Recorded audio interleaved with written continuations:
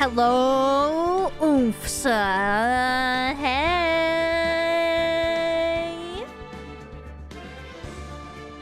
Hello, everybody. Yay!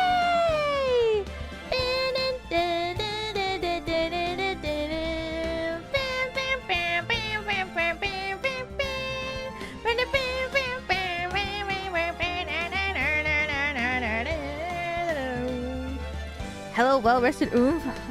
Yeah, I slept. Not a lot, but I did sleep. I'm still sleepy though, but that's okay. I'll sleep a lot tomorrow. Did I dream? No, I passed the fuck out. I passed the freak out. After the stream, I was so hungry, but I had like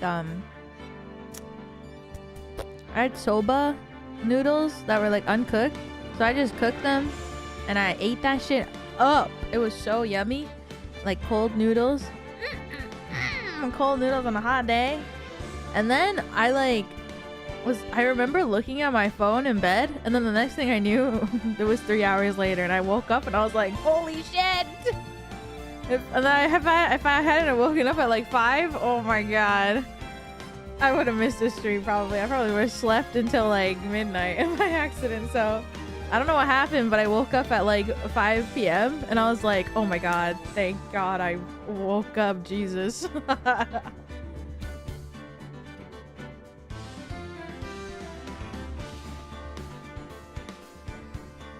1 second I was looking at my phone and then I woke up and yeah.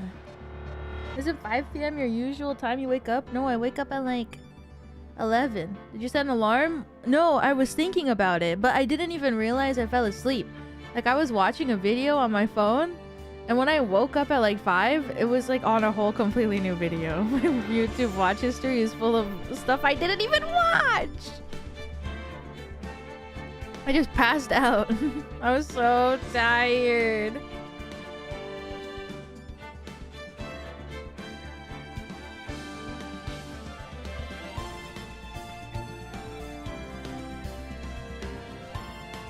$11 so early? That's when I usually like to wake up, 11 a.m. 11 a.m. Yeah. But yeah, I'm still tired, but it's okay. I'll sleep a lot tomorrow. The rest of this week is gonna be rough. But it's okay. It'll be worth it in the end.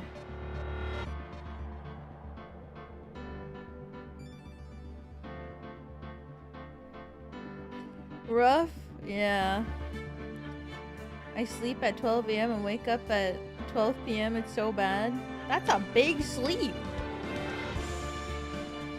10 hours? Damn.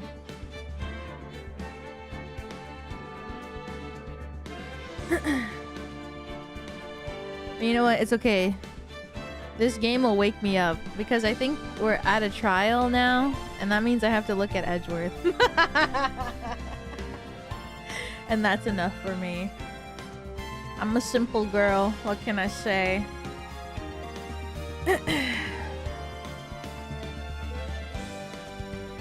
Girl, what can I say? Anyways, I don't think we'll finish the game tonight because apparently it's really long. The rest still.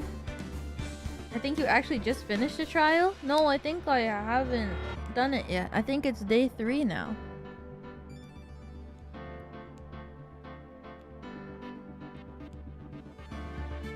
I think it's right before day 3 trial starts. Day 2? You know, I don't know. I don't know. Day 2 I feel like there was only... Was there 3 days of trial?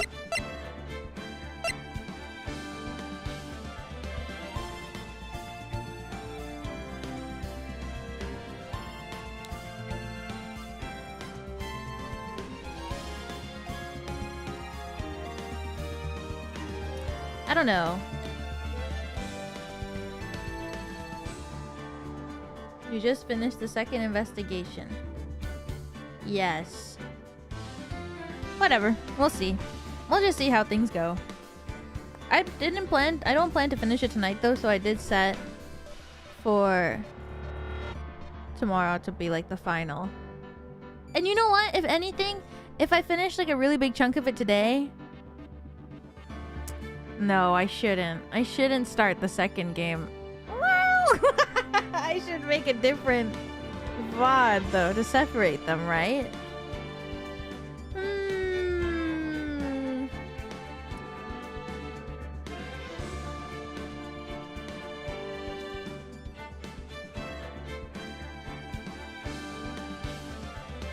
I'm thinking of if I should separate the streams.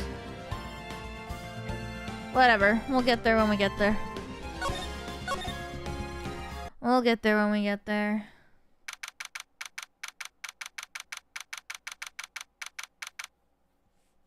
Stop stream and then restart immediate to separate. Yeah, I was thinking I could make a separate one and then just... But I wouldn't have a thumbnail. Probably just make like a temporary one. Whatever, I don't want to think. I don't want to think. February 24th, 9:41 a.m. District Court, defendant lobby number 2.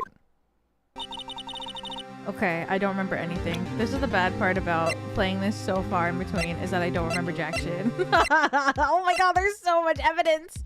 Marshall's fingerprints found on a bloody head print left in the evidence room. The print has been wiped. Unstable jar. Jar pieced back together from the fragments found at the crime scene. A piece is missing. Evidence locker only. Assigned detective prints can unlock it. Inspector light lamps when it's open. What? Can you recap the story so far? That might be a good idea. Because I deadass don't remember anything. Okay.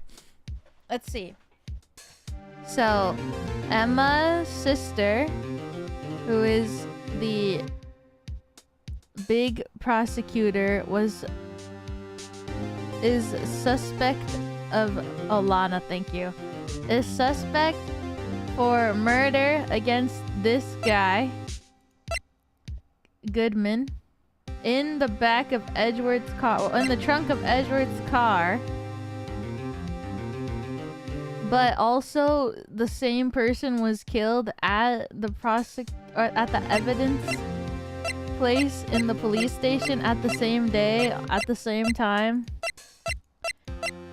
And we also learned that the bento lady used to be an investigator, and her and Marshall both were on SL9, which was a serial killing incident. And then after that happened, after this case was solved, they were demoted from investigators or detectives. And this was also Edgeworth's first case that he worked on with Lana. And people are being really weird with Edgeworth right now and being like, he fabricates all his evidences, and there's like rumors about him. But he's just a guy.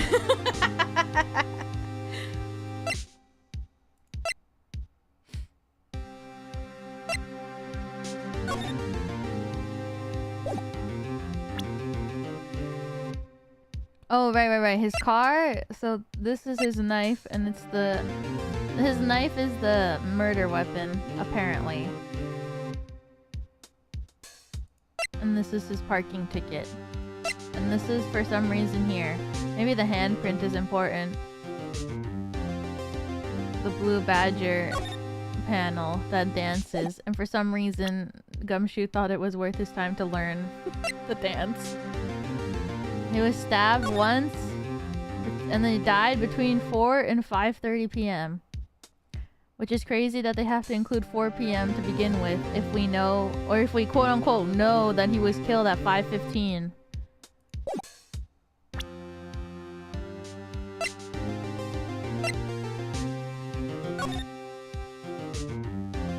And then the bento lady tried to convince us that she climbed over this fence to apprehend Lana for some reason. Which maybe did happen actually, now that I think about it, because she took this photo. And this is his shoe. We also learned that this is Edgeworth. Yeah. Oh, it's written there. That's good. And this is the other guy is being framed right now. Meekins, that's his name. But for some reason, it doesn't say here that this is Meekins' number, even though we technically quote-unquote know it, but maybe we don't.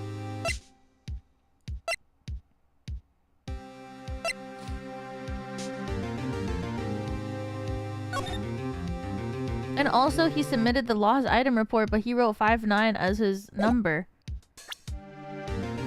But in here, it says his number is 58. Who knows? Maybe he just made a mistake, but... Why would he think his number is 59?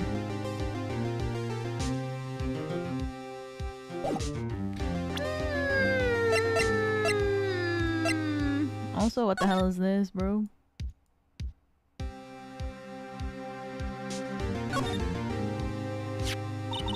Hey, look! They're hard to make out, but there's some dark red stains here. Looks like blood. Do you think Detective Goodman's blood somehow got on this when he was stabbed? Not likely. This blood looks like it's been here for months, maybe longer. This jar was evidence in the SL9 incident. That might be when the blood got on it. There's a hole in the bottom. Huh? This thing doesn't have a bottom. That's weird. I wonder which side is up. Better yet, what's the purpose of a bottomless jar? At least it doesn't collect dust inside, right? It probably does. Huh. Interesting. I didn't look at this last time, so good thing I'm looking at it now. Oh, shit.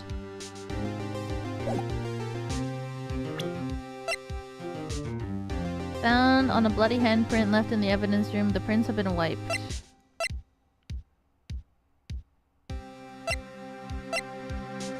Tagged in the evidence, extremely thin rubber glove. Oh, I haven't looked at this either. What?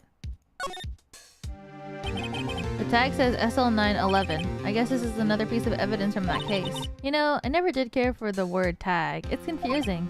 Huh? What's so confusing about that? Do you know how many other words sound like it? Bag, gag, nag, lag, zag. Is that a word? Do you challenge me? What? Are we playing a word game now?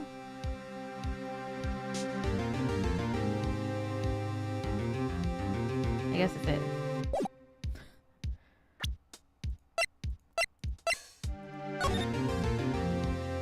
Screwdriver! Flathead? Is that what it's called? Tag says AI-16. What's that got to do with anything? Nothing, apparently. At least that's what Edgeworth said. That makes it seem all the more suspicious. Who knows, this might turn out to be the clue that breaks the case. Wouldn't that be nice? Wait, what is this? Where did I get this from? Why did Edgeworth give this to me? I don't remember. Guys, help.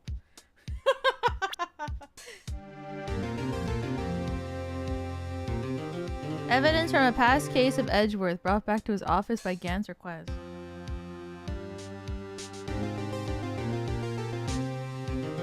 That's why he went to the evidence room. Oh, right. Thank you. On this day, he went to the evidence room because he was told to grab this from the chief of the police. Chief of police? I think that's what he is, right? Or is he the chief of detectives? Fuck it, bro. Let's do this shit. So, what do you think, Mr. Wright? I think the prosecution is as confused as we are. After all, the victim was murdered in 2 different places at the same time. And a different suspect was arrested at each of the crime scenes. Lana! Good morning, Mr. Wright. Chief of police. He cooks them. Okay. I apologize for yesterday. I was... Oh! And the chief of detectives is the guy with the glasses on... at the table in the back of that room. Emily, welcome back to memberships! Thank you! I appreciate it. Thank you.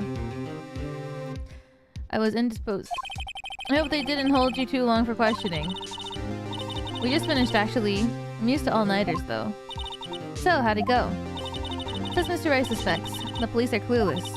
I figured as much, so I struck a plea bargain. A plea bargain? What do you mean by that? We agreed that if I told them the truth behind the simultaneous murders, They wouldn't see capital punishment. That's what I mean, Emma. But Lana, don't tell me you... Much to my regret, I'm as much in the dark about this as they are. Miss Sky. We found trace evidence of a certain person in the police department's evidence. We found trace evidence of a certain person in the police department's evidence room. They belong to Officer Jake Marshall. What kind of trace evidence? Bloodstained fingerprints, to be exact. Thus the trump card I have up my sleeve today. You do understand what this means, don't you? In order to defend my sister, you're going to accuse Mr. Marshall. We have to play the cards we're dealt. Isn't that right, Miss Sky? Do what you have to do, Mr. Wright. Damn. That's... February 24th, 10 a.m. District Court room member died. Court is now in session for the trial of Miss Lana Sky. The defense is ready, Your Honor. The prosecution is... What? Huh? I'm afraid you'll have to clarify. It takes 30 minutes by car to reach the police department from the prosecutor's office. Yet the victim, Bruce Goodman, was slain at both places at the same time. But that's not physically possible, is it? What's more, I hear the victim from the evidence room just disappeared. Yes, and the body eventually reappeared in the trunk of Mr. Edgeworth's car. Wow, this is one messed up trial. One of my duties as prosecutor is to present impartial evidence. Today, I will present evidence relating to the murder at the police department. In so doing, I believe the way in which we should proceed will reveal itself. Now that's what sets Mr. Edgeworth apart. He sounds so on top of things, even though he doesn't know what's going on himself. And that's supposed to be an admirable trait? Very well. Let the trial resume. On the day of the crime, what exactly transpired at the police department? Mr. Edgeworth, you may call your first witness of the day to the stand. For its first witness, the prosecution calls the suspect of the murder that occurred at the police department. Okay, everybody, cover your ears because he's about to get loud. The suspect? You mean the so-called murderer? Oh boy. Things are getting wild from the get-go. It's about to get loud. Will the witness please state his name and occupation? Yes, sir. I'm Officer Mike Meekins, sir. My occupation is, that would be murderer, sir. So you're telling us you're a professional killer? Sir, it was me, sir. I'm the one who did it. I'll never kill anyone again, sir. You gotta believe me, sir. Actually, we'd like to hear from you. Sir! I'm what you would call part of the younger generation, sir. A person whose actions adults can't possibly comprehend. Please, Mr. Edgeworth, sir. Help me, sir. Officer Meekins. Yes, sir. Give us your report of the crime. Consider that an order. Yes, sir. As you wish. After all, I am part of a generation that must be told what to do, sir. You can't fault him for lack of enthusiasm. Jesus.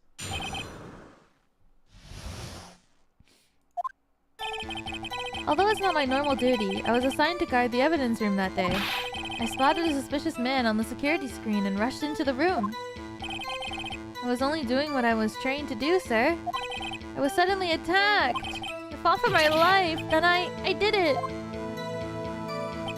After that, I passed out until another officer smacked me awake.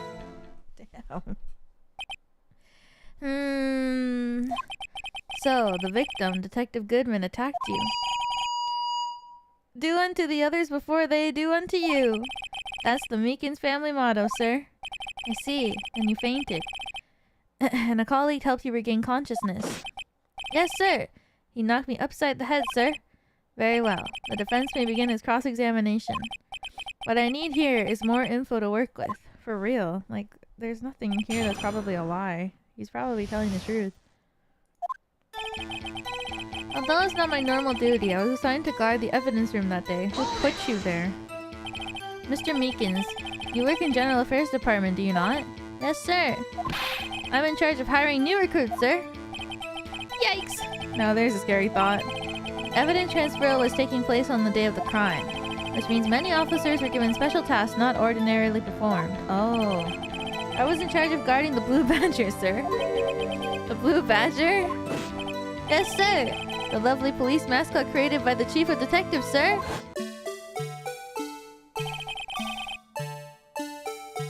I was to ensure that it wasn't broken during the transferal process. That was my sole mission for the day, sir.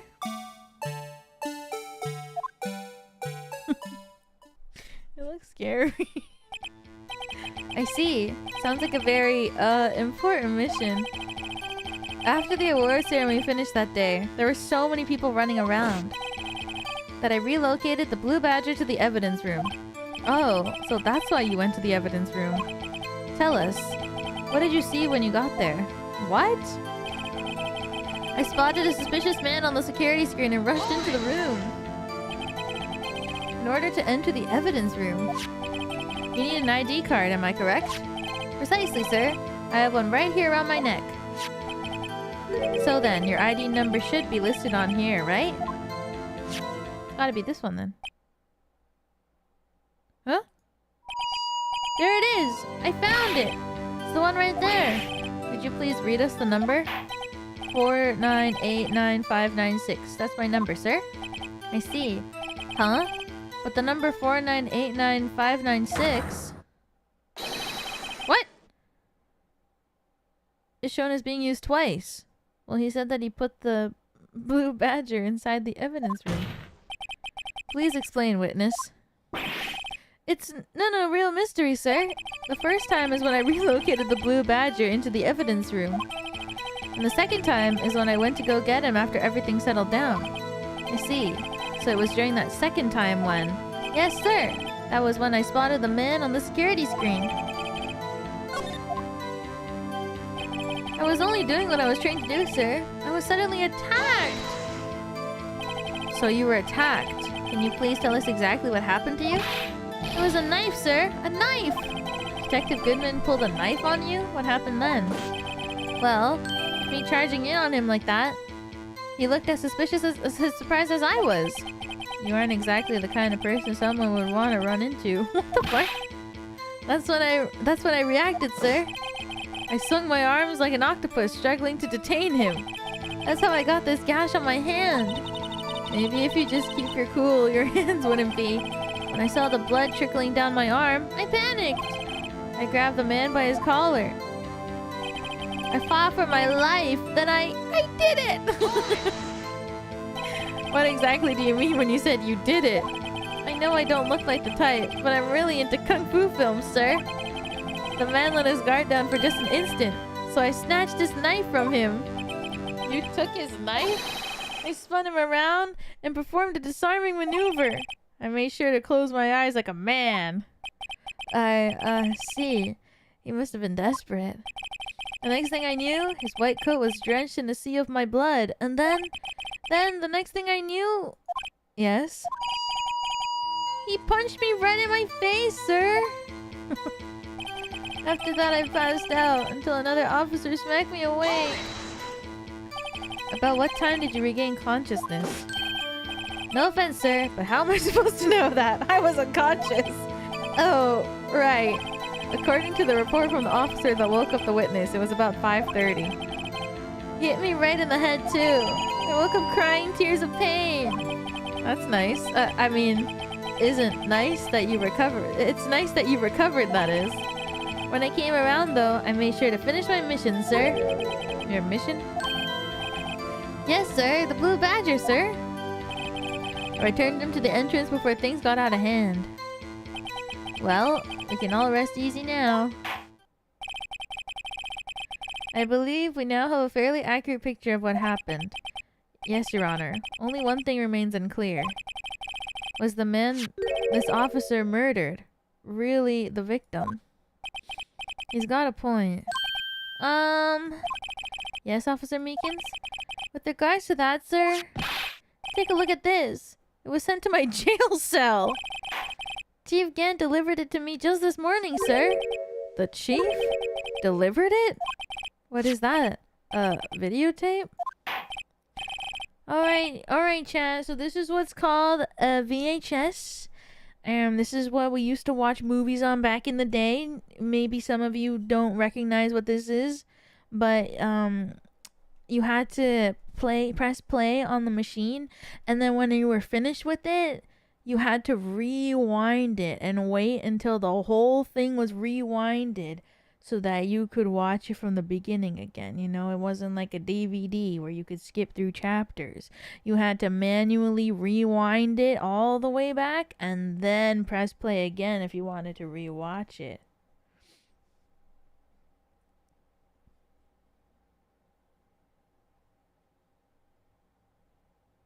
Yeah.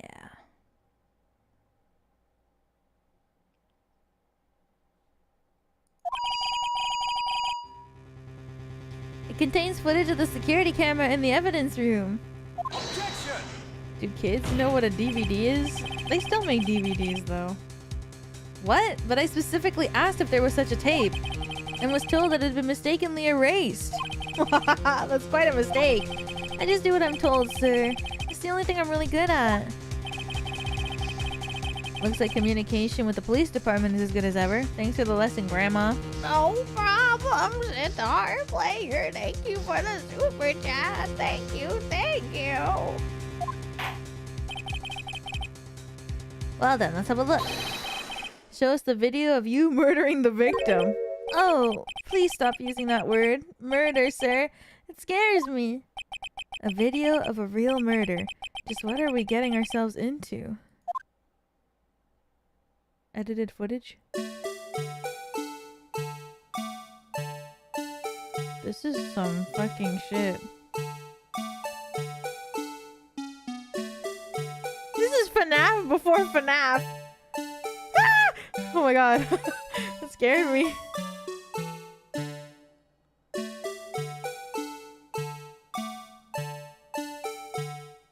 Yo, lower that! Yo, lower that flag! Oh my god, the DS was actually so powerful.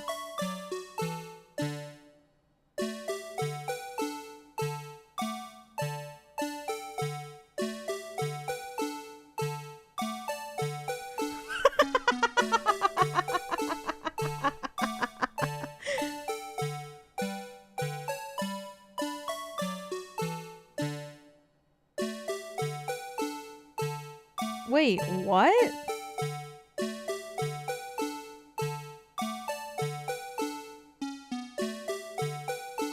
Where'd he go? He's gone! How? It showed him walking in, but it didn't show him leaving.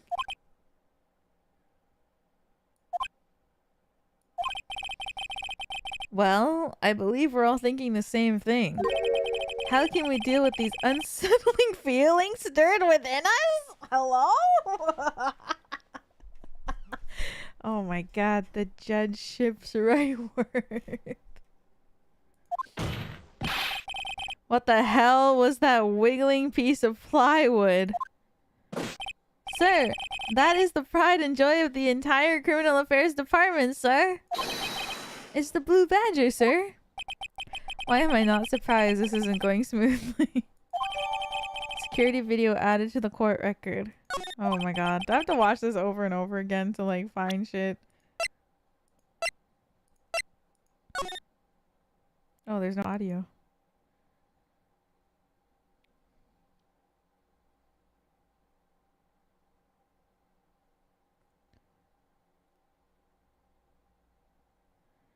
Okay, he walk in.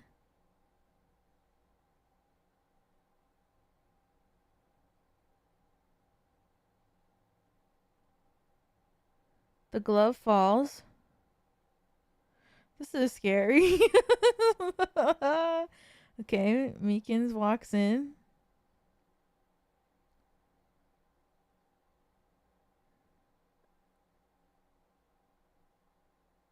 Oh, ow. Yeah, he sliced his hand. Oh my god. Looked like he was like stabbing him.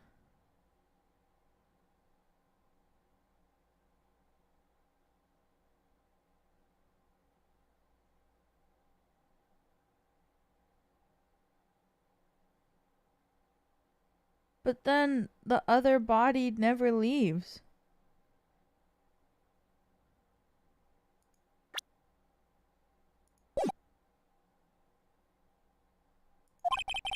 This tape seems to prove that the witness did indeed encounter, someone in the evidence room and some sort of, activity. Your Honor, instead of relying on clearly incomplete footage, the witness's testimony will suffice. Is that alright with you, Officer Meekins? Yes, sir. As you wish, sir.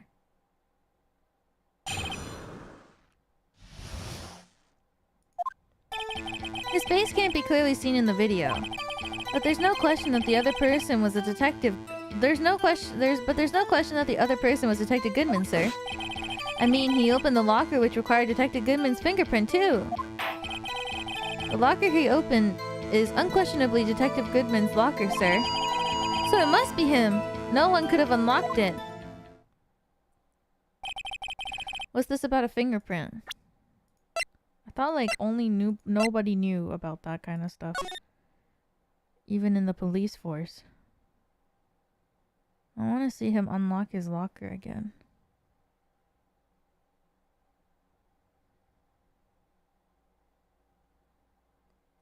He walk.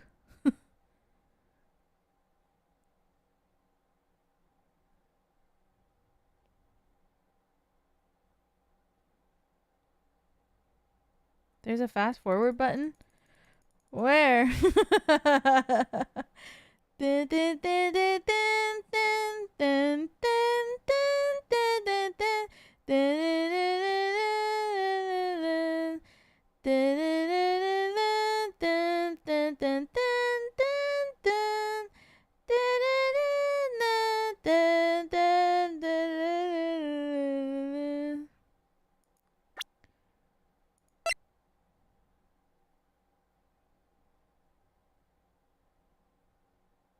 Only assigned detectives' prints can unlock it. Indicator lamp lights up when it's open. And which it was in this. But were there... I guess it was red. Maybe it's red light, that's why. But when he opens it, it turns green. So that... Wait, but that means it's already open if the light...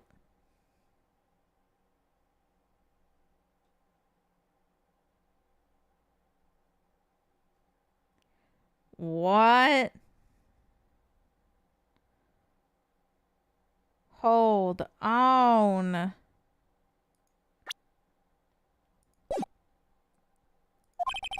Each detective has been given a locker equipped with a fingerprint-activated lock.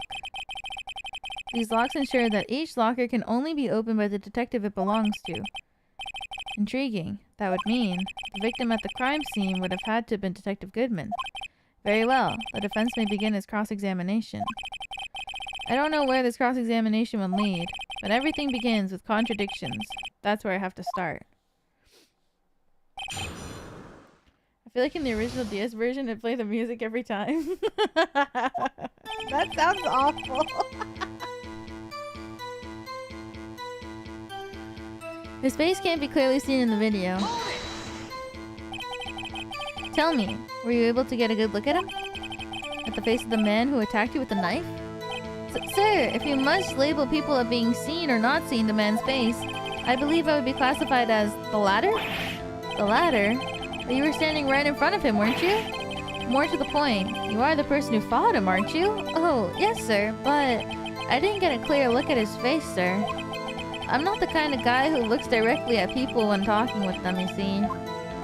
Yeah, that's a good trait for a police officer. Still, I'm sure it was him. I'd bet my badge on it. I feel like I could voice this kind of character. Pathetic ones. But there's no question that the other person was Detective Goodman, sir. But you don't know that for sure, do you? You never actually saw Detective Goodman's face. Will you make the loud megaphone noise too? Well, I suppose you might say that. That is, if you must label people as being seen or not seen. Since his face can't be identified in the video, only you can verify it. Oh, why is everyone looking at me? If I have to label your stares as disturbing or... Meekins. Having been shown a questionable video at best, we're not in the best of moods. Now, please be more certain when you testify. Yes, sir. You claim the man who brandished a knife on you was Bruce Goodman. Tell us why you are positive it was him. I mean, he opened the locker which required Detective Goodman's fingerprints to do. About these lockers, is there no other way to open them? No, sir. I myself tried all kinds of methods in the past. They only respond to register fingerprints, sir. I wonder what kind of methods you tried. The man opened the locker's lock, which only responds to its registered fingerprints. Then he must be the person the locker was assigned to. Exactly my point, sir! And this too. The locker he opened is unquestionably Dr. Goodman's locker, sir. Oh, detective. How do you know that information? I've heard rumors, sir. From people in the know, sir. People in the know? The workers in the department cafeteria, sir. They keep me informed. They also listen to my romantic troubles, sir. For the record, the open locker did indeed belong to Detective Goodman. I verified this information through a more reliable source. So the victim opened the locker with his own fingerprint. So it must be him. No one else could have unlocked it. However, the most important detail is not shown in the video. The man's face. Sir! If I may say something, sir. Please do. After all, you are the one being examined. I don't understand why the man's face is so important in this case, sir. I mean, it was his hand that opened the fingerprint lock. And it was his hand that tried to thrust his knife into my body, sir! My unsettled state can testify enough to this, sir. Yes, you have a point. The footage doesn't lie. That is, unless the defense can find a problem with it. Mr. Wright, let's check the court record again. Is there a problem with the security video? There is. Regarding the video contained on this tape, there is one thing in particular that seems rather strange. Strange. This contradiction leads to the possibility that the man may not have been Detective Goodman. What? This video contains such a contradiction? Interesting. Your Honor, I have a proposal. Yes, Mr. Edgeworth? I propose we have the defense point out to us this alleged contradiction in the video. You would want me to point it out. What do you mean? Of course you would. You can't just be like, yeah, actually there is something in that video. Something that's wrong. And then just everyone be like, oh yeah. Like, obviously he's gonna want to know what part is the contradiction. Source, trust. Very well. Proposal accepted. Let us further inspect this piece of evidence. Proposal for the defense? Hey. Stop. We will now play the security tape. Mr. Wright, please show us this contradiction you speak of. I have to point out a problem in the video? This is the first time I've ever had to do that. You can do it, Mr. Wright. I set it up so you can fast forward, rewind, or pause the video. Just take a good look and be sure to point out the right thing. Please don't play it too many times. I can't stand watching this video. How did this guy ever become a police officer? Now then, Mr. Wright, please enlighten us. Where is the contradiction that indicates the man may not be Jesus, that scared me.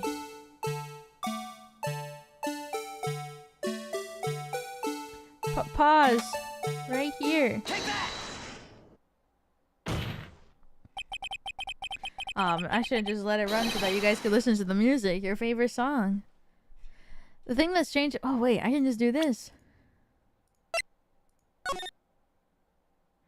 It's not playing. The thing that's strange about this video has got to be this. Officer Meekins. Sir, do you mean me, sir? As I understand it... Wait, why is it playing now? What? What? It's not bugged, right?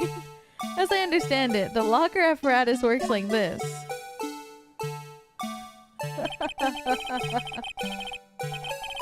When you grab the handle, a sensor reads your fingerprint. If it's a match,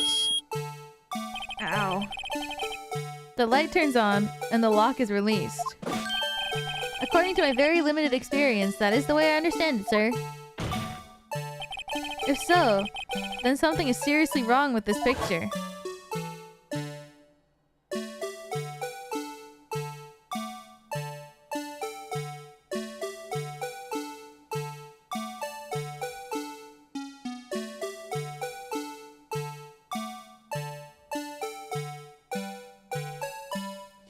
The blue badger.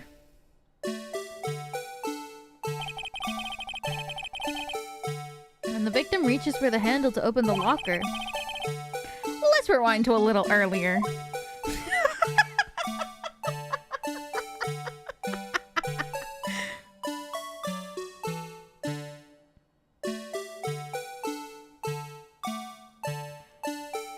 Why isn't the music reversed? Here, notice the light? What's this? It's already lit? Precisely my point, Your Honor.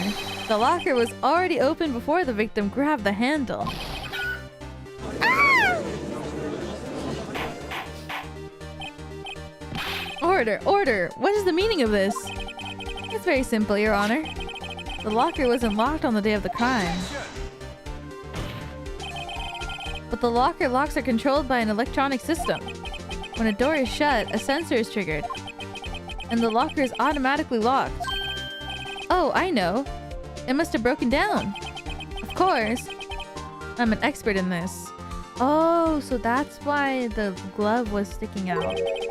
That's not likely, Your Honor. The sensor would detect and report any malfunction. Oh well, just goes to show that novices should keep their mouths shut. So then, Mr. Wright, do you have an explanation? Me, Your Honor? Yes. Why wasn't the locker locked? Me, Your Honor? I don't know. That's the police station's job. Yes, well, you see, this isn't exactly my field. What do you think, Miss Scientific Investigator? Huh? Oh, maybe something like jam the system sensor? Something jam the sensor, say. There's something else that seems out of place in this video. Yeah, I thought so too. There's gotta be another clue somewhere in this footage. Let's inspect the video once more. The locker wasn't locked. Mr. Wright, please point out the cause for this.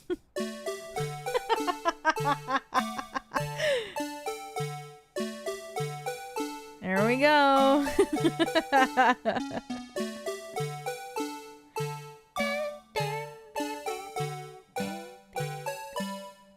Wait, what? It wasn't there before. Oh, I see. It was like stuffed in there. How the hell are you supposed to...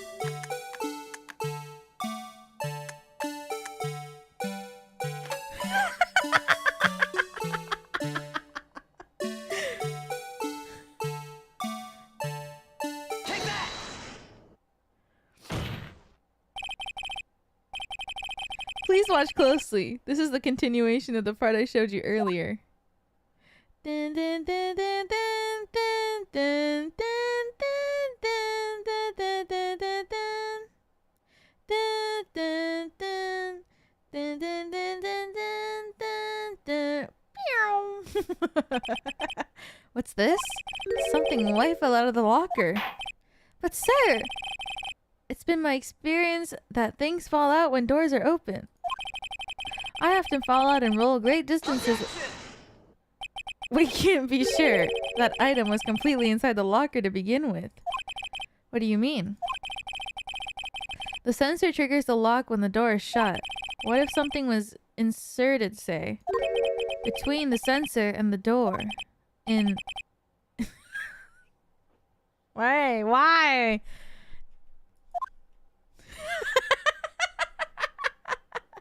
Can't wait to meet you. So join the animatronic family. We open real soon. Whoa. The light thing wasn't inside the locker. It was stuck between the door and the sensor. Oh, I understand now, sir. It's just like my tie. 2 out of 3 times it gets stuck in the door when I get out of my patrol vehicle, sir. Instead of the door closing, my tie chokes me. But the object would have to be extremely thin to fit in that door. Not only that, it would also have to block electrical currents.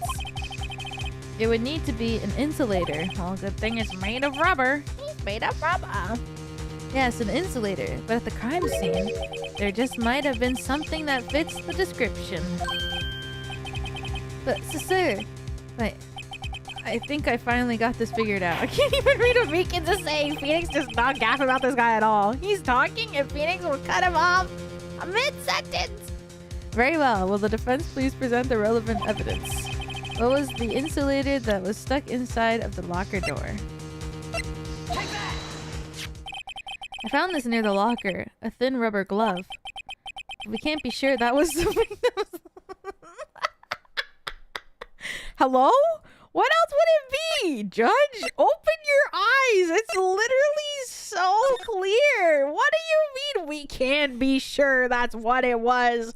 Roll the tapes.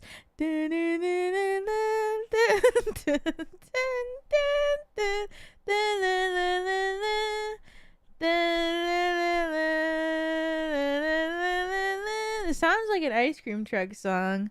Man, ice cream. What else is this supposed to be? There's a tag that says SL9 incident. Oh. The video seems to depict the victim opening the locker. But that isn't the case. This lit lamp attests to this. On the day of the crime, even I could have opened that locker. Is this not so, Officer Meekins? Sir, it would appear so, sir.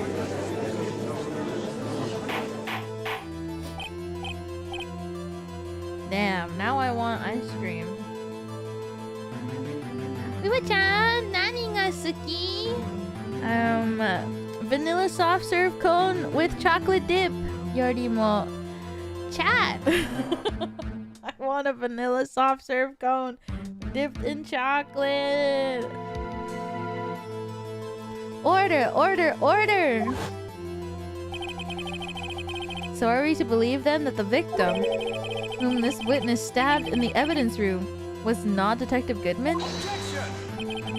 Oddly specific, but they're so good, you know? When you get a cone, and then it gets when you get dipped in the chocolate, and then it has the hard chocolate coating. Oh, so yummy!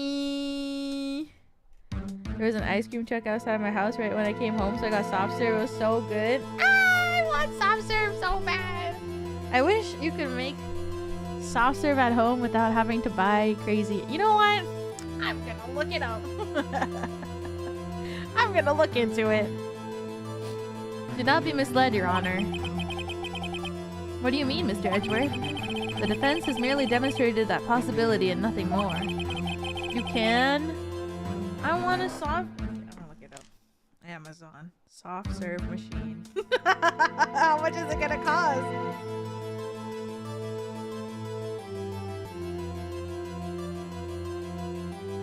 Dude, it's so expensive.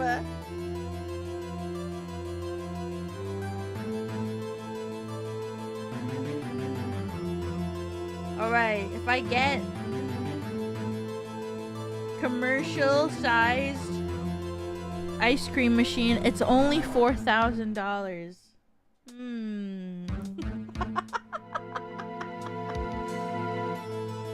Is it worth it? Only. No. It's not.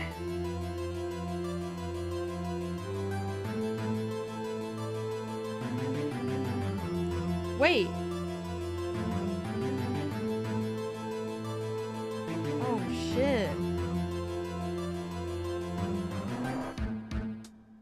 Oh my god, wait. That coffee like machine company Ninja, they have one.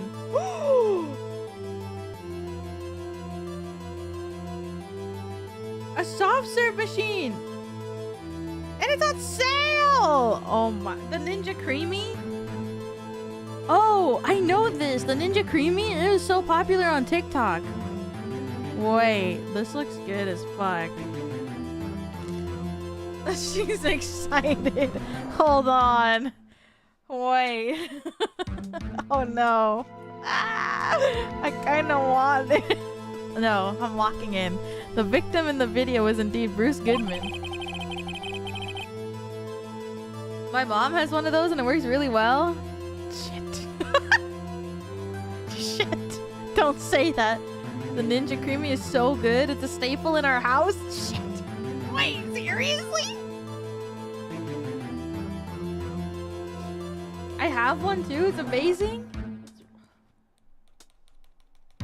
For the ice cream journey. Thank you, Poopin. Thank you. I will look into it later. I have one? What? I have 10 of them? Okay. Look at my lawyer. I'm going to jail. Yeah, in the middle of court. Your lawyer just starts talking about how much she wants a soft serve cone.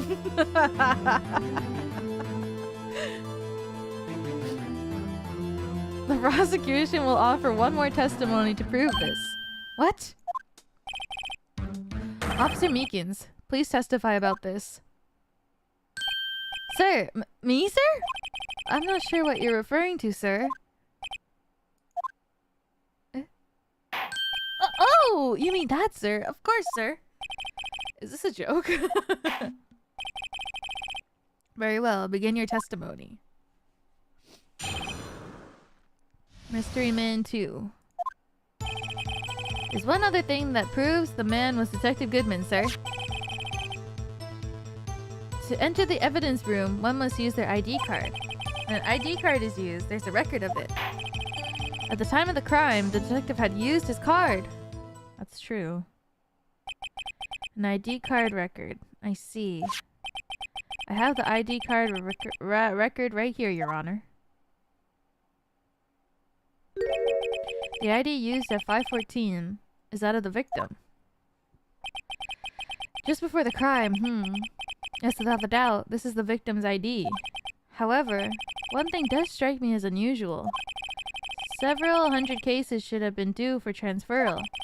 Why were there so few people using this room?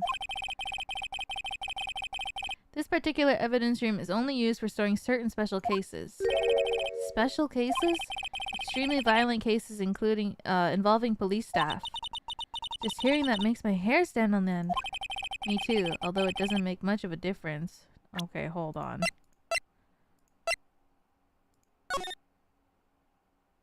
Okay, I thought maybe the time would be wrong, but it's right. Wait. No, I think Meekins gets there also at 14 on... There were only a few cases up for transferal there, and most of them were cleared up by noon. Right, I see. Now let us move on to the cross-examination. Okay, here we go. There's one other thing that proves the man was Detective Goodman. So, unlike your earlier testimony, you believe this to be rock solid, do you? Yes, sir. Solid as stone, sir. If my hand wasn't wrapped in bandage, I'd even give the V for victory sign, sir. Couldn't he just use his right hand for that? Let's hear him out fully. As you've seen, one never knows what he might say until the very last second. To enter the evidence room, one must use their ID card. Is that card hanging from your neck one of these ID cards? Yes, sir. This card right next to my cuff, sir. I keep it here so I won't ever forget it. But what if someone were to steal it from you? Keeping it out in the open like that. No.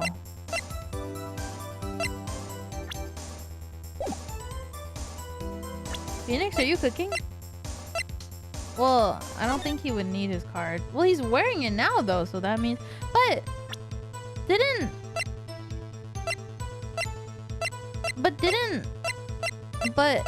Didn't Gumshoe say that if you lost your card, you could make a new one? Maybe I shouldn't wear it around my neck. Remember when I said 2 out of 3 times when my tie gets stuck when I get out of my car? Well, the remaining time is my ID card that gets stuck. Instead of the door closing, my ID card got stuck. Maybe I should just leave this one alone. At any rate, each police officer has only one ID card. Both the police department and the prosecutor's office can attest to this. Please proceed with your testimony. When an ID card is used, there's a record of it. Let it be noted that this is the record for the witness is referring to. Let me see. Yes, that would be it. Detective Goodman. What's the matter? According to this, Mr. Edgeworth, your name is on here. So it is, Your Honor. Now I want a Ninja Soft Swirly ice cream machine. Maybe he's fine. I'll just be a prosecutor. Mommy, is that man Blue a murderer? Shh, don't stare at him. Hey, hey, you got the wrong color, kid. It would seem the inquiry committee will want to speak with you again today. I have nothing to be ashamed of regarding my actions or their consequences. For now, let us continue with the cross-examination. Poor Mr. Edgeworth. It must be so difficult for him. At the time of the crime, the detective used his card. Earlier, I believe you testified that when you asked the man to show his ID card, he pulled a knife on you. Yes, sir. He didn't show me any ID card, sir. Don't you think that's odd? I mean, if he had his ID card, all he had to do was show it to you. There wouldn't be any reason to draw a knife. Maybe he just panicked? Everything stems from contradictions. Let's point them out. Mr. Wright, what do you think? I'm confused. What? The problem with his ID card testimony is far too obvious. It's not like Edgeworth to miss something like this.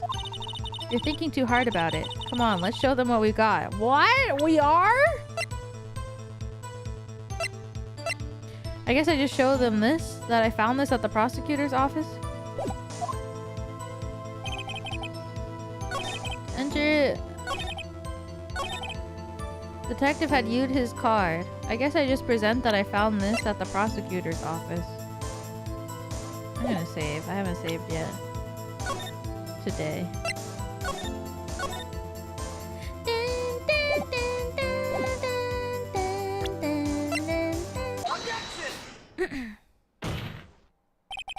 Wait one moment, Officer Meekins. Sorry, I felt like I was gonna sneeze, so I have to cover my nose. I'm not good at waiting, sir. I have the victim's ID card right here. I found it at the crime scene. Okay, that makes sense. When I say crime scene, I'm not referring to the evidence room at the police department. I mean the other crime scene. The underground parking lot at the prosecutor's office. Your Honor, I have one more piece of evidence to present.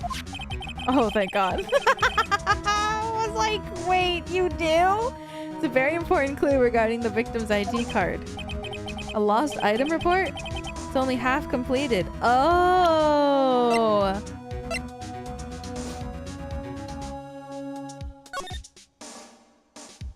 Actually, it does make sense that he wrote the wrong number here if it was his ID card that he was missing, because he wouldn't know the number. But it shows that Detective Goodman had lost something on the day of that crime. Something important enough to fill out this report. Let me guess. You believe this something to be his ID card, right? I can't say for sure, but there is a high probability. On the day of the crime, Detective Goodman was not carrying his card. Order! Order! So now, what does this all mean? It can only mean one thing. It doesn't even require much thought.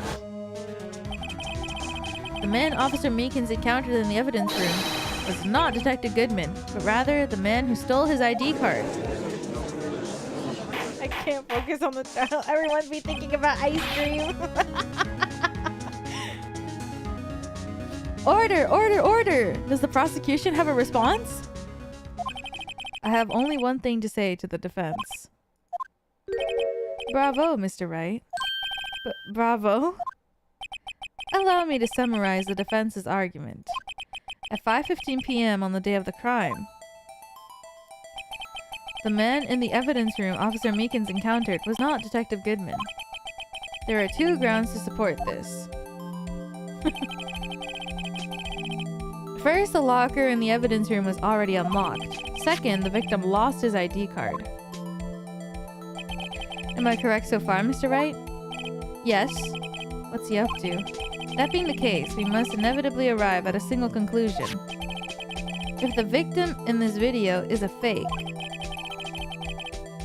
then the murder in the evidence room is also fake. In other words, the security camera does not show the instant of the murder. That is, well, I guess that's right. Is something wrong, Mr. Wright? Only moments ago, you seemed content to be pointing your finger around. This isn't going to end well. Well, it seems you finally realized exactly what you've gone to such lengths to prove. Explain yourself, Mr. Edgeworth. The defense has already done the explaining for me. The victim in this video is a fake, which means a murder did not take place at the police department at 5:15 on the day of the crime. So the real crime could only take place at one location, the underground parking lot, at the prosecutor's office. The murder being Miss Lana Skye, the defendant. The evidence is compelling. A trustworthy witness. Observe the moment the defendant used the murder weapon. Ah! Oh no.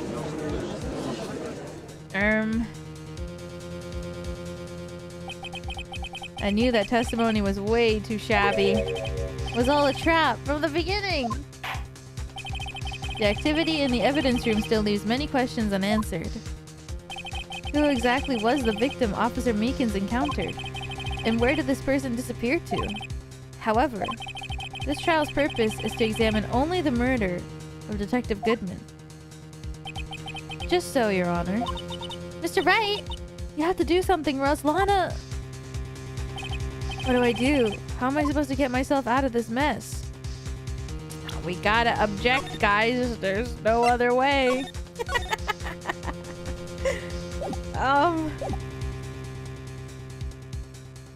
Obviously...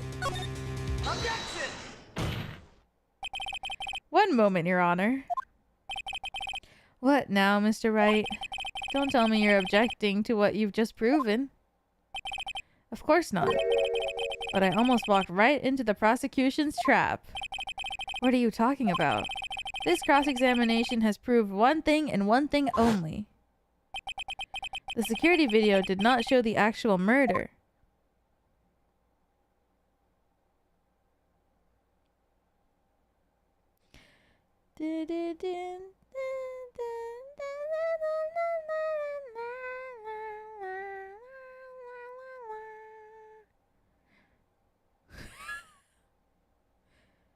Okay. However, it cannot be said that it is unrelated to the murder in the parking lot. Specifically, large amounts of blood traces were found in the evidence room. The defense demands further examination into the truth of the matter. Mr. Edgeworth?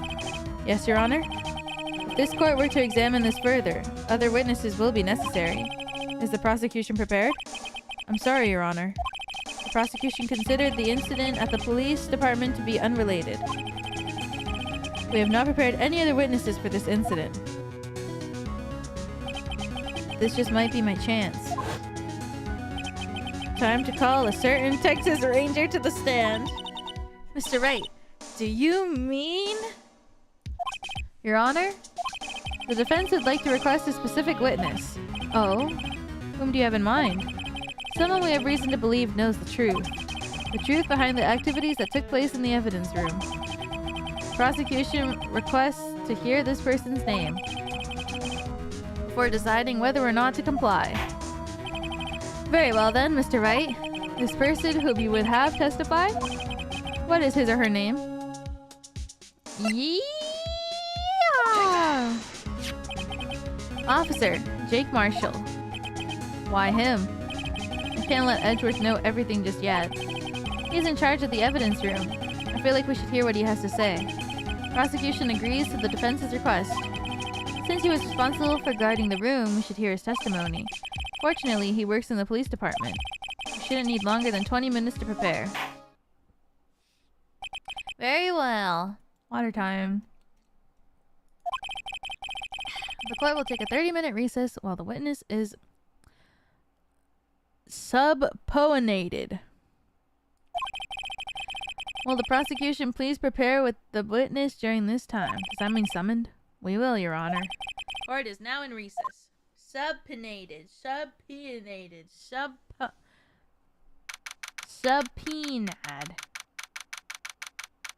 Summoned. Brought to the stand. Subpoenaed. Subpoened. Subpoened. It's getting farther and farther from the real pronunciation.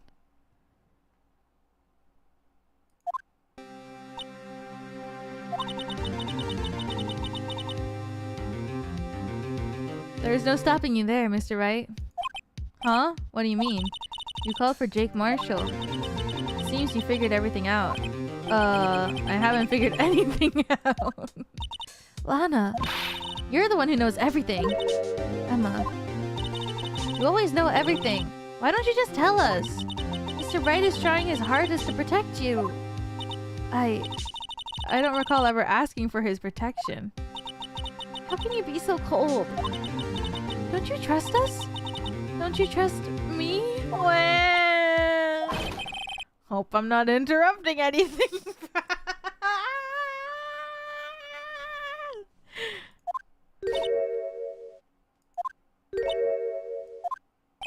Oh, I guess I am. I'll come back later. Wait, Detective Gumshoe, what is it? You got a lot of nerve, pal, making a detective run all around while on duty. And on top of it, you call me here. I've seen happier people at funerals. Sorry, detective. You better be, pal. Hey. Hey! I didn't see you there. Chief Prosecutor Sky. That's okay, so, have you brought what I asked? Oh. You mean this, right? Whoa. My apologies, detective. Due to my present circumstances, I was forced to use Mr. Wright's name when making my request. My name? Never in a million years would I have thought it was you who asked me. Did I bother you to bring me the SL9 incident files? I'll need them by noon. Talk about crazy. The SL9 incident? But Lana, that's... I thought Mr. Wright might need them, so I had them brought here. Here, you might do well to read them. I can't believe you, the chief prosecutor, were a witness in that case. Miss Sky was a witness? What? Joe Dark killings solved 2 years ago. Take it from me. You don't want anything to do with serial murders. Joe Mama. Oh god. Joe Dark. Crime. Serial murder. Sentence. Death. Edward Jones, Jason Knight, Rachel Moss, Neil Marshall, Jeb Bates, Edith Kirby. Marshall!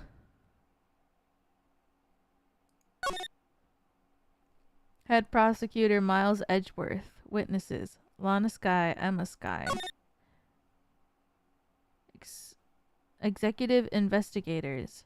Damon Gant, Lana Sky. Head Investigator. Bruce Goodman. Investigators. Jake Marshall, Angel Star. Oh shit. Oh, what? Now that I brought you the stuff, you're just gonna ignore me? Oh, I'm sorry, Emma. But why? Why is your name in here? What? My name is in there? I don't know. Unless... No, it couldn't be. Lana. This SL9 incident. Is that...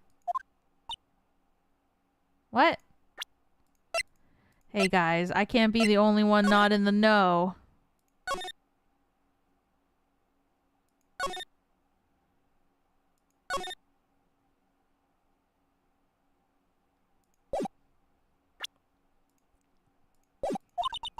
That's the classification number the police filed it under. 2 years ago, the rest of the world knew it as the Joe Dark killings. The Joe Dark... No, Lana. That's over with. No!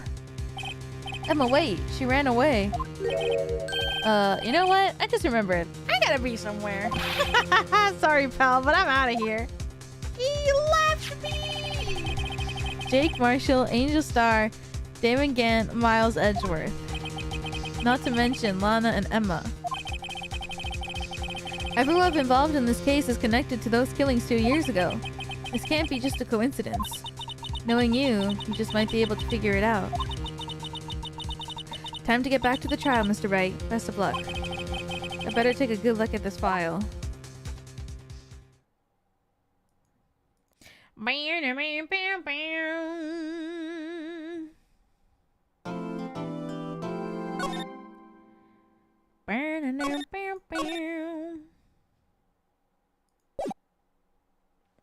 All right.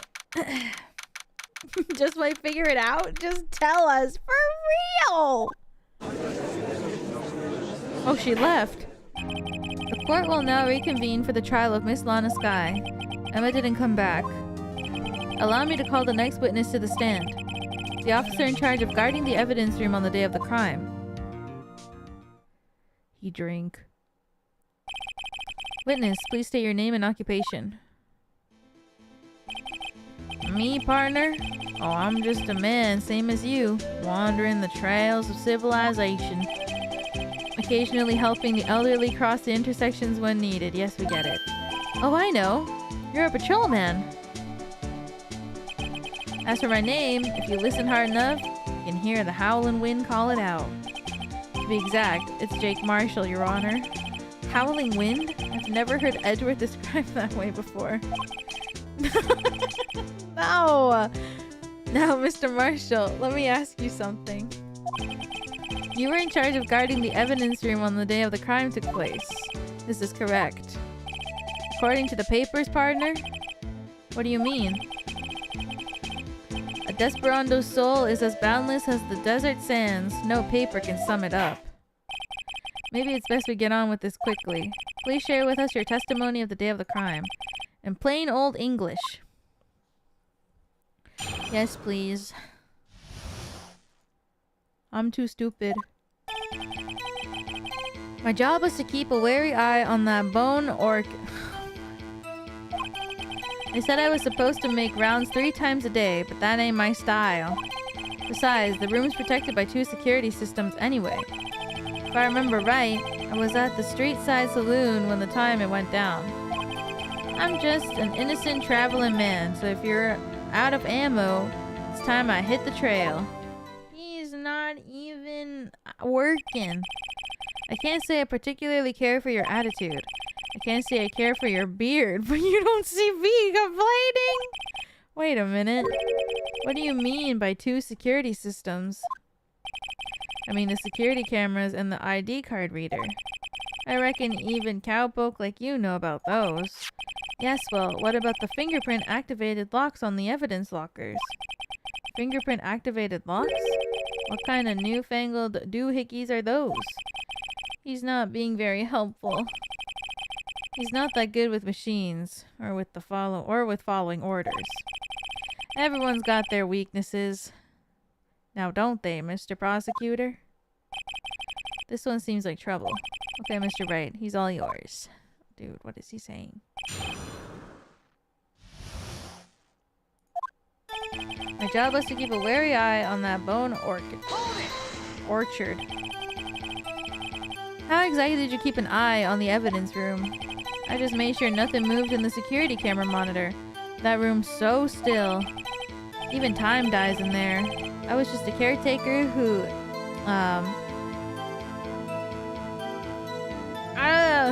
I was just a caretaker who entered the recordings. Entered them. Videos of nothing aren't that useful. When the time would come, I would erase the tape. If nothing unusual is recorded, tapes are to be erased every 6 hours. Each time I'd erase a tape, it felt like it was erasing a part of my life. This guy has a flair for the dramatic, but it isn't going to do him any good. So in actuality, you don't physically enter the evidence room. They said I was supposed to make rounds 3 times a day, but that ain't my style. But you made your rounds on the day of the crime, right? Ain't you heard a word I said, partner? I told you, that ain't my style. I'm afraid I don't understand. No Desperando I know lets rules get in his way. No desperados I know joined the police force, so Officer Marshall on the day of the crime. Just between you and me, I didn't set foot in the evidence room that day. There was a rubber glove stuck to the victim's locker. Do you know anything about that? Sorry, partner. Can't say I do.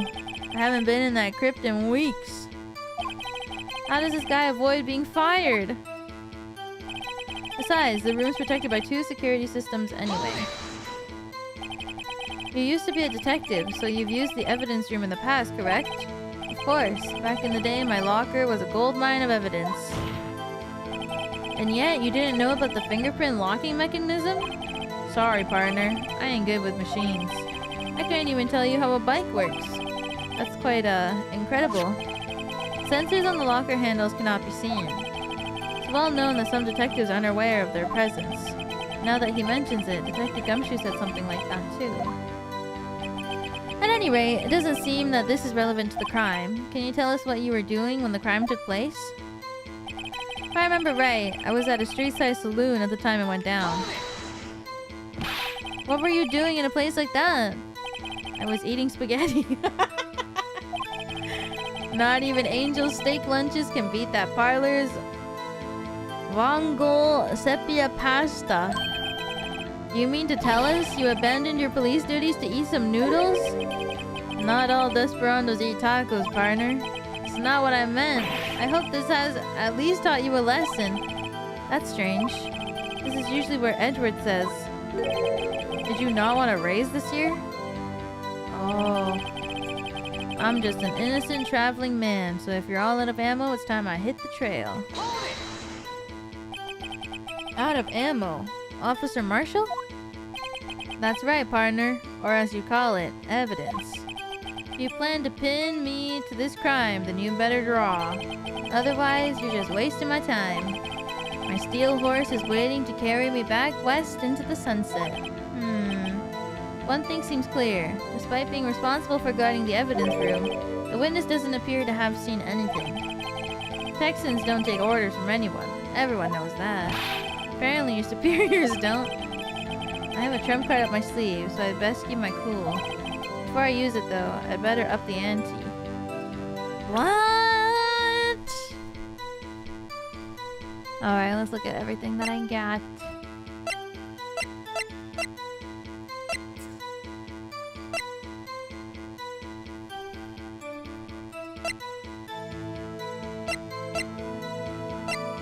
The day of the murder, he claimed that he was eating spaghetti.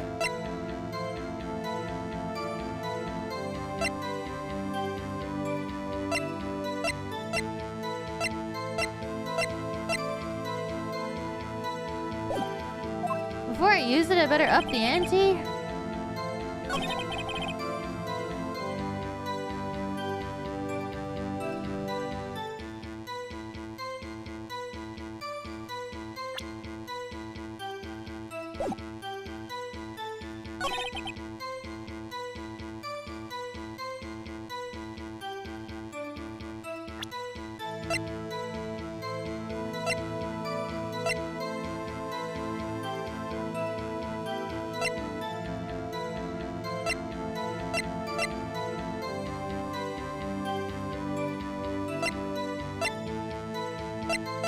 Wait, where is his fingerprint?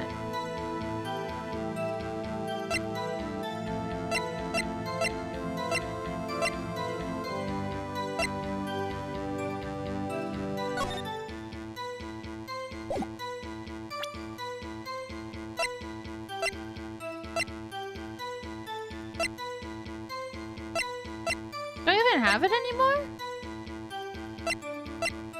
Am I stupid? This is this one. The prints had been wiped. I guess the other one that had no...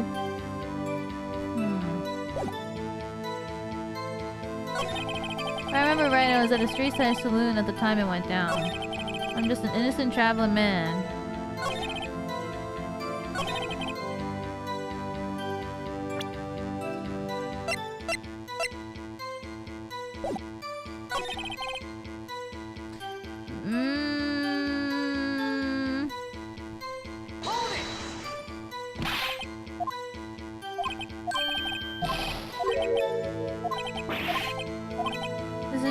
Edgeworth says, "Did you not want to raise this year?" What? Detective evidence room in the past. Of course, back in the day, my locker was a goldmine of evidence. And yet, you didn't know about the fingerprint locking mechanism? I ain't good with machines. Couldn't even tell you how a bike works. Sensors on the locker handles cannot be seen. It's well known that some detectives are unaware of their presence. Now that he mentions it, Detective Gumshoe says something like that too. At any rate, it doesn't seem like this is relevant to the crime. Can you tell us what?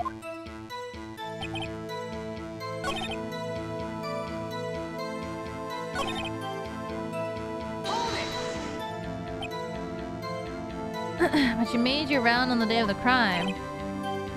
Ain't you heard a word I said, partner? Told you. It ain't my style. I'm afraid I don't understand. Don't let rules get in the way. On the day of the crime, just between you and me, I didn't set foot into the evidence room that day. There was a rubber glove. Can't say. I haven't been in that crypt in weeks. How does this guy avoid being fired? Maybe it's this one? I actually have no idea. This is hard.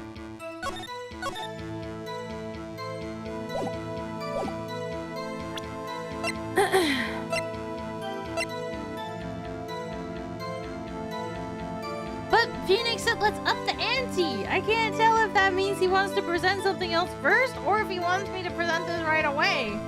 But he said this was his trump card.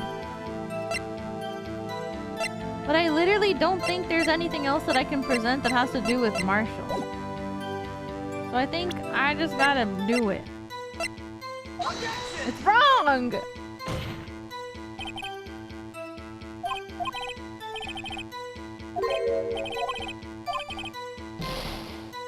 What? So it means I have to present something else first. Oh my god. What? What?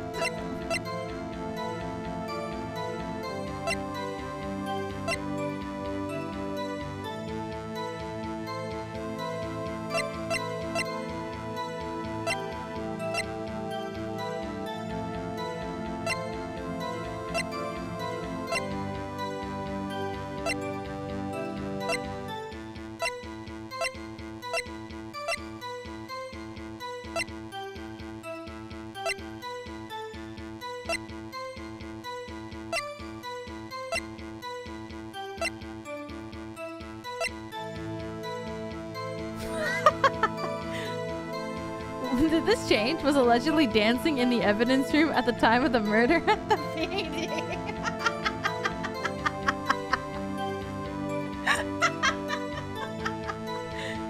Allegedly dancing?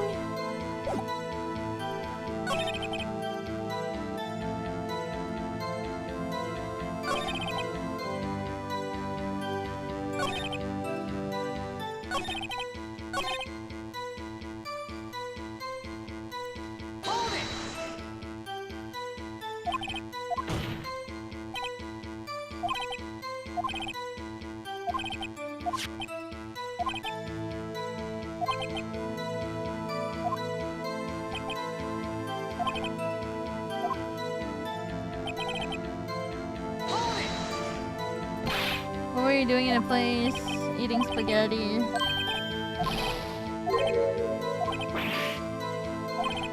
That's strange. You have to think this through? Okay, let's read everything one more time. My job was to keep a wary eye on that bone orchard. How exactly do you keep an eye on the evidence room? I just made sure nothing moved in the security camera monitor. That room's so still. Even time dies there. Just a caretaker who Oh, is it this? Don't tell me. Videos of nothing aren't that useful. When the time would come, I'd erase the tape. If nothing unusual is recorded, tapes are to be erased every 6 hours. Each time I'd erase a tape, it felt like I was erasing a part of my life. don't tell me that. Actually, you don't physically enter the evidence room. Don't tell me it's this with the fucking blue badger. There's no way.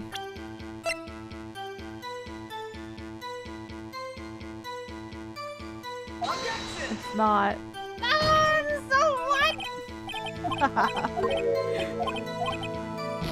Oof.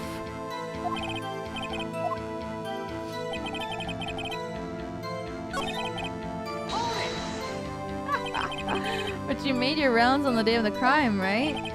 Ain't you heard a word I said, partner? I told you, that ain't my style. I'm afraid I don't understand. No desperado I know lets the rules get in his way. No desperados I know would join the police force. So offers a marshal on the day of the crime. Just between you and me, I didn't set foot in the evidence room that day. There was a rubber glove stuck in the victim's locker. Do you know anything about that? Sorry, partner. Can't say I do. I haven't been in that crypt in weeks. How does this guy avoid being fired? Besides, the room's protected by 2 security systems anyways. You used to be a detective, so you've used the evidence room in the past, correct? Of course. Back in the day, my locker was a gold mine of evidence. And yet, you didn't know about the fingerprint locking mechanism? Sorry, partner. I ain't good with machines. I couldn't even tell you how a bike works. It's quite, incredible. The sensors on the locker handles cannot be seen. It's well known that some detectives are unaware of their presence. Now that he mentions it, Detective Gumshoe said something like that too. At any rate, it doesn't seem that this is relevant to the crime. Can you tell us what you were doing when the crime took place? If I remember right, I was at the side street saloon at the time when it went down. What were you doing in a place like that? I was eating spaghetti. Not even Angel Steak lunches can beat that parlor's Vongol sepia pasta. You mean to tell us you abandoned your police duties to eat some noodles?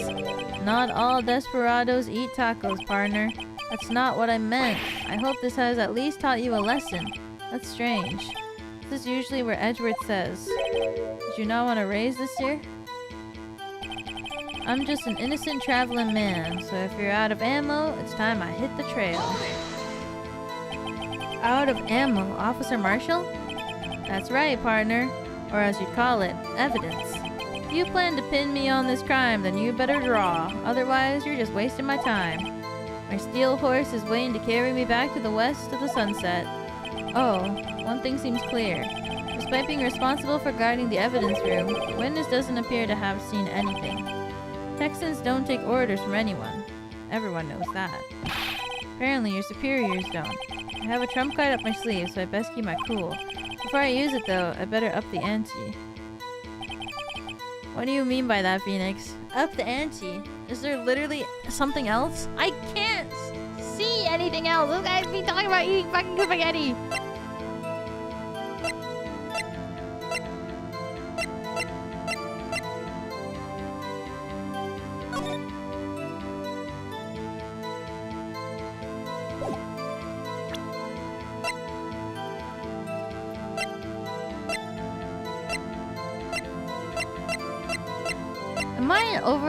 Am I overthinking up the ante part? I feel like maybe I'm supposed to present this on the last one? When he says like, pull out your evidence, draw.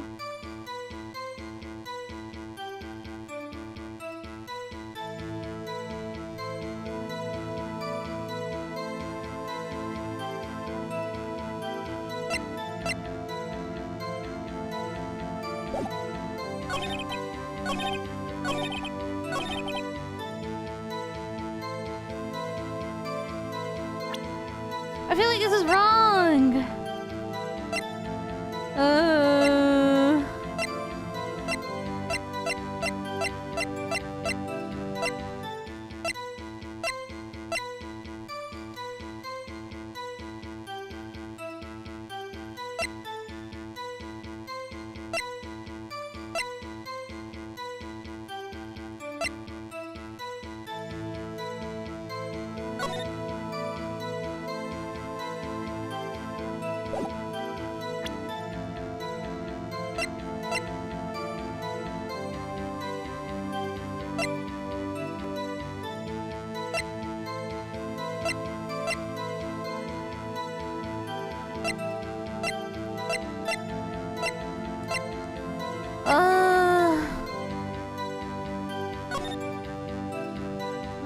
much.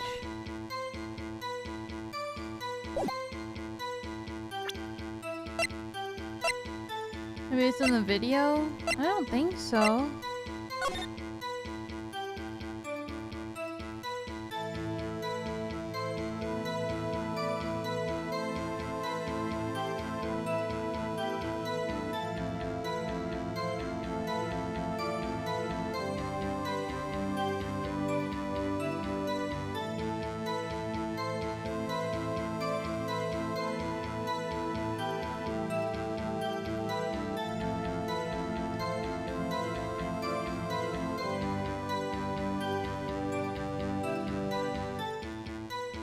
Maybe I present the video here because the handprint isn't in the video. I can't remember exactly, but I think the handprint was visible when we walked in the room. It wasn't just a blue light like it looks like it is here. I think the handprint was physically visible when we walked in.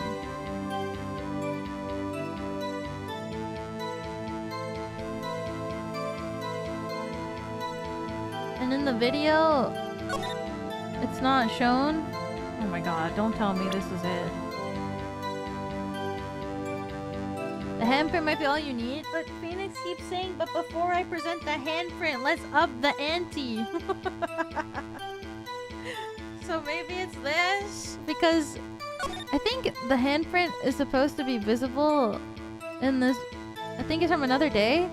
Might be from another day. No, that doesn't make any sense, because why wouldn't they just wash it? It has to be this, right? Because I think the handprint was like on this locker and it's not in this video.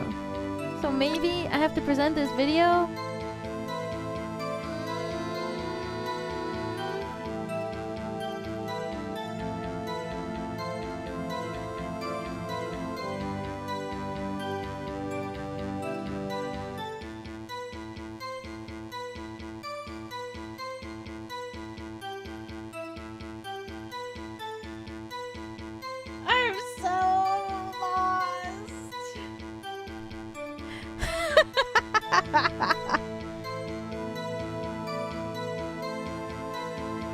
Send it probably. Because, okay, the thing is, if the handprint isn't visible in this video, and this video is taken at 14 to 5:15 on the day of the murder, right? Then it proves that the handprint was left after, because it's in the room right now. And that means that he had come in this room after this. But also, this evidence shows that nobody came into this room after, though, which is kind of weird. So, like, what does that mean?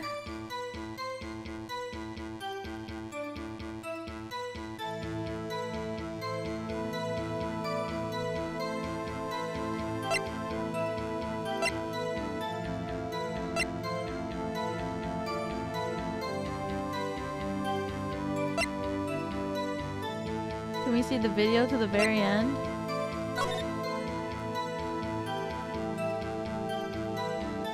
Yeah, here you go.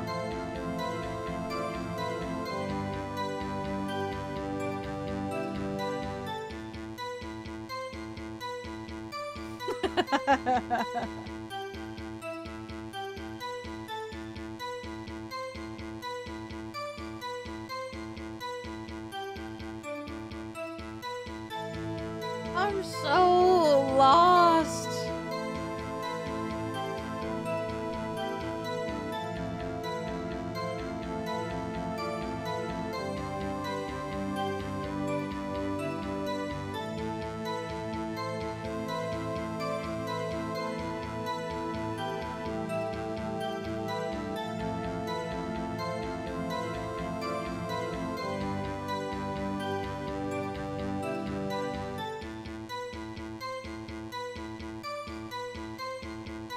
Why did Meekins go at him like that? Why not? Wait, what the fuck? It changed! Huh? What? Wait! How? Wait! What? Oh my god! I didn't even realize that the first time! What? Wait! Huh?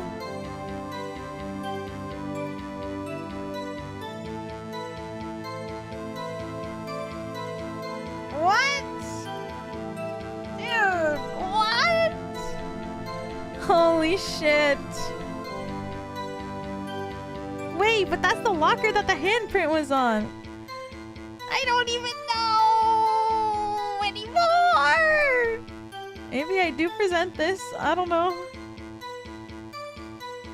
Look at them. Oh shit, he got blood on his jacket. I just noticed that. Okay, wait, it's not there now.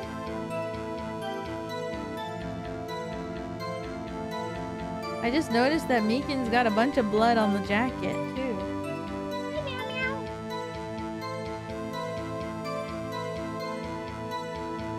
And now there's something here. Oh my god. Is it this?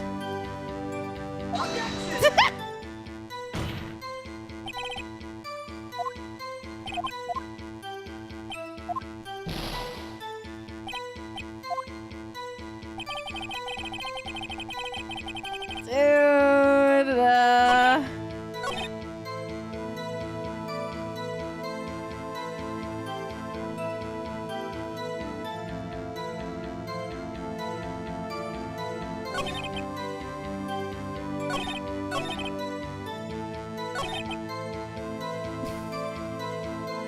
I actually just present the handprint on this statement? Guys, I only have 2 lives. Why is this so hard? Don't tell me that I'm actually just supposed to present this stupid ass bloody ass handprint, please. Ow, I just did like the biggest face palm. I need to stop overthinking everything.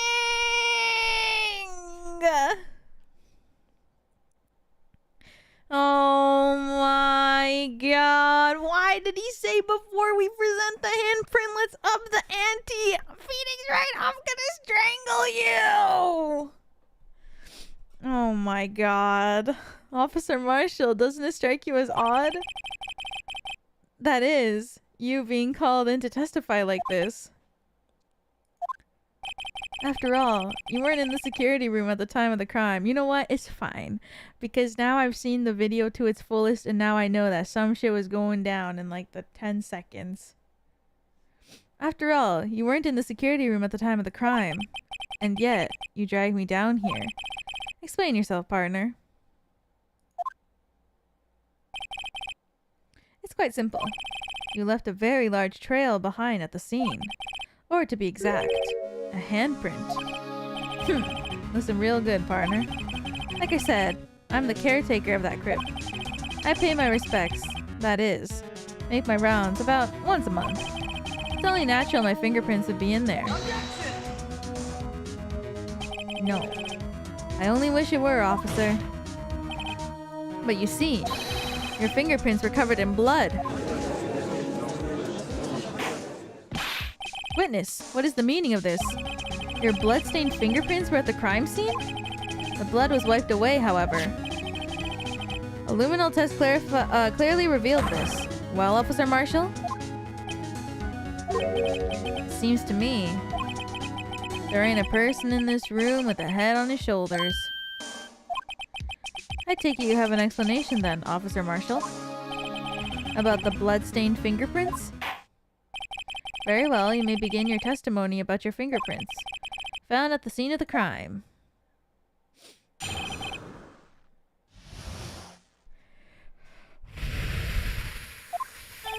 Like I said, it's only natural for my fingerprints to be in that evidence room.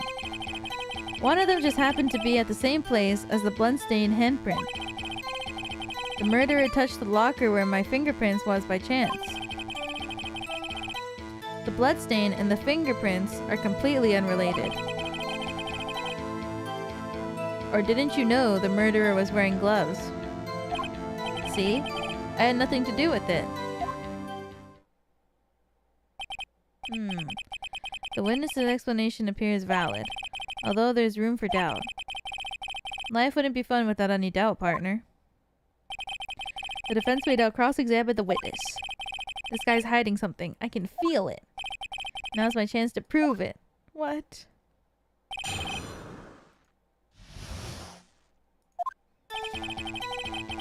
Like I said, it's only natural for my fingerprints to be in that evidence room. That's because you... How did you put it? Pay your respects once a month? Yeah, that's right. That... And one more thing. That locker happens to be mine. What? What do you mean? I mean what I said. That's the locker I used when I was a detective. The locker I still use. All that's in there now, though, is a heap of broken dreams. I see. It'd be strange if my prints weren't all over that locker. Apparently his fingerprint data was never removed from that locker's programming. He must have been using the fingerprint lock all this time without ever knowing it. Marshall's fingerprints updated in the court record. The print had been wiped. One of them just happened to be at the same place as the bloodstained handprint. So then, what about the bloody handprint? Wasn't mine. It's no mystery. Please explain. My locker is covered with my fingerprints. Just so happened. The murderer touched the locker where my fingerprints was by chance. The chances of that happening are 1,000,000 to 1. On the contrary, one could argue just the opposite. The chances of that not happening are 1,000,000 to 1. Get one thing straight, partner. You ain't gonna get no reward from me with a mere fingerprint. You wanna know why? The bloodstain and the fingerprint are completely unrelated. Unrelated? They're as different as night and day. Kinda like cereal and cereal. One's got to do with breakfast while the other is a type of murder. He's right. Although seemingly alike, they're totally different. I'll see what homonyms have to do with this. Or didn't you know the murderer was wearing gloves? How do you know that? I may be a loner, but I still do my job. I keep up the reports. There was a bloodstain at the scene, thought it to be left by the murderer. That's right. It was found on Detective Gumshoe's locker. However, no fingerprints were detected on that handprint. Well, yeah, I think we tried that too. So that would mean the murderer wearing gloves happened to place their hand on top of Officer Marshall's fingerprint. That's the only logical conclusion. Are you starting to get the picture, partner? The picture? This seal of blood in the desert is just food for the buzzards. There's only one reality, and that's this. What? The security tape! So long as my trail isn't in there, you can't say otherwise. This isn't getting us anywhere, Mr. Wright. Please consider carefully where you're going with this cross-examination. Oh, you're right, because I only got like 2 lives. Yes, Your Honor. Now then, continue your testimony, Officer Marshall. Too bad it wasn't me in that videotape, right, partner? Oh, yes. Sly, nice setting me up. What do you mean by that? You want to tie me to this crime, that's right, partner? So, that video is the only direct evidence you have.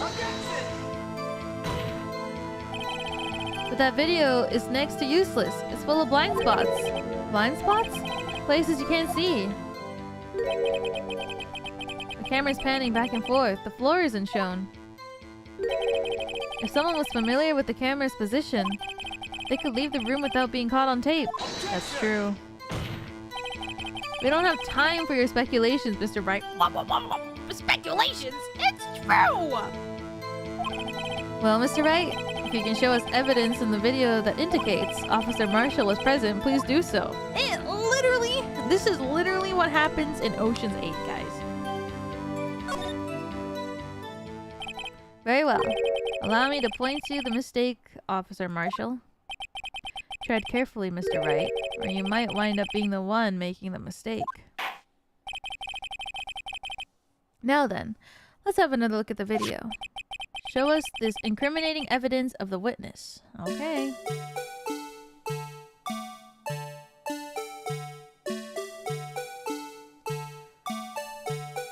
Don't you just love this song?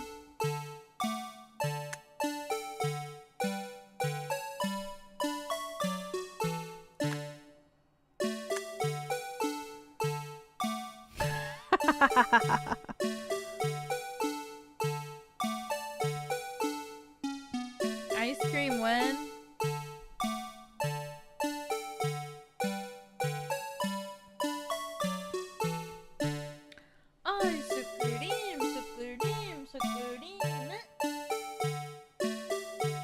He does look a little freaky, but also kind of cute. This eye scares me.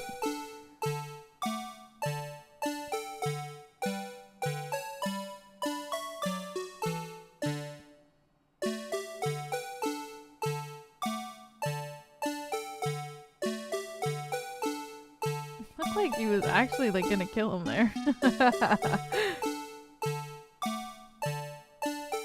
Is that literally not what happens though? Is that he knows where the camera is, so he leaves?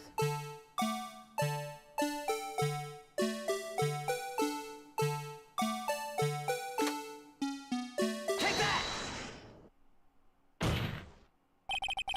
Bringing our attention back to the security camera is a mistake I'm afraid you'll soon not forget, Officer Marshall. The days are short in Texas, and so are our tempers. Could you sum up what you have to say in 8 words or less? Very well. 1, 2, 3, 4, 5, 6, 7, 8. You can clearly be seen in this video. Exactly 8 words. Not bad, partner.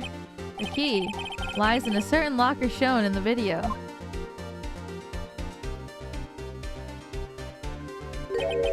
That locker with the white cloth sticking out of it. That was the witnesses, I believe. Now then, let's rewind the video a bit.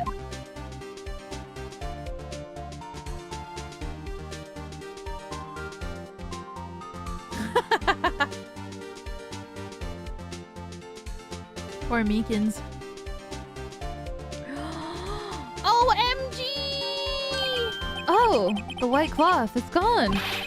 What's the meaning of this, Officer Marshall? When the crime took place, the white cloth wasn't there.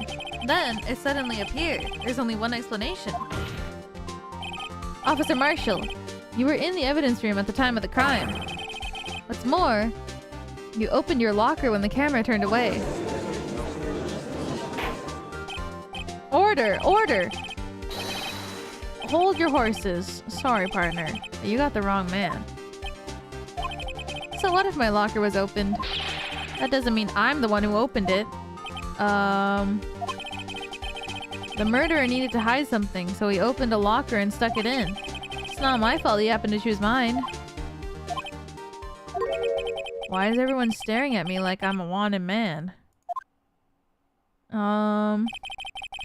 This guy just isn't playing dumb. He really doesn't know.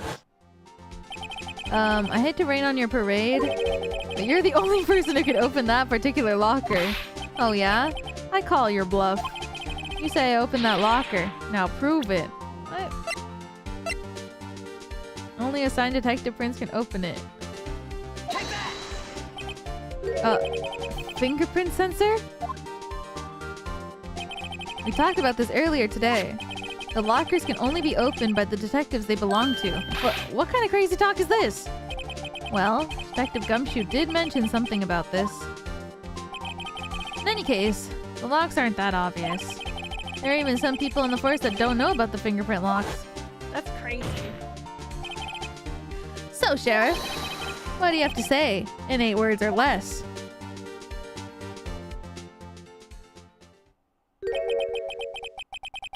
I only got 1 word for you, partner. No!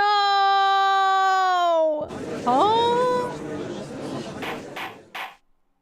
Order! Order! Order! Witness, explain yourself. If this is a joke, it's the worst I've ever heard. I assure you, this is no joke, Officer Marshall. Now then, please tell us what you were doing in the evidence room at the time of the crime. Olay! Please answer the question. What is he now? A bullfighter? That's alright, Officer Marshall. I believe we can figure the rest out from here. Hold on, buddy. We can? Question mark. Oh. We can? Have a look at these floor plans. There's no place for someone to hide the evidence room. Yet Officer Meekins didn't see Officer Marshall. If that's so, then, where was the witness? Seems Mr. Wright has an answer. That's right. The only possible conclusion. What, he's the killer? Well then, let's hear it. Where was Officer Marshall at the time of the crime?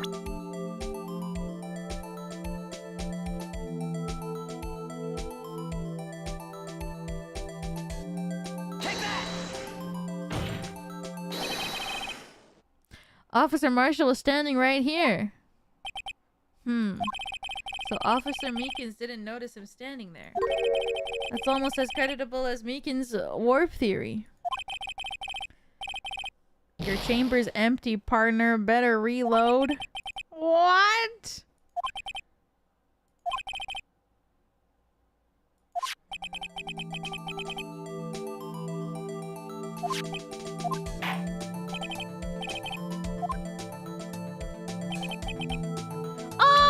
Oh my god! Shit!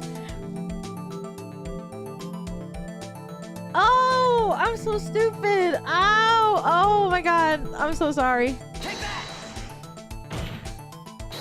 Officer Marshall was standing right here. There, but that is where the victim, Detective Goodman, was. Correct. Unless the man wasn't Detective Goodman. I believe the victim in the video is Officer Marshall. It was you, dressed up like Detective Goodman. But that's preposterous. Officer Meekins witnessed the detective at the crime scene. Once he saw the man's face, he'd know for sure. May I point out, though, that Officer Meekins did not know Detective Goodman. He also testified about the man's reaction when confronted. When I entered the evidence room, I asked him to show his card, sir. Yes. And how did Detective Goodman respond? Oh, he didn't show his ID because his face would look different. He suddenly pulled a knife on me. Something about the officer's story puzzled me. If the man had an ID card, why didn't he just show it? He would have needed to enter the evidence room, so he may have been carrying it. The answer is simple. He couldn't show it. As you can see, Detective Goodman's picture is on his ID card. Oh, I get it. If he showed that, his cover would have been blown. Officer Meekins would have realized the man wasn't Detective Goodman. Do you have anything to say to this, Officer Marshall?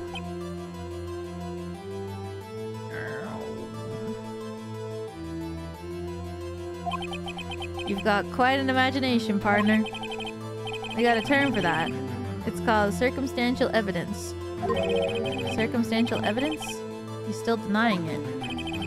You're gonna have to do better than that to break a detective. Unless you have hard evidence proving I dressed up as the victim. I can't say I particularly care for your uncooperative disposition. Can't say I care for your beard, but you don't see me complaining. Well, Mr. Wright, do you have any evidence proving beyond a shadow of doubt that Officer Marshall dressed up as the victim? Oh. No.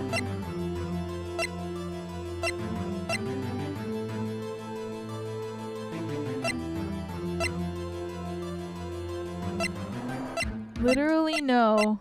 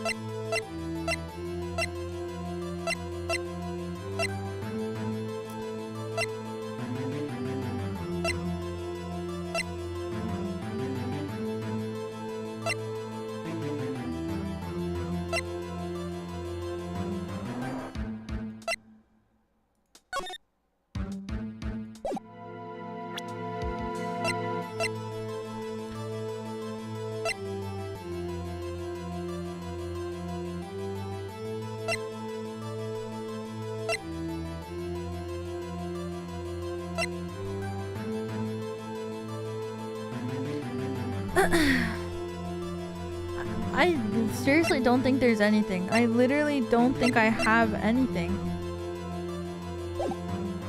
It says I need hard evidence to prove that he was dressed up as him. I literally don't have it though. Well, who am I kidding? I don't have anything like that. I can see the fear in your eyes, partner. Seems you're the one who couldn't take the desert heat. Ugh, this can't be happening.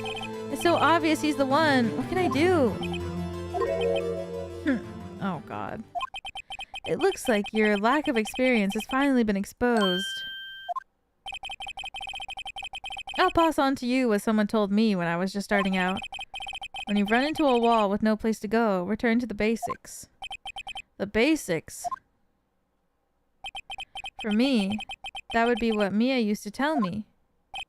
Phoenix, try thinking outside of the box.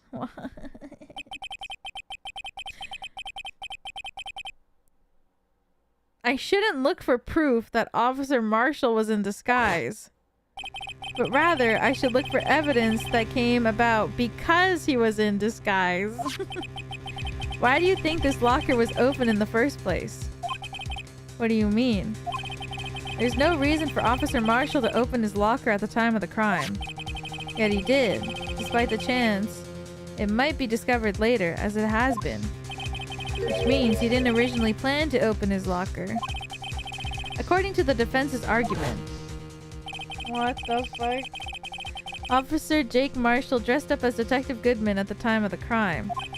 Then after the crime was committed, he opened his own locker for some unknown reason. The white cloth? Maybe it's... The fact that white cloth is sticking out of that locker seems to indicate that. He opened it in order to put the cloth inside. So it's the jacket. And he put the jacket in there because Meekins grabbed him with his bloody hand? So, just what exactly is this piece of cloth? Perhaps... Perhaps the video is the key to our unanswered questions? Dude.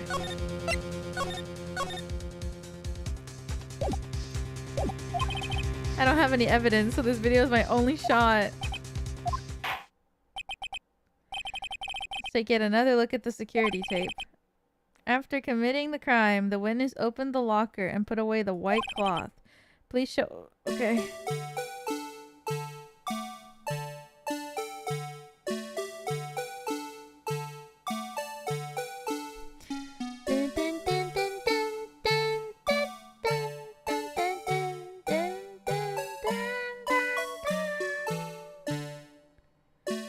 I wonder if I can just press it whenever, or if I should wait until the time where there's actually blood on it. I should probably wait.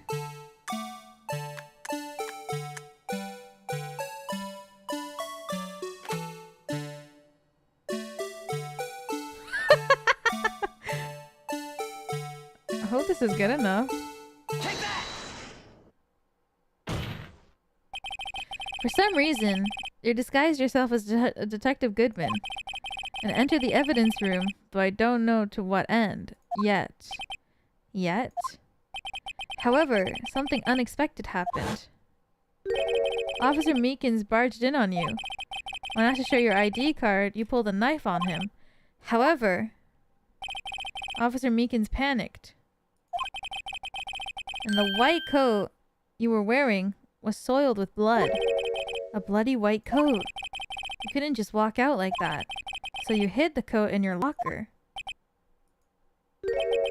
Not bad, partner. Please. Now then, Officer Marshall, are you ready to tell us the truth? Looks like I underestimated y'all. I hope you're happy now, Mr. Edgeworth. 2 years ago, if you were only half as persistent then as you are today, we all wouldn't have to be here now, would we? Officer Marshall, tell the court what you did. All of it. Alright. Seems the time has come. Oh my god, there's more? I had to do it that day. I couldn't just stand by and let it die. I stole the detective's ID and dressed like him. I planned to take out the evidence. I wasn't expecting Officer Meekins. I knocked him out. I managed to escape. I knew which areas wouldn't be caught on camera. There wasn't any murder in the evidence room at 5:15. So the supposed victim was really you. But there's one thing I still don't understand. Traces of a large quantity of blood were found on the floor of the evidence room. If no one was murdered, then how could that be? Officer Meekins managed to cut his own hand. My guess is that he's the donor. It was way too much blood for such a small donation. What? I had to do it that day. I couldn't just sit by and let it die.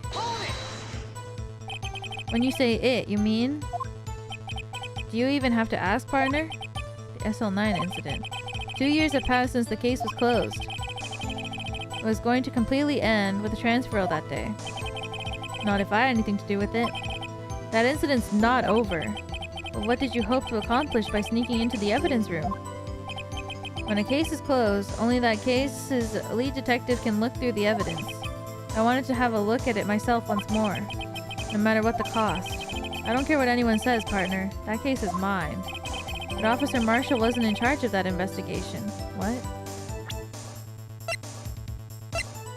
Oh, yes, he wasn't. Why does he care so much about it? That day was my last chance. That's why I stole the detective's ID and dressed like him. I planned to take out the evidence. Why did you disguise yourself as Detective Goodman? If I didn't make it look like Goodman was carrying out the evidence transfer, I'd be arrested for stealing evidence, which wouldn't get me anywhere. So you did it to fool the security camera. And the detective's ID card? I stole that the morning of the incident. So that really was why Goodman started filling out that lost item report. I returned his ID card. I left it on the floor in the prosecutor's office parking lot. The ID card I found was left there by Officer Marshall. So essentially, you managed to succeed despite your lack of foresight. What do you mean, partner? I mean the fingerprint. Activated lock, of course. No matter how well you disguise yourself, you can't change your fingerprints. Under normal circumstances, you wouldn't have been able to open that locker yourself.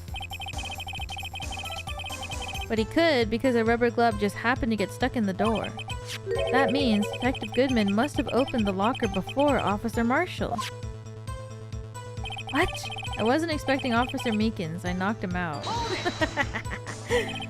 You pulled a knife on Officer Meekins and tried to drive him off? Let's just say I was a little surprised. I only planned on being in the evidence room for no more than 5 minutes. I didn't think anyone would actually come in during that short time. Officer Meekins certainly is a one-in-a-million type person. Mistaking a detective for an intruder and demanding to be shown his ID? I'll have to think a little more about his raise this year. When did Edgeworth get so much influence? Anyways, he threw himself at me, and I ended up cutting him slightly. I'm sorry I had to turn out that way. Me knocking him out and everything? By the way, what happened to your knife? Oh, you mean this one? I don't know what to say. So you knocked Officer Meekins out and managed to escape. I knew which areas wouldn't be caught on the camera. So you did your research beforehand. Those who go into the desert unprepared don't live long, partner. I didn't think it would make a difference though. The security tape is erased every 6 hours. If all had gone as planned, no footage would have been left. However, you bloodied your coat in your struggle with Officer Meekins. If someone was in the security room when I came out, the jig would have been up. I opened my locker and stashed it in there. What was Officer Meekins doing during that time? What else? He was sleeping like a baby. So what you're saying is on that day, there wasn't any murder in the evidence room at 5:15. But the blood found at the scene certainly indicates a crime took place. What are you, blind? The victim shown on that tape is me, and I'm not dead yet, partner. So you stole the evidence from the locker? Actually, no, I didn't. Why not? When I opened the locker, the evidence was already gone. What? Mr. Edgeworth, where's that evidence? It's still missing, Your Honor. What? Detective Goodman's locker was already empty. Guess someone stole the evidence. Officer Marshall, may I ask you one thing? Fire away, partner. It's a free country. Just remember, I'm also free to decide whether or not to answer. Why did you do this? Stealing a detective's ID? Injuring a police officer? This is no small offense. Moreover, you're an officer yourself. This will have serious consequences. You can't just be forgiven with a simple cut in salary. Not that salary cuts are ever a valid solution. Like I said, this isn't your case. This one is mine. And I'll do anything it takes to get an answer I'm satisfied with. The witness has an unusual amount of zeal. Let's hear more. I can't just forget the SL9 incident. You know why? But that case was solved 2 years ago, wasn't it? That's the reason the evidence was stored in the evidence room. Joe Dark was convinced of his crimes. One thing I can say for sure is he deserved his sentence. I remember the Joe Dark case. It involved serial murders, didn't it? I don't intend to complain about how it turned out. But there's something that still bothers me. Something went down at that trial. Something no one will talk about. What happened? I don't know. That's what I'm trying to find out. Why is he so concerned with that incident? Maybe I should present him with what I think his real reason is.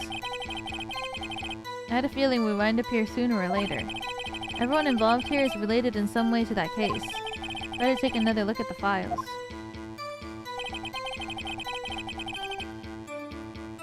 What?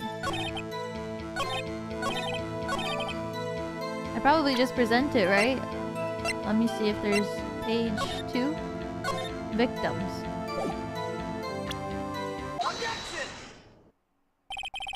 Officer Marshall, I think I understand. I think I know why you care so much about the SL9 incident. Sounds like you've been sipping too much cactus juice, partner. I have the SL9 incident file here. The name, Marshall, is mentioned in here. In a list of murder victims. Neil Marshall. Are you related to this man? Neil Marshall? Yeah. I'm sure you've heard the name. 2 years ago. He received the same lousy prosecutor award you got. Oh! What? A prosecutor? You must be talking about the King of Prosecutors award. Now I remember. Prosecutor Neil Marshall. He handled the SL9 case before I did. That's right. He was killed. And the case fell into your hands. But what's his real relation to you? He was my brother. Aww. He was investigating the murders with Damon Gant and the Deputy Chief of Police. The group of detectives I was a part of worked under them. We were desperate to prosecute the killer. That's Joe? Joe Dark. My brother fought Dark and was killed. That was the first time Dark left behind any evidence. That was all we needed.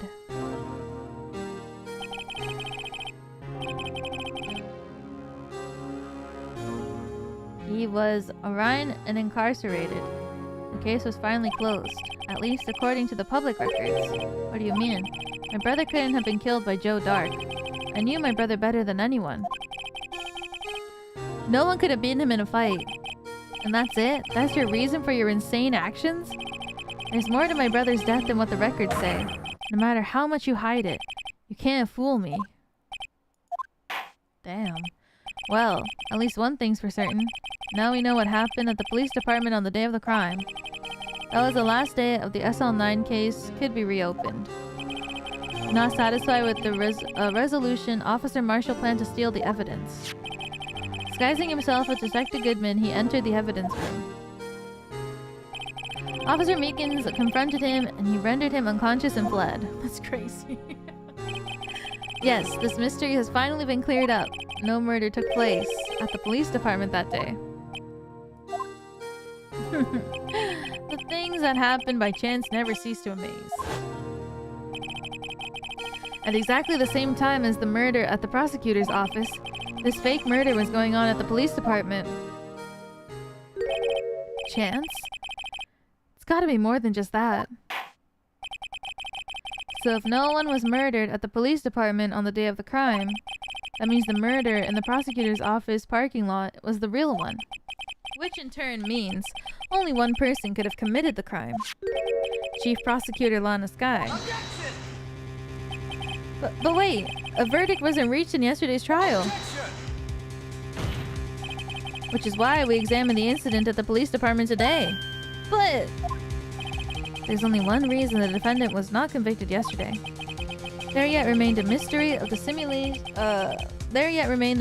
simultaneous murder at the police department. Seems to me, this boy's got the draw on you, partner. All of the mysteries at the police department have been resolved, no doubt about it. Our sole murder took place at the prosecutor's office. The only suspect is Lana Sky. And that testimony of one Miss Angel Star is completely incontestable. If you have a response, make it a single word or less. Ah! I rest my case. What the fuck? Seems this trial has reached its conclusion. There's no room for doubt. Well done, Mr. Wright. Thanks to you, I didn't need to waste my time disproving the alleged murder at the police department. There's no doubt what I proved today is true. The apparent murder on the security camera tape really was fake. But I didn't realize that would end up proving Lana guilty. Now then, the time for the verdict has arrived. This court finds the defendant. Hold it! What? Your Honor, wait! Emma, the defense has an objection, a scientific objection, right? What do you mean, right? Mr. Wright? Are you this girl's guardian? Your Honor? Oh, in a sense? Please, Your Honor. All I'm asking for is a minute of your time. Please hear me out. Mr. Edgeworth, please. I don't want to leave any loose ends. You want a minute? I'll give you 3. Damn. I was kind of in shock. I mean, finding out the SL9 incident referred to the Joe Dark killings. Now that she mentions it, the names of both Sky sisters were in that file. But that's when I figured it out. I mean, what Officer Marshall was trying to do that day. So I knew his fingerprint had nothing to do with the crime. That left only one thing. The other handprint. And the traces of blood found on Detective Gumshoe's locker? But no fingerprints were found on it, right? No, but I figured if I examined it scientifically, I'd be sure to find a clue. So, I ran over there and looked at it again. Did you find something? No. Huh? Sorry. I guess I'm not much of a scientific investigator after all. Is that all? Please don't be mad. I'm just a high school student. And I'm just an attorney. Mr. Wright, those traces of blood are the only clue we have. If we can't find something wrong with them... Please, Mr. Wright, you're a professional. If anyone can save Lana, it's you! Me? Oh boy. Time's up. Now then, Mr. Wright, with regard to the incident at the police department, does any reasonable doubt remain? I was actually wondering, like, why the blue badger was standing right in front of that locker. Because, you know, it do be a locker that had a bloody handprint on it. It appears the defense is troubled by the other blood mark. Looking at the floor plans, a handprint was discovered around here. Is there any problem with this? Mr. Wright! I'm sorry I can't be of more use. But still! If you can find anything wrong with that blood mark, Lana will be...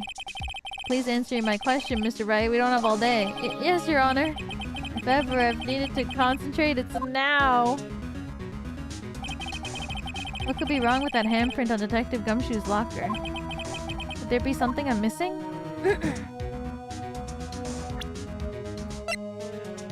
Well, fake it till you make it.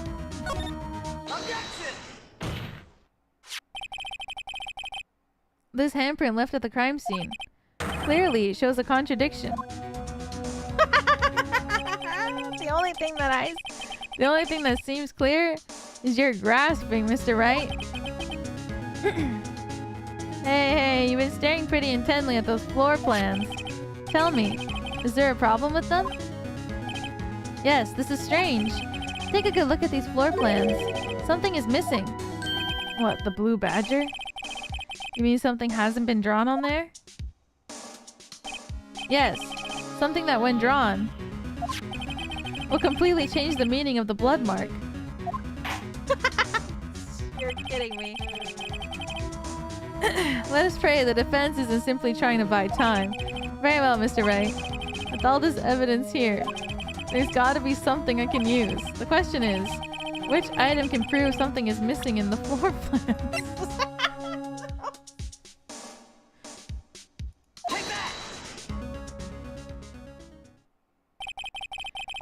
What about that piece of plywood? The blue badger, mascot of the police force, defender of truth, guardian of proof. Explain yourself, Mr. Wright. Please look at the floor plans of the crime scene. The blue badger is not here. So watch what happens when we put him in. This is where he was dancing at the time of the crime. Well, what? That's right. So long as the blue badger is dancing here, it would be impossible to place a handprint at the spot in the locker. What?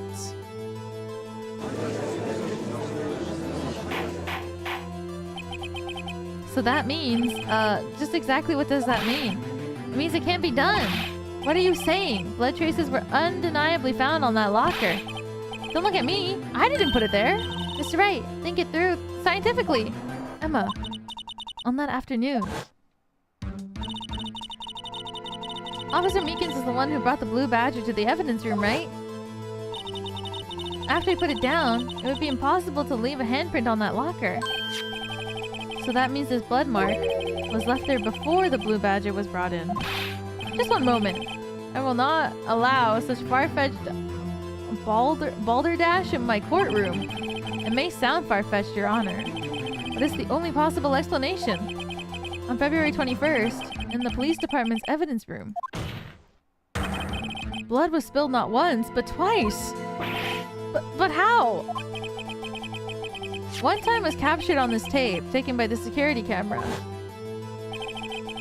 Officer Meekins cut his hand, from which a trivial amount of blood fell. The problem is, the other time,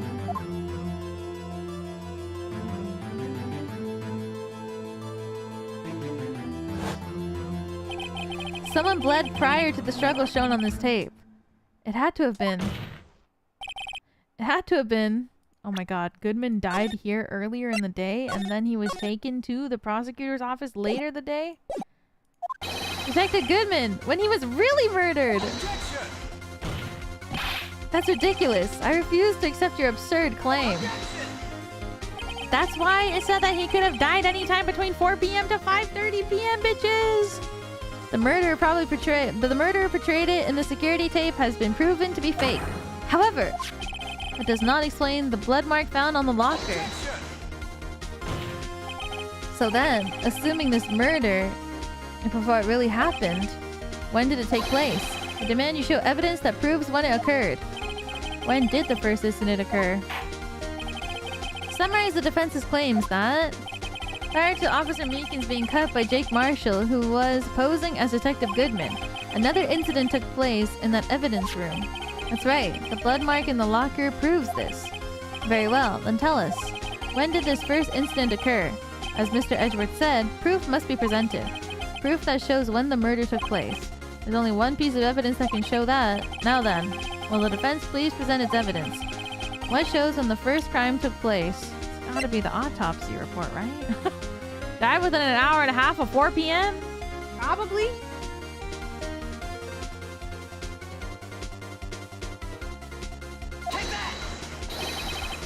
This is the proof. It's quite simple, you see. If it's so simple, then don't get it wrong. Huh? What? No! What do you mean? It's literally says that he could have died at 4 o'clock! Huh? What do you mean? How is it not? I'm so...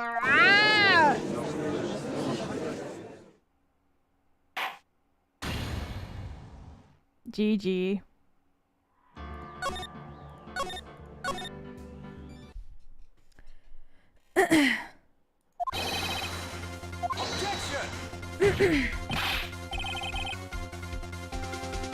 You were so confident because it just doesn't make sense.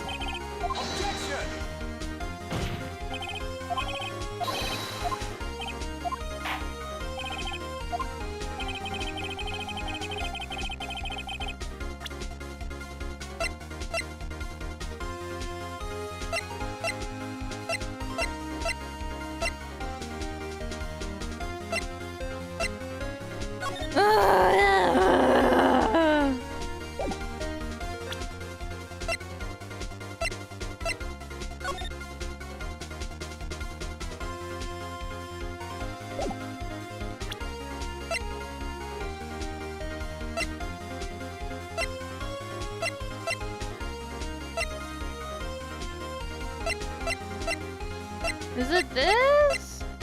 So whoever entered here as 420? I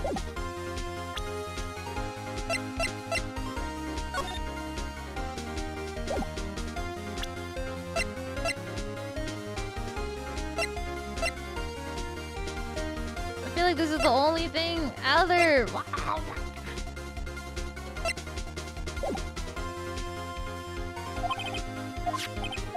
Ooh, is 77777. Why do I feel like it's Gant? 777777777. The crime took place inside the evidence room, and the killer would have had to enter it. In order to do so, an ID card would have been required. An ID card? Oh, the ID card record. Officer Meekins brought the blue badger panel in the evidence room at, let's see here, 4:50 p.m. If the crime took place before that time, then it would be 4:40 p.m.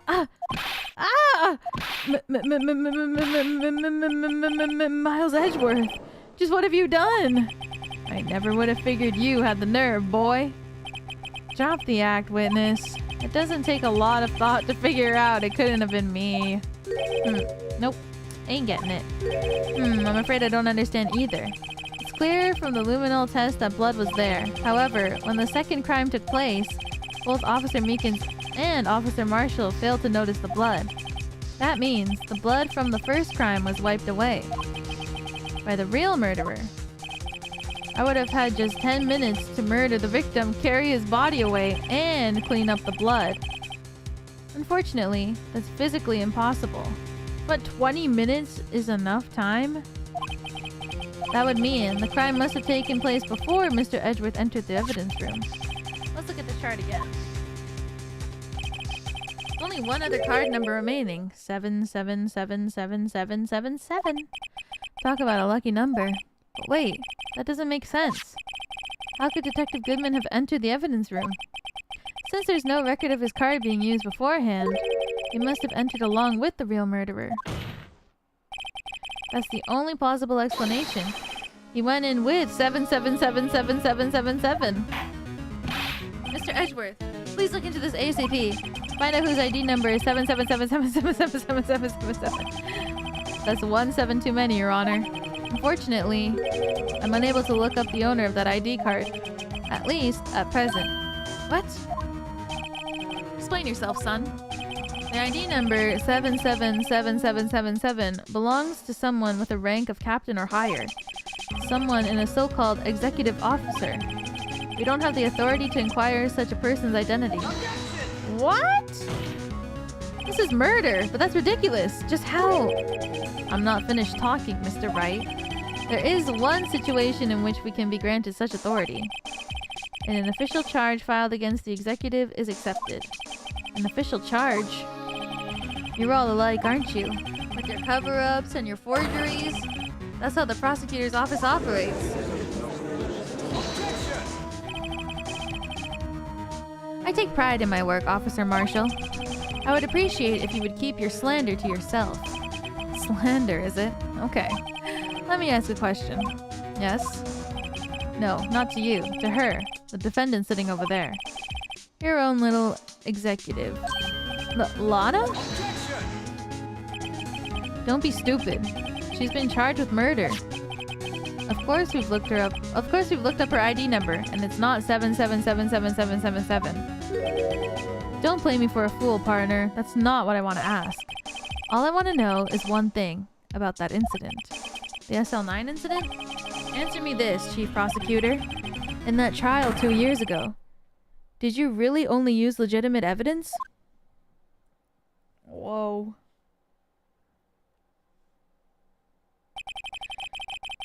Do you need the witness to repeat his question, Chief Prosecutor? I heard him fine, Mr. Edgeworth.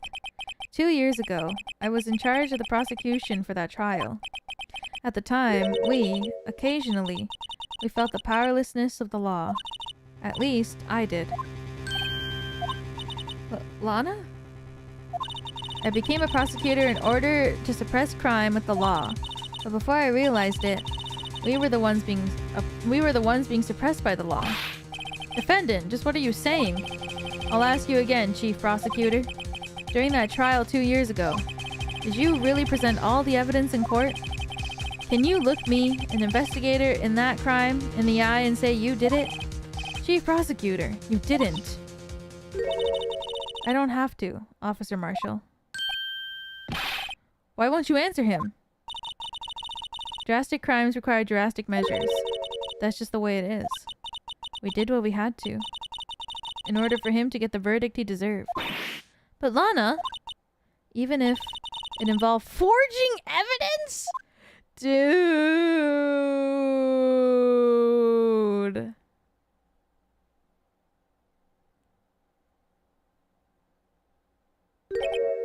See?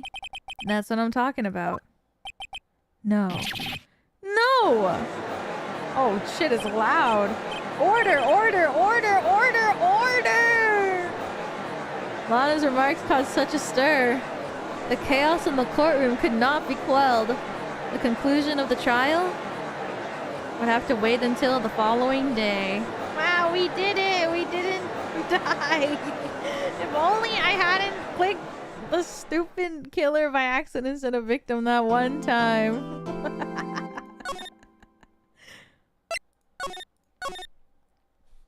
Okay, I'm gonna pee and I'm gonna get a snack real quick. Give me like less than 5 minutes.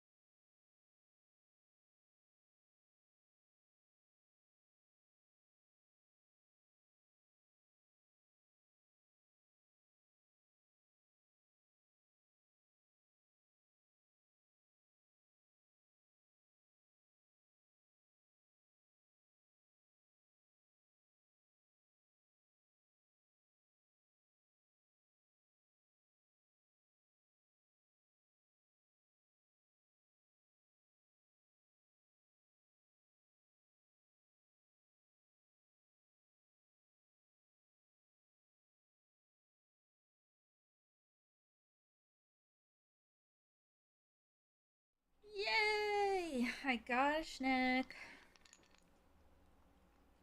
Why, Mama? I'm back. I'm so hungry.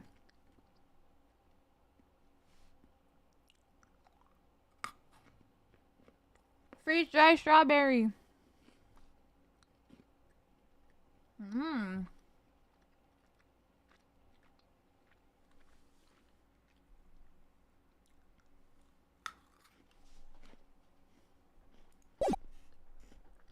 The ice cream?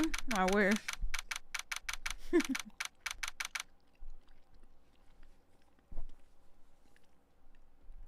Ah. February 24th. Finana, thank you for the rain. Hello, you guys. We're on day 3. Day 3? Day 2 investigation. Episode 5. Oh my god, so good. Strawberries. I'm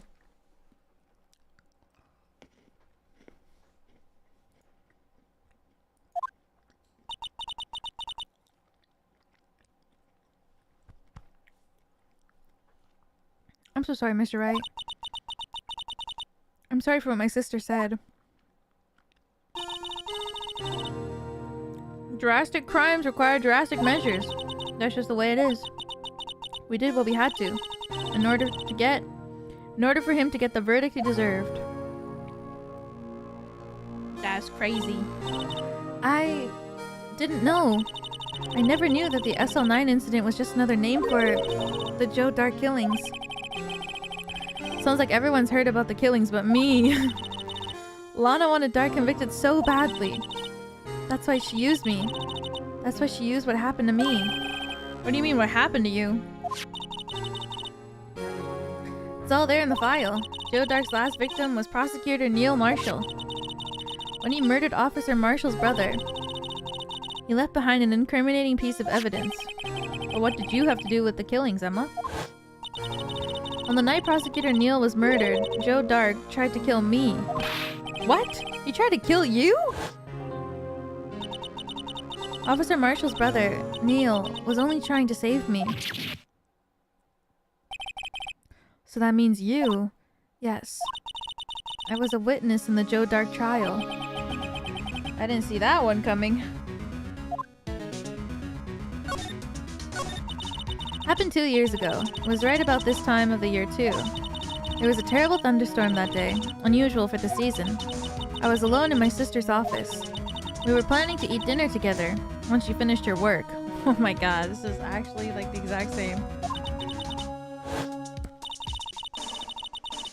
Then suddenly, this terrifying man came bursting into the office.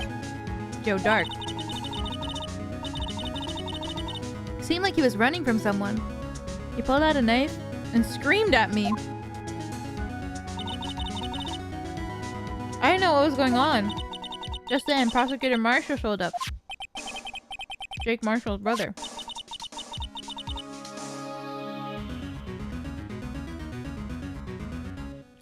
Joe Dark tried to take me hostage. Before he could, Mr. Marshall tackled him. Then, what happened?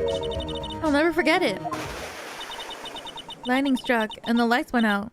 Suddenly, a bolt of lightning flashed outside the window, lighting up the office for an instant. What I saw then burned a permanent picture in my mind. I can still see it now.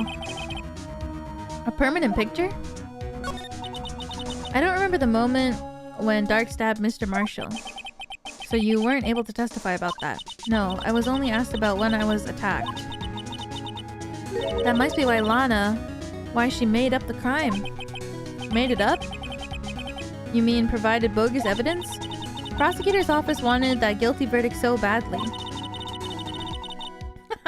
Charlie, thank you for the super chat. Thank you. Okay. I'll keep it on the DL6. Lana forged the evidence and Mr. Edgeworth used it. Edgeworth? Yes, but I'm sure he didn't know anything about it. He couldn't have known he was being given false evidence. Even so, that's when it all started. The rumors about Mr. Edgeworth, I mean.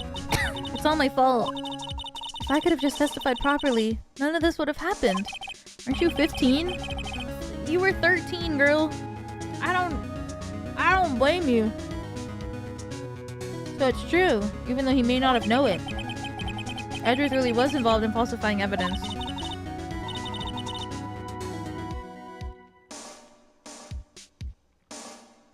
After that case ended, Lana was never the same. She became cold, like she is today. She must not have been able to face what she did, especially not to Emma. What did you see in the instant the crime occurred?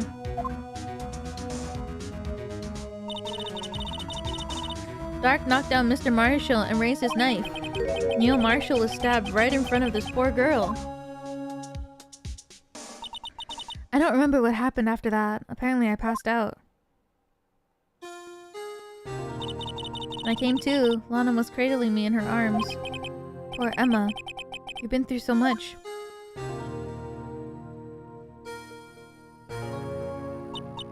I couldn't bring myself to testify about that incident. I tried, but the words just wouldn't come out. I drew a picture, but it wasn't any good. 2 years ago. You must have been 14. That's understandable.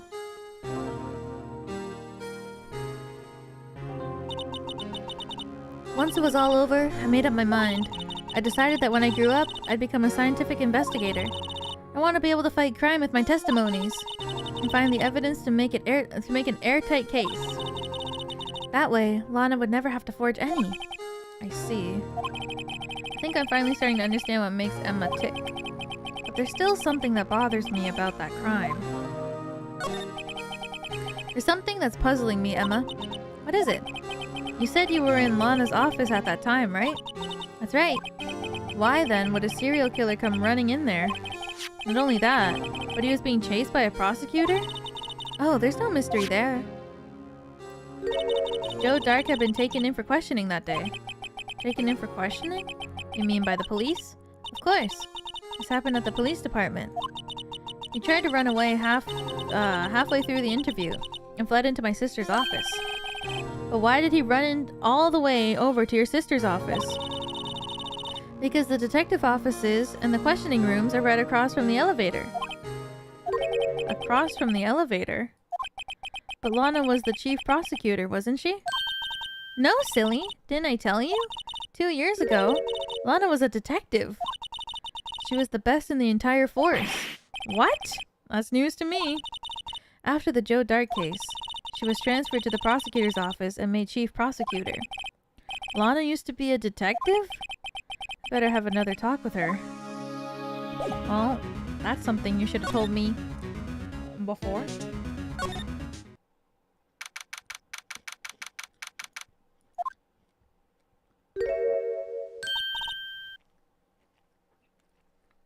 Lana.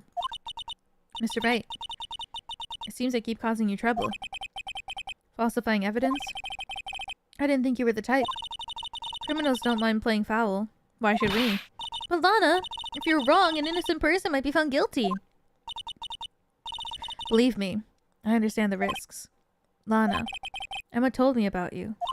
Oh, about how you were a detective 2 years ago.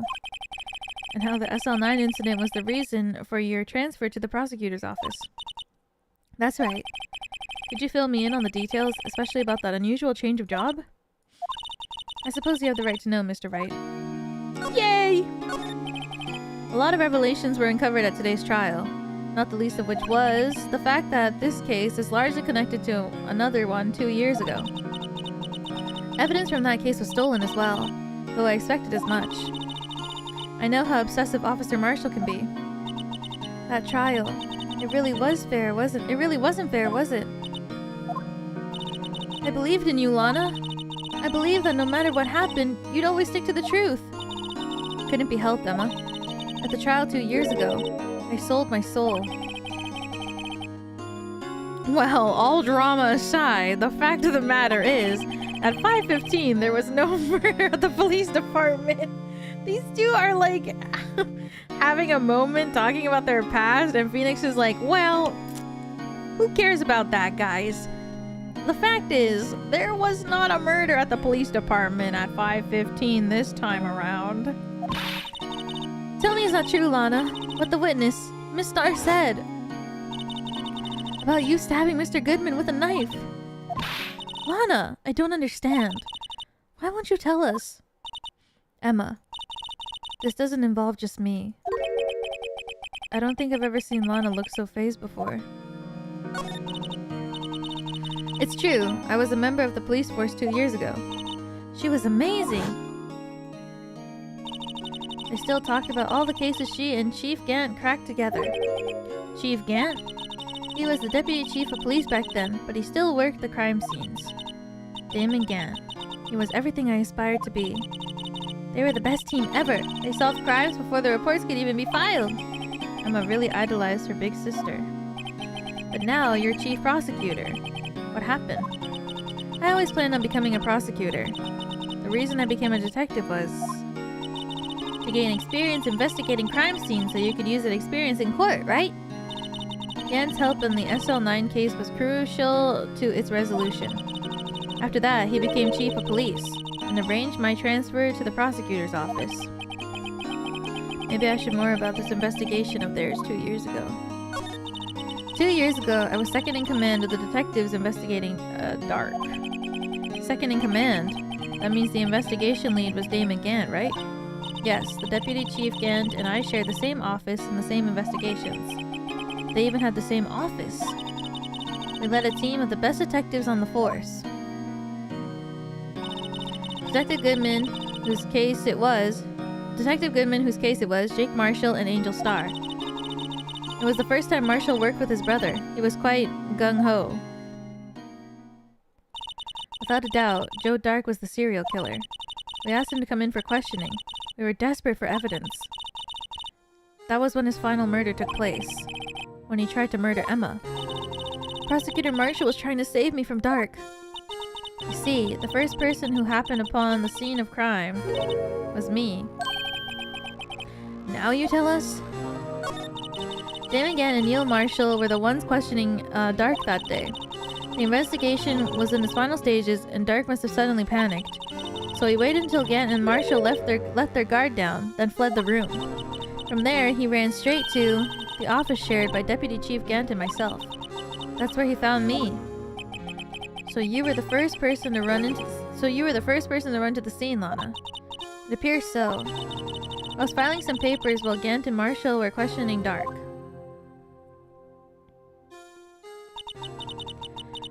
But why is he being stabbed from the back?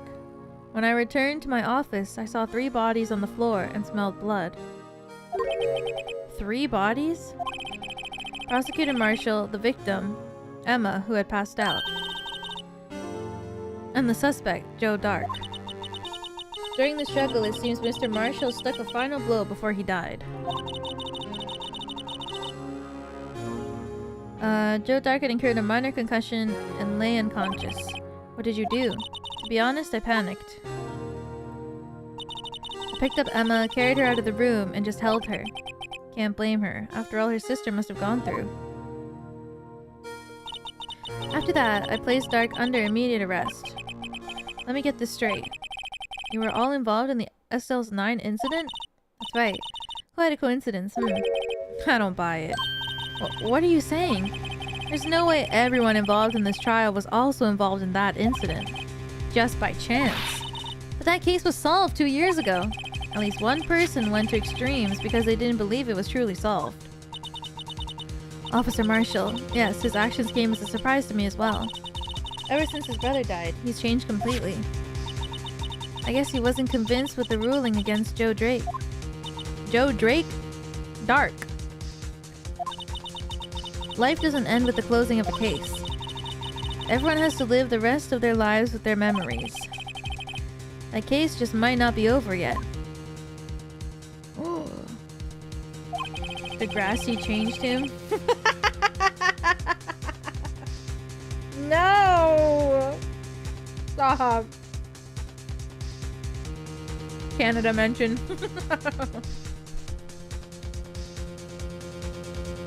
Not the Degrassi. Oh my god. Is this a Canadian reference? Yes.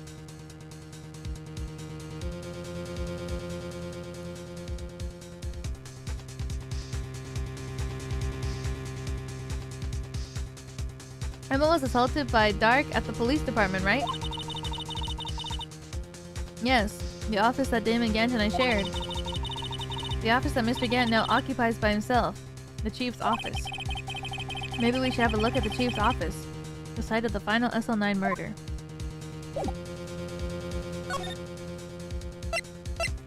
Okay!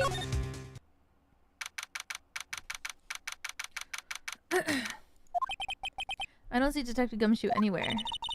Things seem kind of quiet around here today. You're right. The chief of detectives seems the same, though. Why don't we go look for some other people to talk to? Right. And come back here later.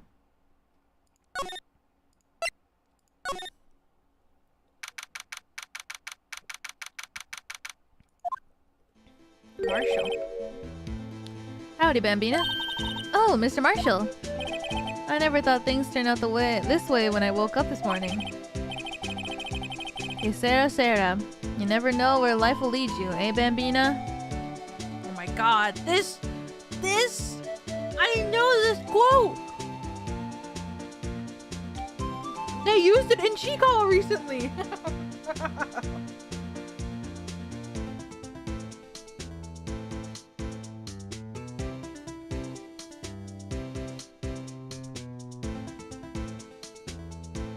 Of course. It's a pretty well-known phrase. It was in Chikawa! Because Hachiwara was like, oh my god, I hope Chikawa passes their exam. And then Usagi said this. Hachiwara was like, what?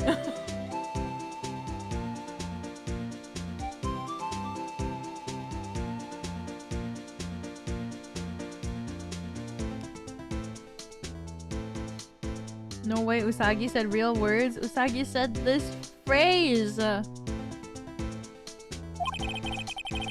You know what it means? Doesn't mean like whatever happens, happens.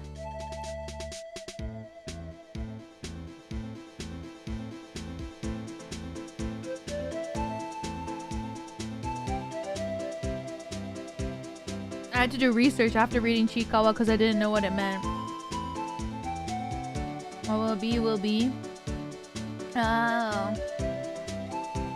Yeah, I did research after Chikawa. And I learned. Or show my luck would run out when old Billy dried up this morning. Billy? Must be his pet cactus. Say, where are you headed? Just over to the prosecutor's office for a little interrogation. It's a voluntary appearance. And we all know I won't be coming back. Sorry, but you can't go in the evidence room today, partner. But, Mr. Marshall, why did you do it? Why do prospectors head west? If ever there was a case I needed to know the truth about, it was that one. Before you turn yourself in, Mr. Marshall, do you mind telling us exactly what happened?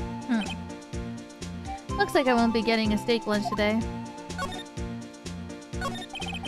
Something was fishy about that trial from the beginning. It wasn't just me either. All the detectives thought so. What do you mean fishy? Some of the facts reported were inconsistent with the evidence we found. For example, the murder weapon. The murder weapon? You mean that switchblade knife with the broken tip? That was Joe Dark's alright. But, in the initial autopsy report, a question was raised. A question. The blade of the knife was not a perfect match with the wound the victim sustained. What does that mean? It means there's a good chance the knife was not the murder weapon. However, in the report that was finally submitted, that possibility had been erased. Could the facts have been concealed with forged evidence? That case left behind scars on all of us. The scars that the SL9 incident left behind. I got the looks, but he got the brains. He was one of the best prosecutors around. I just made detective when it went down. It was our first case together. How old was he, your brother? He was 27 at the time. He was awarded the highest honor that very day, the highest honor? You mean the king of prosecutors? I knew it. What are you looking at me like that for? That's an honor for a prosecutor. Mr. Marshall must have really been close with his brother. The day the SL9 incident took place, that wasn't the same day as... That's right. It was the day of the evidence transferal. What?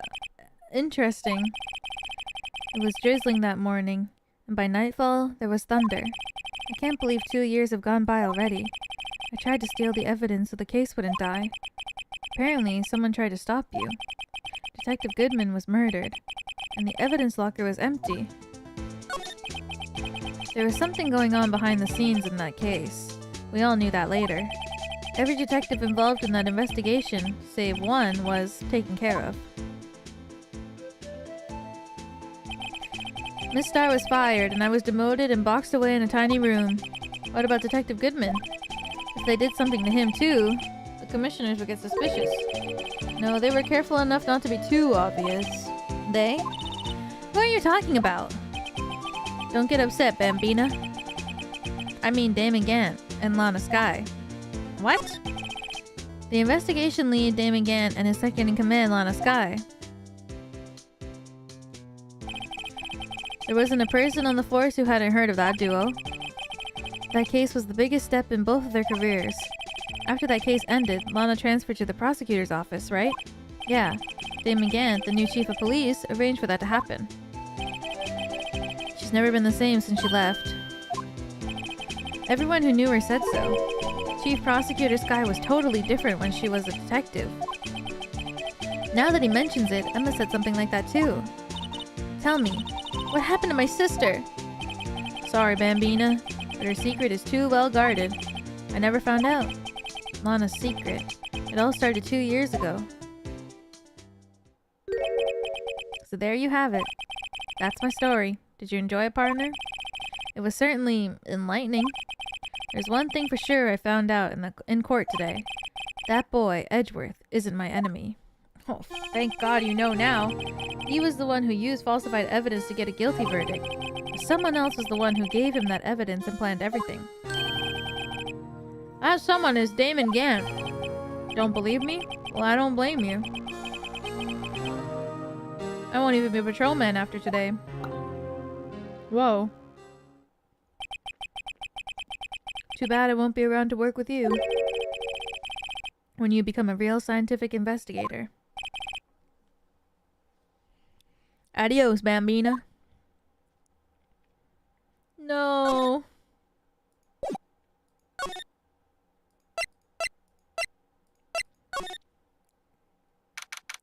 He is kind of sus, Mr. Gant. I mean, he just showed up at court one day randomly and he was like, hey guys! Everyone was like, huh?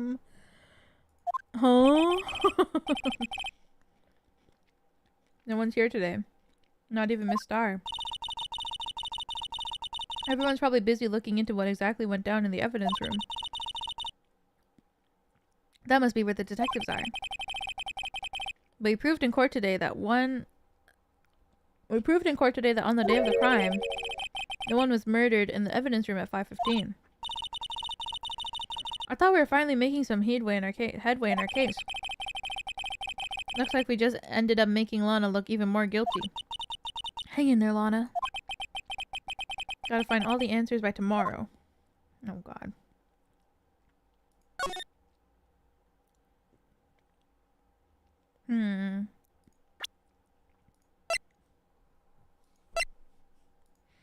Hello, fellow law professionals. Emma Skye. Someone used a marker to write their name on this. Emma Skye. Don't tell me you're bringing this with you everywhere you go. Well, you never know when something might go down. Just what kind of world do you think we live in?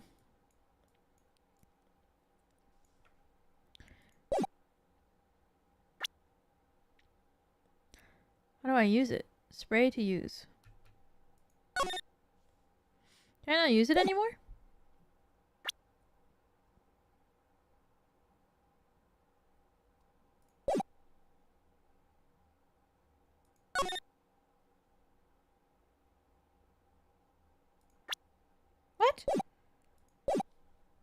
Do I not use it anymore? No more spray?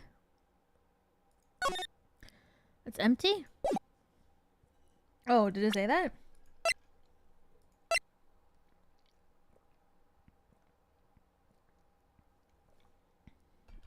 Doesn't specify, but it's fine.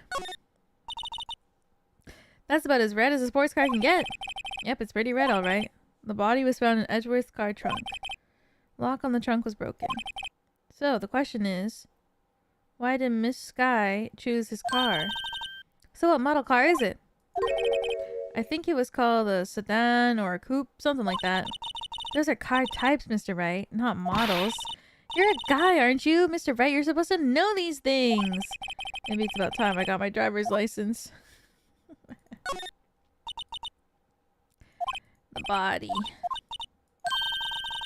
Victim must have died when the killer closed the trunk on him. He's like me. He is like me. That's where we found that note. A case that was due for transfer on the day of the murder. I never knew the SL9 incident referred to the Joe Dart killings. Everyone in this case plays some part in that incident. This has to be more than just a sheer coincidence. That's right. I can't drive, and Phoenix can't drive. A block. B block. I feel like there's nothing to really look at here.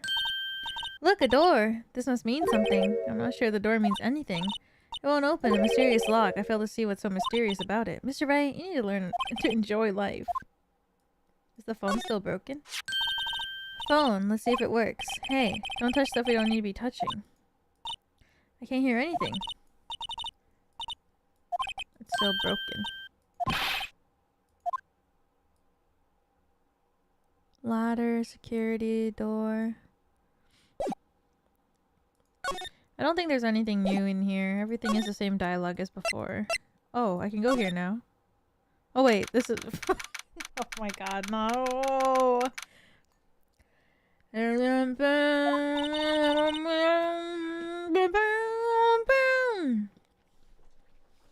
Mr. Edgeworth isn't here. Sad. Maybe he's being questioned by an inquiry committee. Took a real beating in court today. Lana admitting to falsifying evidence 2 years ago. I guess we'll just have to come back later. Goodbye, Edgy.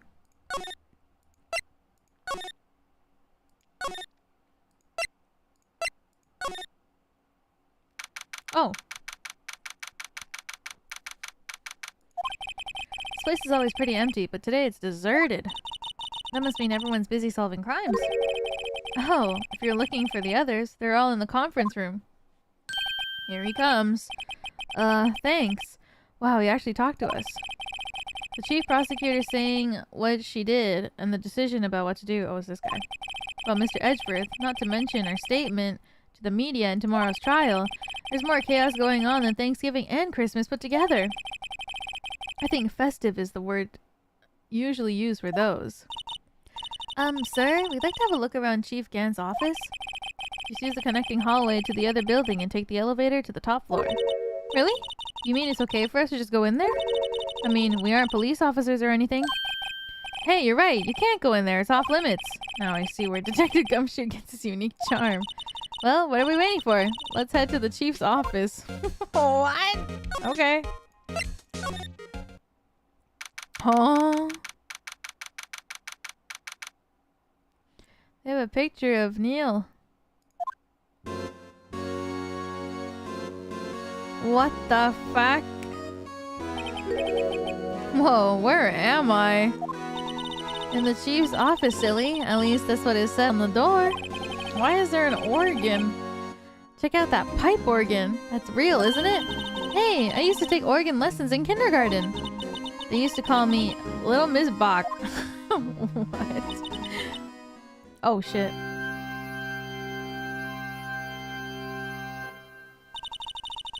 I never could remember where C was. Hmm? Oh, it's you two. Chief Gant. Put that paper he was reading in his desk. So, Righto, have you been swimming lately? No, I haven't. I've been kind of busy lately. I can appreciate that. I've had my hands full too with Mr. Marshall's misconduct and Lana's provocative statement. Provocative statement? Oh, you mean about the forged evidence? 2 years have passed since that incident. My, how time flies. See that big picture on the wall over there?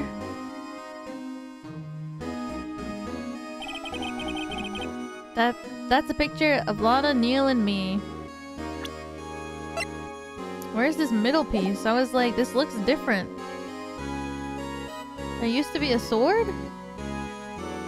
Sword and shield? So this is Mr. Marshall's brother, Prosecutor Neil Marshall. We took it to commemorate our work together. Something's not right with this picture. I can't quite seem to put my finger on it though. Yeah, because when I looked at this, I was like, this shield, or the trophy, looks bigger than the one that Edward got. In the sense that, like, this is a whole different part.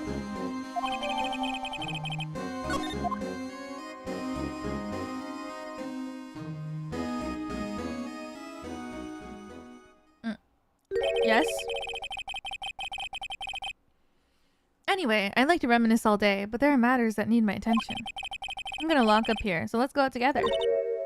Oh! But this office... It was a crime scene 2 years ago, wasn't it? That case has long since been over. There's no need to investigate it anymore. All the same, we'd still like to have a look around. Perhaps you didn't hear me. I said, there's no need to investigate it anymore. Oh! Now hurry up and get out. I have a meeting to attend. It literally looks like he really doesn't want me looking around in there. Looks like we aren't welcome. Seems that case isn't over with yet after all. What do you mean? Chief Gant denied our request to search the crime scene. That means there must be a reason he doesn't want us looking around in there. You mean like a clue? There's gotta be a way we can get inside the chief's office. Well, we could ask... No, we can't. Apparently. We could ask... Hey, do you have a key?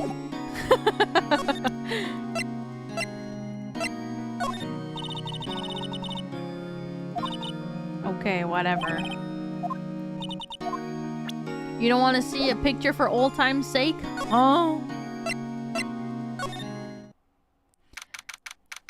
Can we have the key, please? Uh-oh. Hey, pal. Detective Gumshoe. Aren't you supposed to be in a meeting? I'm, just taking a breather. My feet hurt. From sitting so long? Actually, from serving everyone coffee. Sounds like Detective Gumshoe's still out of the loop. Say, have either of you seen Mr. Edgeworth? Edgeworth? No. Why do you ask? He's under fire from both the police department and the prosecutor's office. It's almost like the battle's between you two in court. That sounds serious. Yeah. It is between us in court.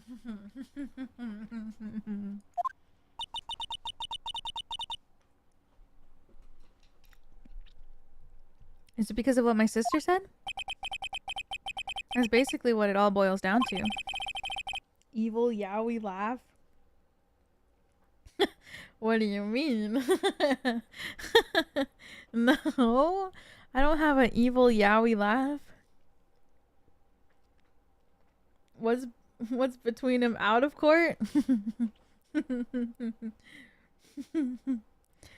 More. A lot. I falsified evidence 2 years ago. Now Mr. Edgeworth has the whole world after his blood. Yikes.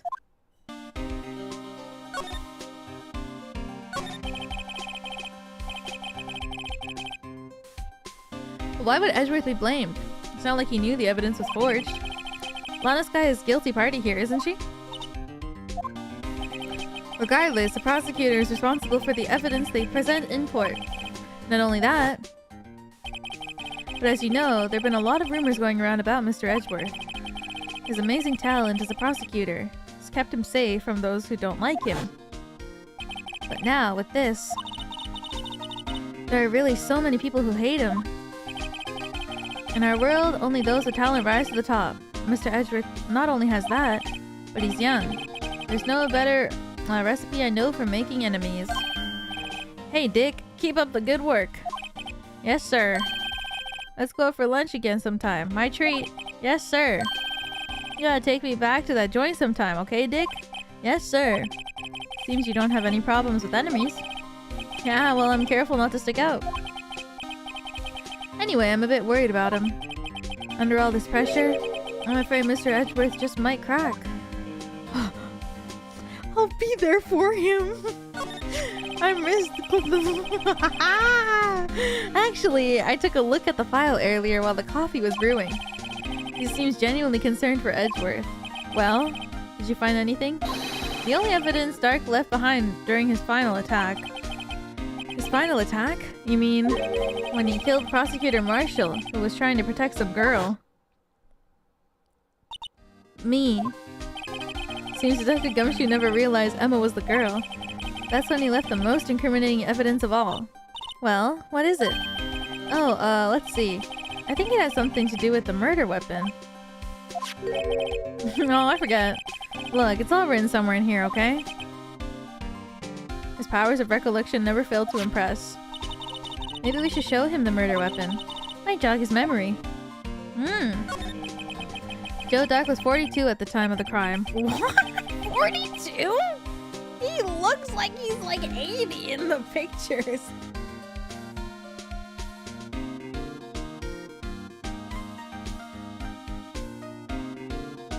Why do they draw him looking like he's like 70? He looked like an evil old supervillain. Murder changed him. I guess so. Stress makes you look older. It does say that he's a businessman. Businessman? Let him take to serial killing. One day on his way home from work, he hit someone with his car. With his car? So it was an accident. An accident, yes, but it transformed him into an animal. An animal? Ow! 42? Oh, a kid walked by then, so he killed him too. Then when he was burying the bodies, a jogger came upon the scene and was killed as well. Finally, he turned himself in. He kills someone with his car. And then a kid just happened to see it, so he killed that kid. And then when he was burying the bodies, somebody passed by it and he killed that person too. This guy has like negative 1,000 luck. Seems he was a pretty careless animal. Of course, this is all conjecture. There wasn't a single shred of evidence. So he turned himself in. Yes, but in the middle of his questioning, he fled and murdered his final victim. Prosecutor Marshall. That crime was witnessed by someone too, but luckily Dark was arrested on the spot. It's a good thing that last witness wasn't killed. That last witness, aka Emma.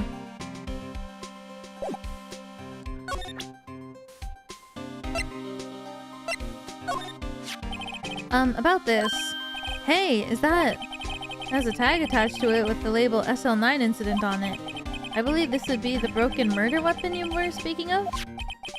What are you doing with that? Ever since that case was closed, that knife's been locked away in a locker. On the day Detective Goodman was murdered, this suddenly disappeared from the locker. And it was found in Mr. Edgeworth's car's muffler. That's it! Now I remember what that incriminating piece of evidence was. When you showed me that knife, it all came back to me. Well, what is it, Detective? Quick, before you forget again. Damn. Before you forget again. This knife. It was Joe Dark's weapon, wasn't it? That's right. We traced it back to the store he bought it at. Plus, it had his fingerprints on it too. But no one actually witnessed him using it to murder anyone, right? That's where his luck ran out. When you take a good look at the knife, you'll see it's broken. You don't have to take a good look to notice that. Yeah, well, anyway. Take a guess where the broken tip of the knife was found. That's what did him in. Where was it? The victim, Neil Marshall, was carrying it inside his own body. Was found deep inside the stab wound. Did it match Dark's knife? You bet. Down to the last fiber. That's pretty conclusive. Neil's autopsy report added to the court record. Switchblade knife updated. Broken tip was found in victim's body. Belonged to murderer Joe Dark. Well, there you have it in a nutshell. That's all I know. Stabbed in the back, died from puncture, heart and lung. A knife tip was found in the wound. February 19th, between 7 p.m. and 7:30. Single stab wound, pierced heart, lung. Died from blood loss under 10 minutes. Weapon found in wound was missing tip. Damn. Can I ask you one more thing? What is it? If it's money you need, you should ask Chief Gant. It's not money, but it does concern the chief. His office is a crime scene, right? It's where prosecutor Neil Marshall was murdered. The chief's out now, and his office is locked. But we'd like to have a look around if that's okay. Well, any detective's ID card can unlock the door. What? Really? But if I let a civilian in there, I'd be charged with breach of trust. Breach of trust? Simply put, I'd be canned. Oh. Sorry, pal. I don't plan on getting fired because of you. How about this ID card? It was Detective Goodman's. That won't work either. Data was deleted the day he died. Oh. So in other words, Gumshoe is our only chance of getting into that office. I wonder if there's something we could show him that would make him change his mind. We have to convince him to risk his job for us? Take a look at this.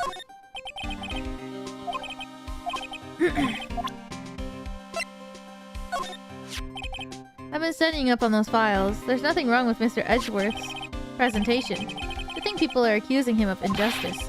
I, for one, ain't buying it, pal. You're looking into the case for Mr. Edgeworth? Yeah. It was a pretty big deal while it was going on, you know. After all, a serial killer was on the loose.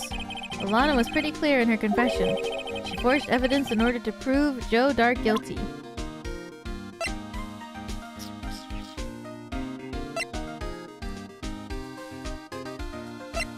Given the badge. Detective, here's my attorney's badge. You show this thing to me every time we meet, pal. We gotta do it for the Blue Badger. This guy almost made us lose the case today. What are you talking about? He was guarding the blood stain on the evidence locker with his life. That's more than you can say about most officers nowadays. It would have saved us a lot of trouble if he hadn't guarded it so well. I have to admit, he's right though. Thanks to the Blue Badger, we were able to prove another possibility today. The possibility that another murder took place prior to 5:15.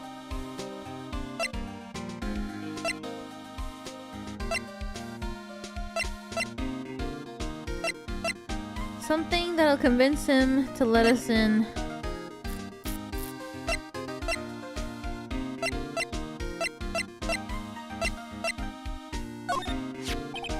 About that jar, I think I've seen it before somewhere. Somewhere? Maybe it was one of those memories people have from previous lives. This must be the most uninformative detective I've ever met. Something about it makes me feel uneasy.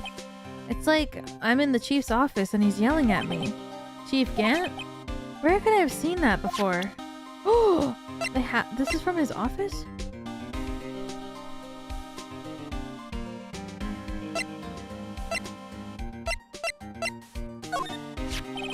That's the ID card record, isn't it? Yeah, but who the hell is 77777? There's only one number left to investigate at 4:20 p.m. The victim, Detective Goodman, must have entered the evidence room along with someone else. Someone with an executive officer number. 77777777777? That's 17 too many, Detective. An executive officer. I just might have a hunch. 7777777. This ID card belongs to the victim, Detective Bruce Goodman. You can do just about anything these days with a card and a secret number. Scary. It's only scary because you keep dropping your guard, Detective Gumshoe. I forget my secret number a lot too. I'm scared of myself. But I'm me, after all. And what could be wrong with that? I think I'll stay out of this conversation. 7, 7, 7, 7, 7, 7, 7, 7. You didn't want to look at this.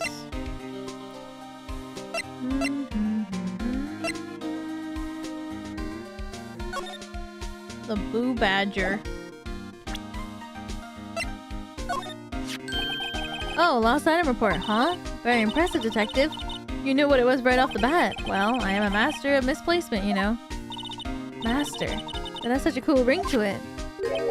The way I see it, if things are meant to be lost, then they're meant to be lost. There's a higher power at work there. Wow, a higher power. Maybe I shouldn't let Emma hold any evidence. What do I even show?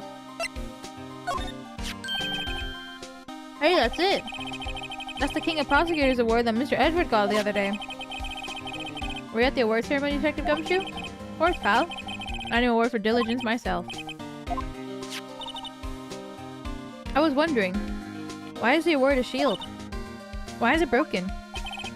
There's a reason. I'll tell you what it is later. Apparently he's forgotten.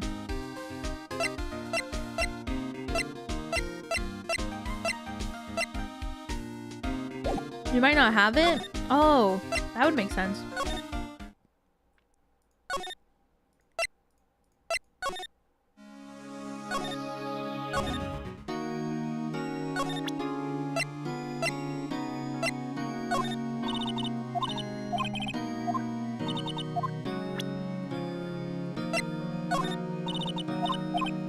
She hates me.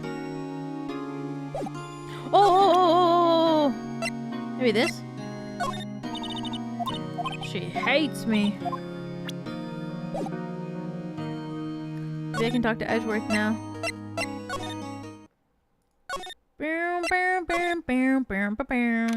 Yes. I wonder if Edgeworth is back yet. There he is. Looks like he's writing something. That scared me. What are you doing here? What? Can't come to visit you? Sure was quick to throw that paper on the floor. What is it? Tough day in court, huh? I've had to live the past 2 years with rumors flying around. What's another allegation to me? Sure, Mr. Edgeworth. I'm rooting for you. That's Edgeworth for you. Always trying to hide his real feelings. What? So, what do you want? Unlike some people, I don't have all day. Hey, what's this? I wonder what he was writing before. Come on, Mr. Wright. Let's take a look. Are you crazy? Edgeworth is sitting right there. Just distract him. I'll check it out. Hey, Edgeworth.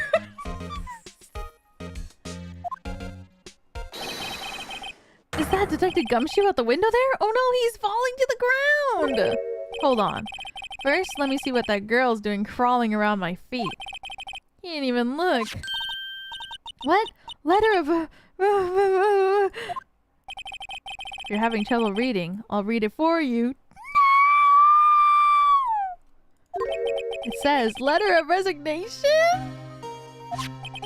Resignation? Edgeworth, you don't mean... I'm tired, right? I feel as if something inside me has died. Oh, Mr. Edgeworth, none of it is your fault! I know the path I've walked. You don't need to tell me. And the path I've walked hasn't been a just one. I can't forgive myself for what I've done. And no one else should forgive me either. Uh-oh. I think he's serious. Mr. Wright, please, you have to do something. This letter of resignation. I wonder if I can use it for anything. That's your first thought, you motherfucker. Well, I know what item I need now for Gumshoe, but like, this fucking bitch. just saw her bring in a lesser resignation and he's like, I wonder if I can use this for something.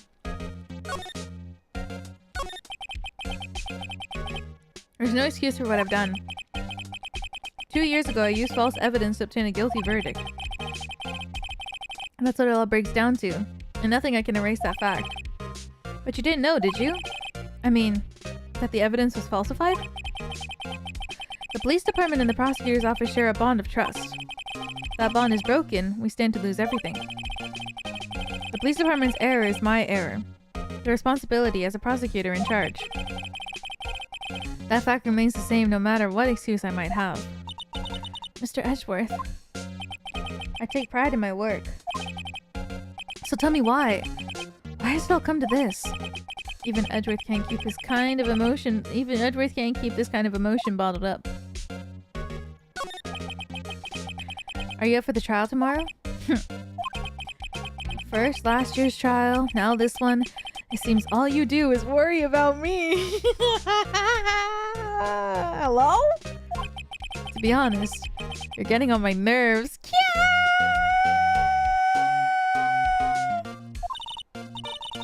But Mr. Edgeworth, you can't just walk out on the trial. Tomorrow's the last day. It's too late to change prosecutors. I'll bet that's what my superiors are banking on.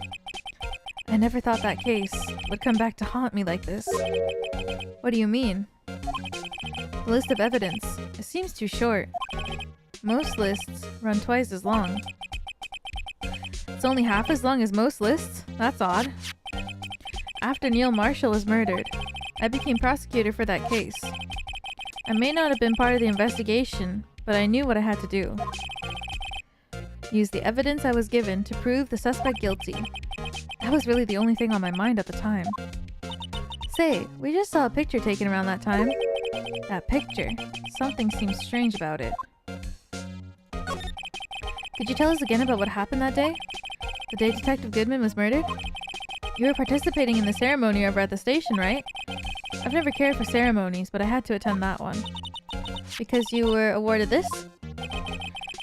Those receiving awards can't exactly skip out on the ceremony. I finished up at the office in the morning, then drove over to the police department. You finished up at the office?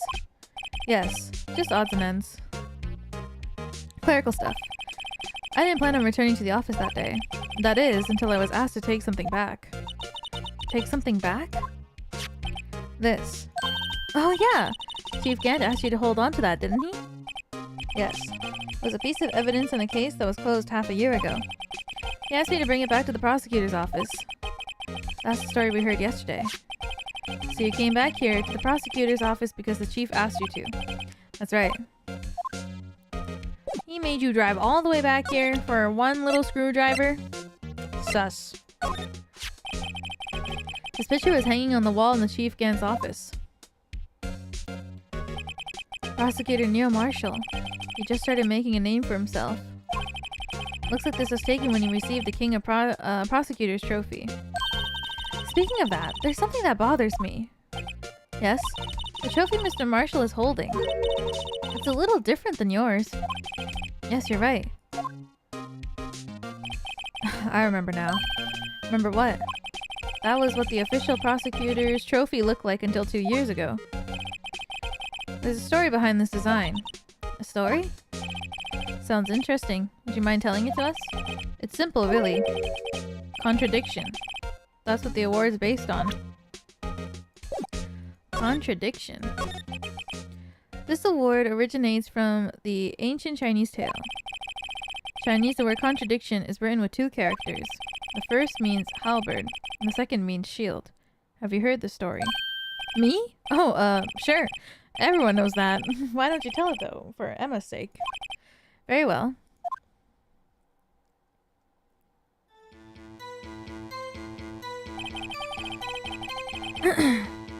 Long ago in the kingdom of Chu, there was an arms merchant. One day he presented the king with 2 items. The first was a halberd he claimed could slice through any shield of armor. The second was a shield he claimed could withstand any weapon. Wait a minute. Those claims contradict each other. Very perceptive. Then again, you've heard this story before, right? Anyway, as you mentioned, the very description of these items discredited both of them. When the king pointed this out, the merchant was left speechless, and thus, the Chinese word for contradiction was born. Wow. Oh, I see. So the chipped shield and broken knife symbolize... Precisely so. They symbolize the merchant's items. The ancient tale ends with the merchant at a loss for words. But it's in our nature to pursue matters to their conclusion, even if it results in something as ugly as this. Wow! Thanks, Mr. Edgeworth. I learned something new today. That's funny. If that's so, then why are you only given a shield? You'll have to ask Chief Gant. 2 years ago, had the halberd part of the award abolished. Chief Gant.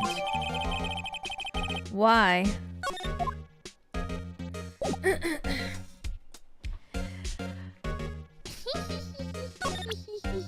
Edgeworth.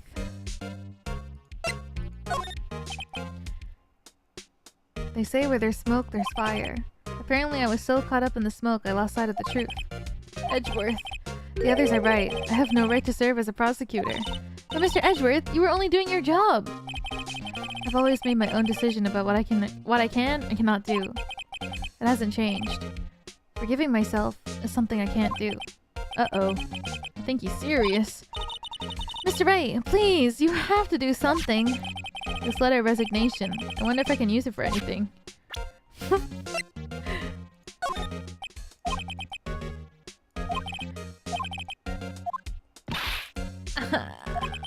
Wait, I want to read that again. Let me present my evidence to you. Right, please. I'm the prosecutor on this case. You don't expect me to sit here and discuss the case with you over a cup of tea. I'll pass on the tea. Just tell me about the case. Mr. Wright, Mr. Edgeworth just told you no in a very stylish manner. Whose side are you on anyway? Maybe if I just show him my best evidence, I can get some reaction out of him.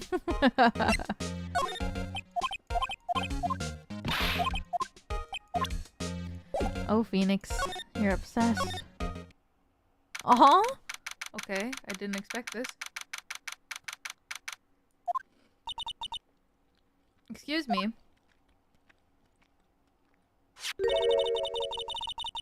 What in the heck is this? What, either of you care for a quarter pound of roast beef?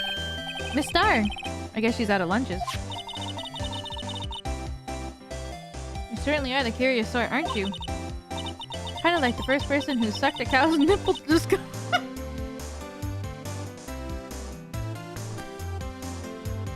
Hold on. What kind of analogy? Kind of like the first person who sucked on a cow's nipple to discover milk. Still, I never thought you'd go digging up that case from 2 years ago. No one cares? We're just gonna let her say that? Okay. Everyone in this trial was involved in the SL9 incident. Not only that, but the murder occurred on the very day the evidence... Not only that, but the murder occurred on the very day the evidence from that case was due for transfer. This can't be attributed to a mere coincidence. Aren't you forgetting something? You know, that little scene I happened to witness? The instant Lana stabbed Detective Goodman with a knife. No matter how much of the past you dig up, it won't change what I saw. Roast beef is meant to be savored when eaten. Miss Star's hatred towards Lana. It all dates back to 2 years ago.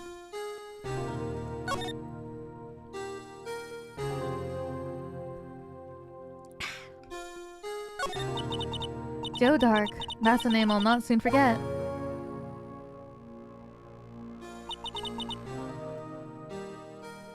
From this angle, his brother looks like the guy from Tiger and Bunny. I can't. We chilled for half a year. Oh, the pressure. Still, I don't think it was ever more alive than I was then. Those days were steamier than a bowl of hot gravy. Poor old Jake Marshall, though. He must be going through hell. You mean because of his brother's death? They were close, those two. After Neil died, something took over Jake. He became obsessed. Seeing Jake like that made her all the more desperate. Her? Lana Sky. My sister? The best of the best were put on that SL9 case. Of course, they were led by that legendary duo. Lana and Chief Gant.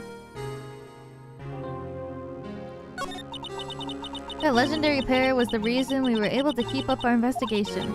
That's why we were so shocked over how it turned out. You mean with the forging of the evidence? Don't get me wrong, Joe Dark got what he deserved. Still, it was obvious the evidence produced in court was being manipulated. Items our team never found will suddenly appear, while other items are kept secret. But you don't have proof anything illegal was done. I'm proof enough of what happened.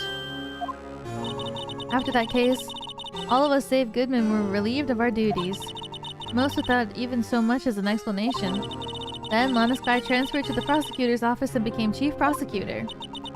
Lana always wanted to be a prosecutor. Nothing's quite as simple as it appears. Huh? Lana Sky was merely being used as a pawn. That's my take on the matter. She was being used? Damon Gant and Lana Sky. Gant led the investigation with Lana second in command. They were the best. They solved all kind of cases together, didn't they? Damon Gant's magnetism in particular was almost unreal. His magnetism? By that I mean his ability to attract evidence. He produced the most incredible evidence in the cases he handled. Incredible evidence? You mean... Oh yes. There were rumors about him even back then. No one dared confront him though. I take it she's talking about forged evidence. Back then, everyone looked up to Lana. All the detectives wanted to be like her. Really? Oh yes. Myself included. I was a fool, really. She hated anything crooked. And always wanted out... Blah, blah, blah. She hated anything crooked and always watched out for the other detectives. Cooked? Me. Crooked. Sorry, I always read crooked as crooked.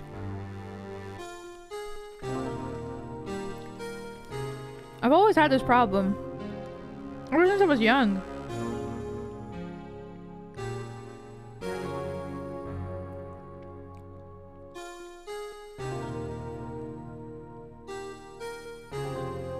Let her crook.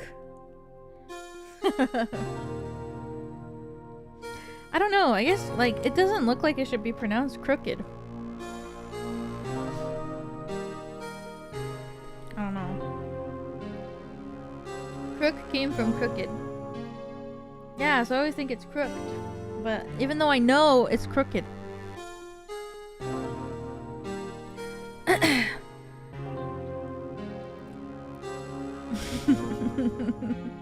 don't know why I always have trouble with that word. There's like that one indie like RPG maker horror game, like Crooked Man. Oh my god. I can't. I think that's like my best memory. I could not read it as crooked. That freaking game. I'd always read it as the Crooked Man.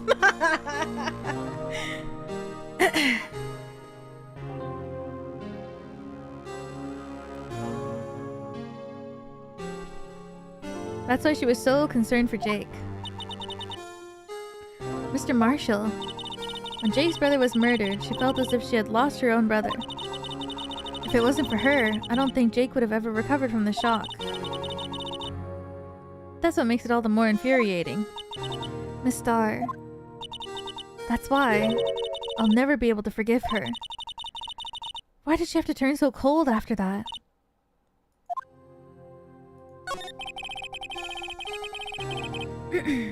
Lana transferred to the prosecutor's office 2 years ago, didn't she?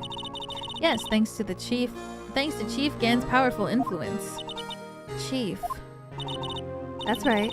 Having solved the SL9 case, his position as chief was secured. There was only one thing left for him to control, and then no one could stand in his way. The prosecutor's office. What? You mean that's why Lana was transferred?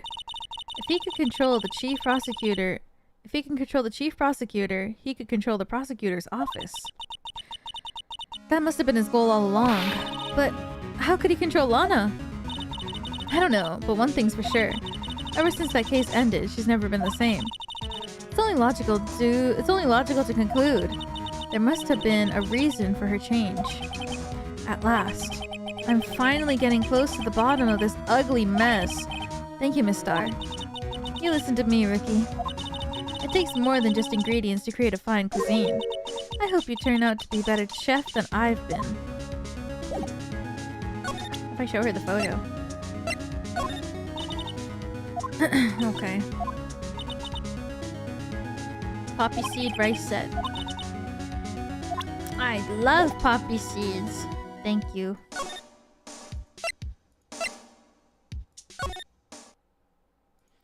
Alright, well now I know what to give Gumshoe. Where did he go? Oh, you're back. You're still here? I gotta make 150 copies of these files. Brewing coffee, copying files. I'm turning into a regular DJ. You're a DJ as well? If I'm not mistaken, I think he means desk jockey. Oh, that DJ! I gotta admire your persistency, but my answer's still no. I'm not letting you in the chief's office, period. It'd be my neck on the line. That office is the last crime scene since the SL9 incident. I have to take a look in there. There's gotta be something we can do to make the detective change his mind. Well, if you don't let us in, Edgeworth is gonna leave his job. What's this crumpled up piece of paper? No way! Mr. Edgeworth can't be serious. Is he ever not serious? I can't believe they pushed him this far. Mr. Edgeworth really feels responsible. When I first met him, I thought he was as cool as ice too. But I know different now. He trusted us detectives to provide him with sound evidence. But we betrayed him. Detective. That's it.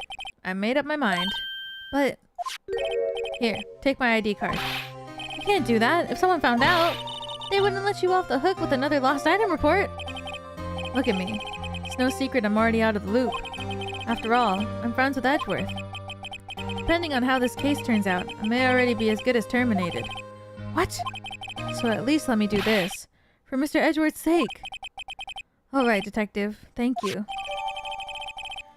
The police department ID card allows access to the PD open. Let's go!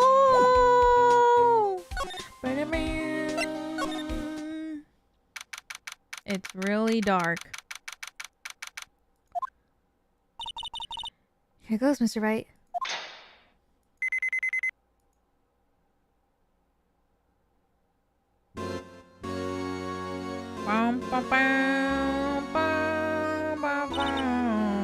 We're in. If anyone finds us now, Detective Gumshoe's a goner. If that happens, I'm counting on you to bail me out. Did she slap him? Sorry. I thought you were a ghost.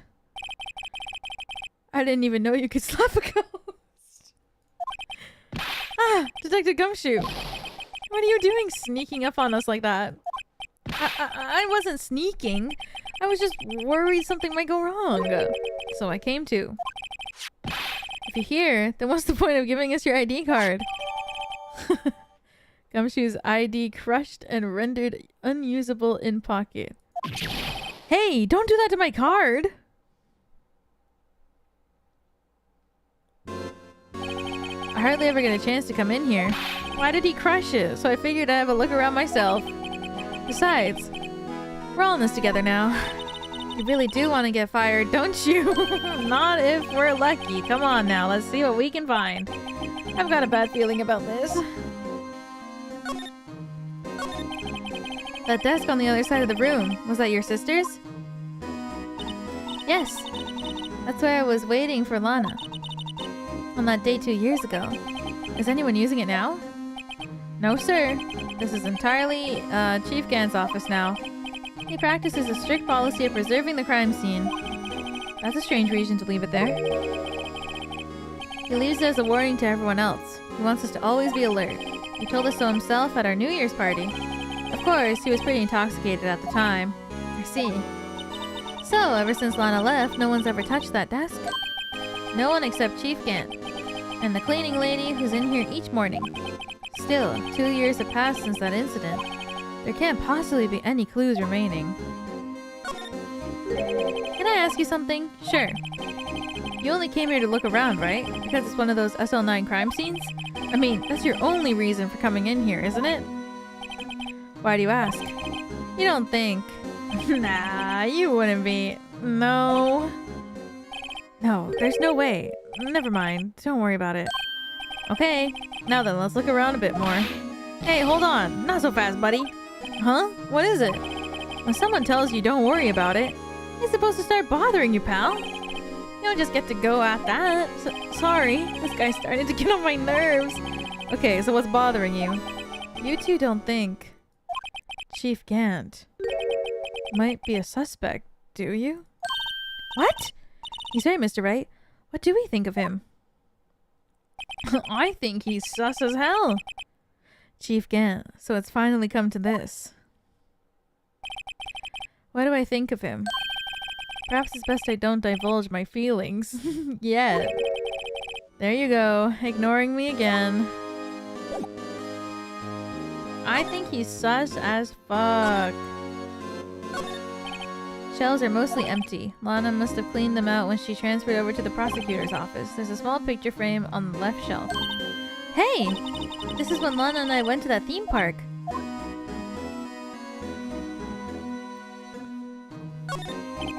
This is Lana's desk. Sure is tidy. Lana's always been a meticulous cleaner. There's not even any dust on it. Looks like someone's still keeping it clean. Does Lana ever come back here? Nope. Chief Gant must still keep it clean in memory of their partnership. They were the stuff legends are made of. Does he keep it in memory of her, or in memory of the crime?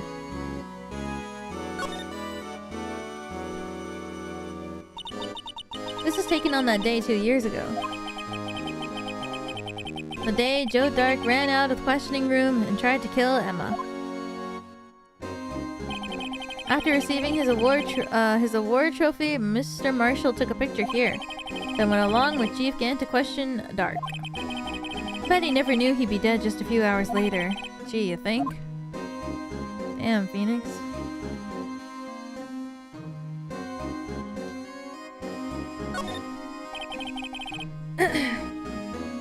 Keep reading Emma as Enna. I keep reading Dark as Drake. Look at that giant window. Makes you want to crash through it and just jump outside. This is the 15th floor. I know, I was just saying. Saying what? Ever since making detective, I've always dreamed of doing something like that. Note to self, Detective Gumshoe has a lot of dreams. As long as he doesn't go crashing through that window. When he gets fired, don't say that. He won't get fired. Phoenix, you are such a downer.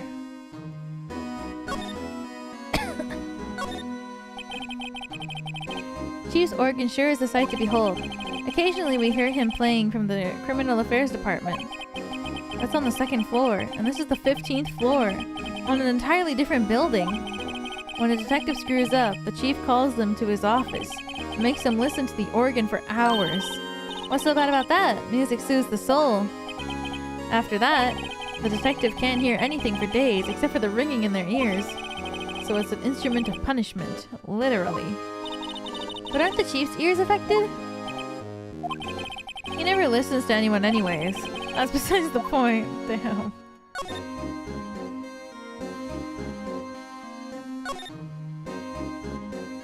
Alright, time for sus. Wow, look at the size of Chief Gant's desk. Speaking of that, when we were here earlier... Oh yeah, he put something away. He put it in there. I wonder what he was reading. This looks like a list of evidence. A list of evidence. In most cases, the list runs twice as long as this, though. Hey, look at that case name! Huh? SL9 incident? I wonder what this is doing here. Hold on, detective. What did you just say? I said, I wonder what... No, about evidence lists. Normally they're twice as long? That's right. I guess there wasn't a lot of evidence. A half-sized list of evidence. List of evidence. It seems too short. Most lists run twice as long. What would the other half of the list be doing here? I knew it! The chief must be hiding something about that case. It would appear so. Evidence list added to the court record. List of evidence in the SL9 incident was ripped in half. So this part's all I got. So this is the real deal, isn't it? It's armor and these weapons. Sure is, pal. The chief doesn't care about imitations. First the pipe organ, now this armor. Do you know how many taxpayer dollars must have gone into this room? What? You mean we're paying for this? That's it. I'm not paying 1 cent of my taxes. You don't have any taxes to pay. Be careful what you say. Who knows? The chief may be hiding in this armor as we speak. I don't think he'd fit in there. Even if he did, he'd never be able to get back out. Cut it out. You guys don't know how scary that guy can be. Not the tax fraud. This is a safe, isn't it? Safe. That word is ripe with intrigue? Okay, if you say so. It looks like a code needs to be entered in this panel to open it. A 7-digit number. I think it just might know what it is. No way. Do you know what it is? I have a hunch. Oh, I know. You want to try my birthday? It's... I have a better idea. Here goes nothing. No way.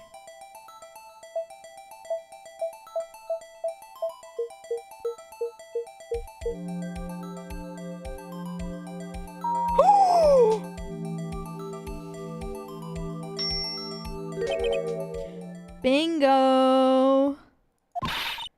What number did you enter? Whose birthday was that, pal? 7777777. The final ID card number on that record. What? The number of the mysterious executive officer who entered the room that day. You mean 7777777? That ID number? I think you're 1 7 shy this time. This can only mean one thing. That's Chief Gant's ID number. Say, anyone care to look inside? Oh my god. Is there any money in there? How much does he have stashed away? Look, it's a shard from a broken cup? This somehow looks familiar. Where have I seen this before? There's something else here too. Handprint? Looks like a piece of leather cloth.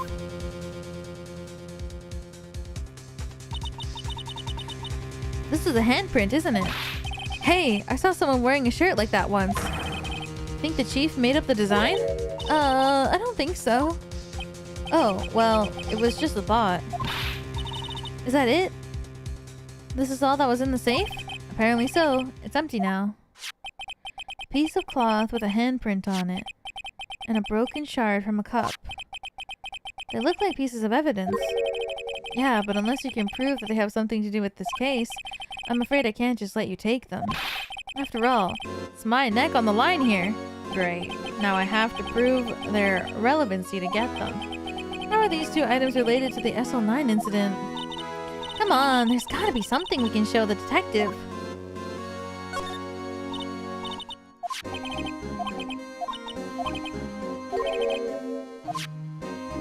Alright.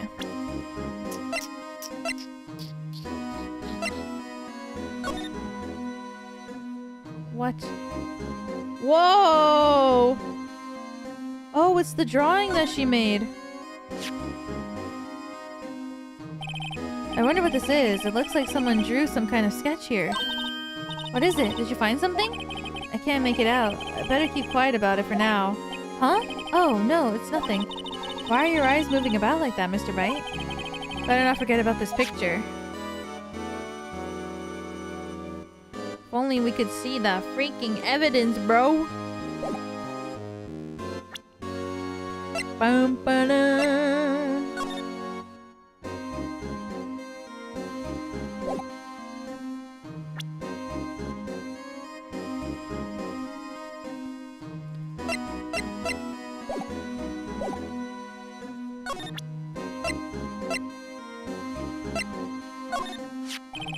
Detective Gumshoe, could you have another look at this jar? I remember when the three of us put that back together. Ah, those were the days. It's kind of early to be nostalgic. Wasn't this jar a piece of evidence from that case? That's right. One of the shards had the SL9 incident sticker on it. Doesn't this ring any bells? You know, that fragment we just found? You mean this one? That was in the safe? Yes, that one! That was in the safe! There's letters here, no? Now that you mention it, it's ringing a lot of bells. Let's see if it fits. Assemble the fragments. Let me see that shard. I'll take a crack this time. Go ahead, pal. Show us what a rookie can do. Mr. Wright, here's some glue. If I can piece this together again, it'll prove Chief Gant was knowingly hiding evidence. Here goes. I wonder where this piece goes.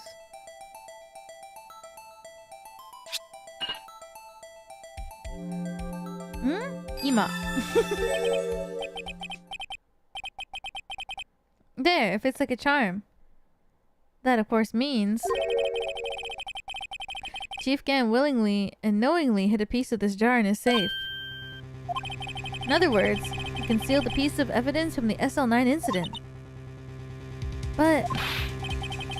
hey guys, get a load of this. What is it? The piece you just attached. It's different from the others.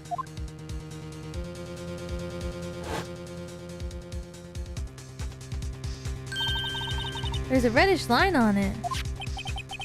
A reddish line. That's blood. I don't get it. Why would Chief Gant hide this in his safe? Evidence from the SL9 incident. A final fragment found in Chief Gant's safe.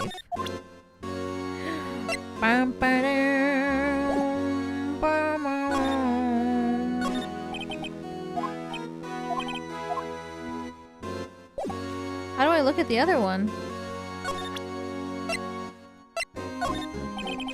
Jeff Gumshoe, I'd like you to look at this. Hey, I know what that is. So you want to take some fingerprints? That's a great idea, detective. Alright, go to town. Sheesh.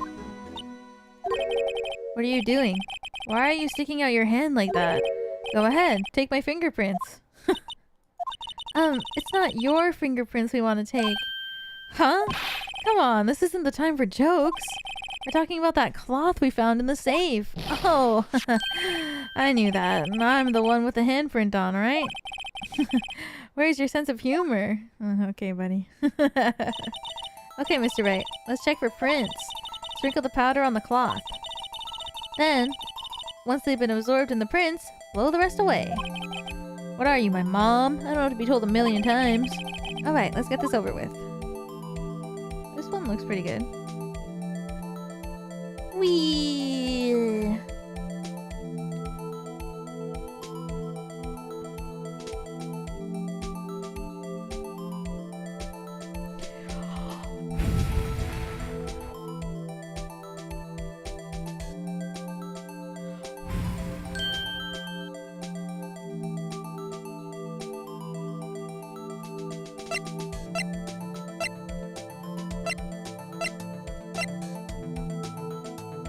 Oh.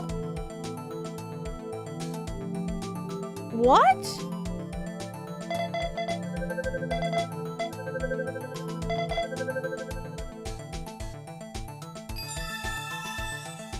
Okay, that's not what I expected. No. How can this be?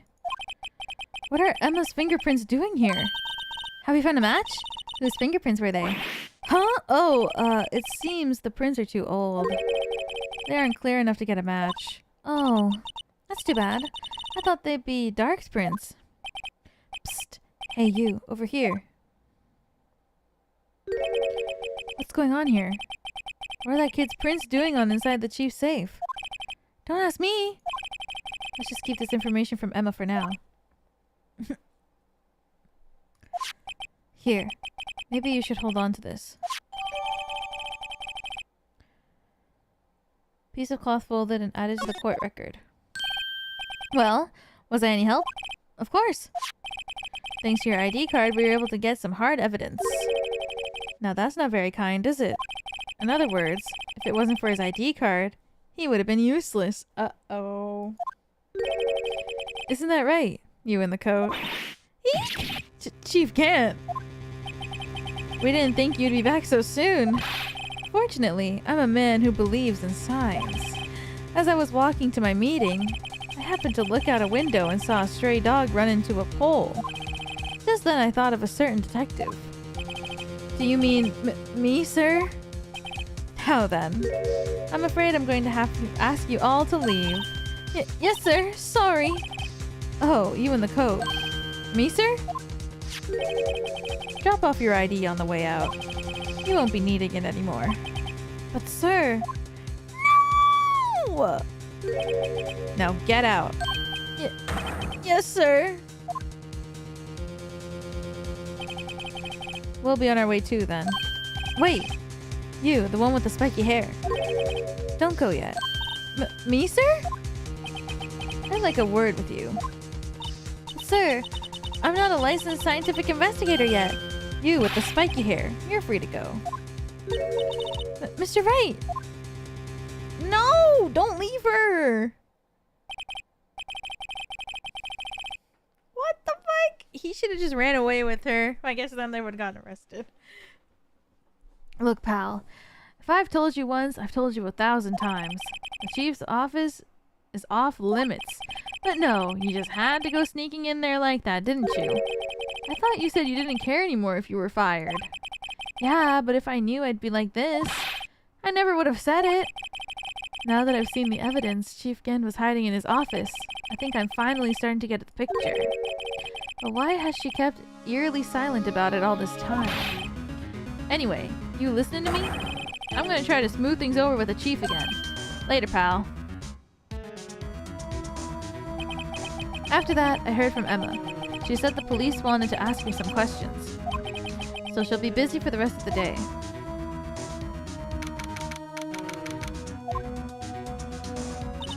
I see. So the chief asked Emma to come in for questioning. It's no use thinking about it. Tomorrow's the final day in court. I'm committed to doing everything I can to defend you, which is why I'm here. But I've already told you all I can. What you've told me over these past couple of days is absolutely nothing. Not a single useful thing. Really, I believe I did mention something quite important. Something I told you right at the beginning. I said that I was the one who stabbed Detective Goodman. You know, I think I finally figured it out.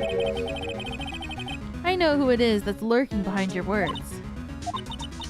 Mia did a good job mentoring you. I'm rather jealous. It seems Edgeworth was right. Edgeworth? Once you're convinced you know something, no one can persuade you otherwise. Oh my god, he was talking about me with you! Oh! Thick-headed is the term he used, I believe. Now's my chance to get her to tell me the rest of the story. I have to admit, I was more than a little perplexed at first. You insisted you did it, yet there was no incriminating evidence. That's when it hit me. It's not that you're unwilling to tell the truth.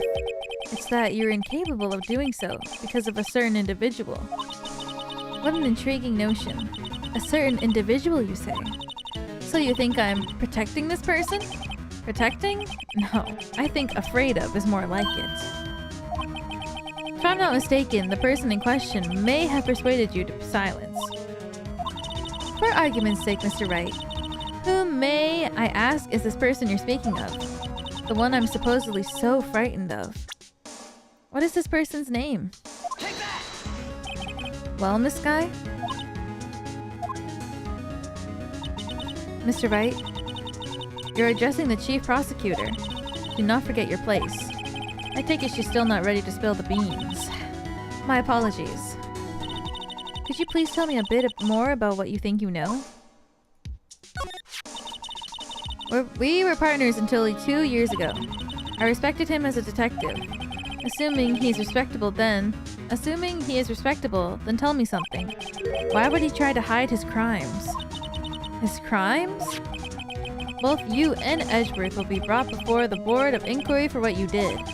Specifically, hiding and forging evidence. Of course, these are serious offenses. Why is it, though, that Chief Gant's name was never mentioned? Chief Gant? Edgeworth didn't know the truth behind the forgery. The only party who could have possibly tampered with the evidence was me. I had access because I was second in command on that investigation. Yes, you, but also one other, Damon Gant. If you insist to accuse Chief Gant, you'll need more than just words. Show me proof that Chief Gant falsified evidence in that case.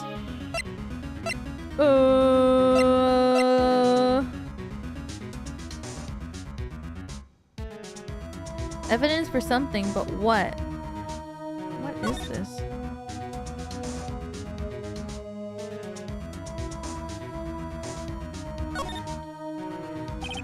Clear handprint can be seen on the leather cloth. The print belongs to Emma. I think I'll keep this information to myself. It's just a handprint?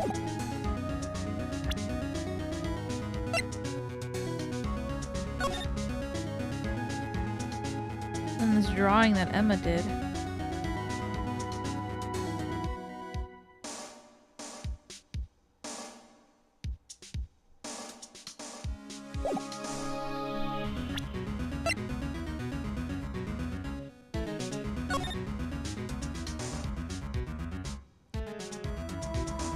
What the hell is this even?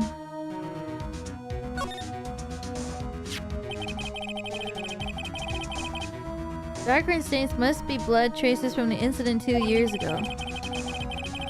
Only the fragment found in the Chief Gant's office still has lines remaining on it.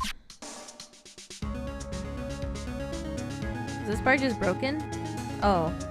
Yeah, I think so. Looks like it says "ma" in Japanese. Eat ma.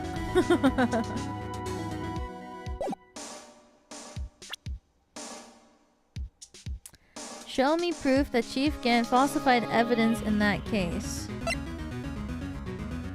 Maybe this one? I just found this in a safe in the chief's office. This jar piece and this piece of cloth. Do you know what these are? They're pieces of evidence from the SL9 incident. The person concealing evidence was none other than Chief Gant himself. Now tell me, why are you taking all the blame for him? Touché, Mr. Wright. It's as you summarized. I cannot disobey the chief's orders, even if it means being found guilty for murder. Why not? Come now, Mr. Wright. You can't possibly expect me to be able to tell you that. 3 days ago, I had no choice but to cooperate in the murder of Detective Goodman. Or perhaps I should say follow orders. Yes, that's more accurate than cooperate.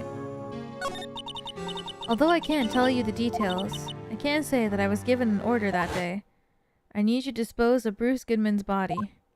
You'll find it inside the trunk of Miles Edgeworth's car. Just as I suspected. Despite what everyone believes, you were not the one who murdered Detective Goodman. Correct. I was trying to take the body out of Edgeworth's car. The trunk lock was broken. And I discovered the murder weapon while inspecting the body. The murder weapon? You mean Edgeworth's knife? No. When I found the body, this was the knife stuck in it. The knife from the SL9 incident? The serial killer Joe Dark's knife? I couldn't just leave that knife in him. So I took it out and stabbed him with another knife. Ooh! That would be Edgeworth's knife. That's right. Even though he was already dead, my hands were shaking at the thought of stabbing him. That's why I ended up cutting my hand. And that's the reason for the bandage on your right hand? Yes, it seems that I got blood on the victim's shoe as well. And then she saw me just as I plunged the knife in. Miss Starr, huh? Why did you need to hide the Dark's knife so badly? It took a lot of work to finally close the Dark case 2 years ago. It was over with. I didn't ever want to be opened again. My intent was to prevent that, by whatever means possible. So, you hid Dark's knife. The weapon used to stab the detective was evidence in the Joe Dark's case. If word got out, which it would, the reporters would have a field day with that.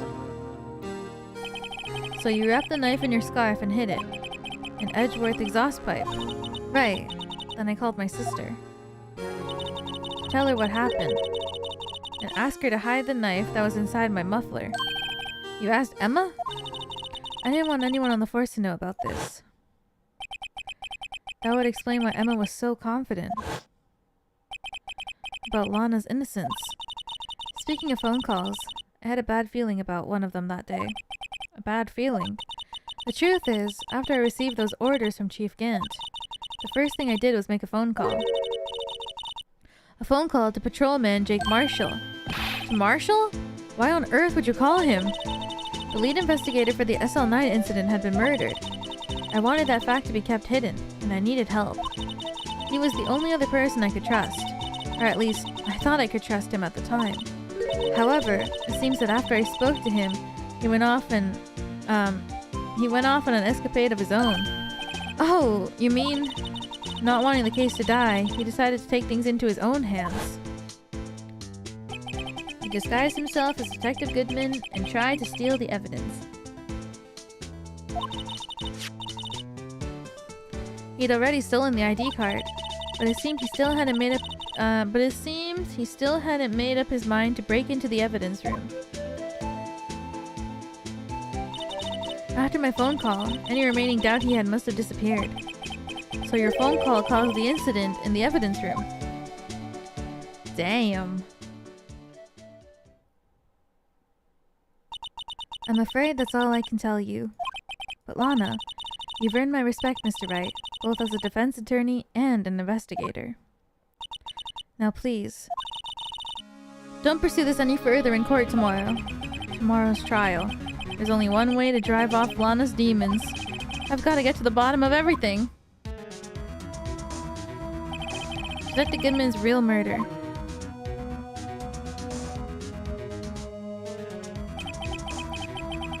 One went down in the chief's office 2 years ago. Oh shit.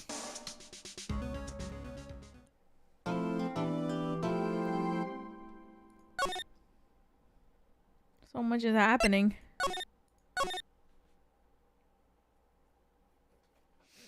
How long is this trial?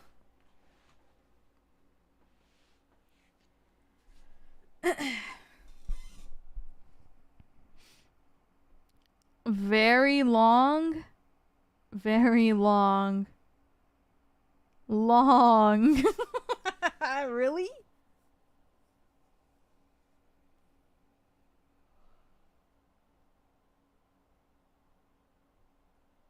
A long trial.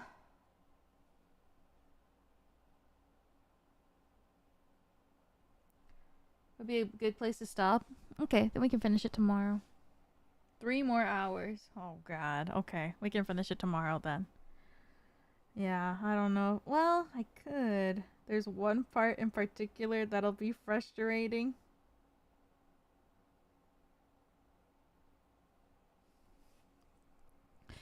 Dang. Okay. Then we'll do it tomorrow. My god, do I start the second game tomorrow too? If it's only been 3 hours, then that means after we finish it, I could start the second game too, technically. Technically, we could just start game 2 tomorrow as well. If we just do one little...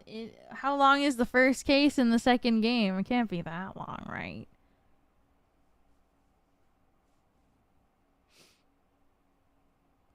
Short, very short. Well, we could just do that.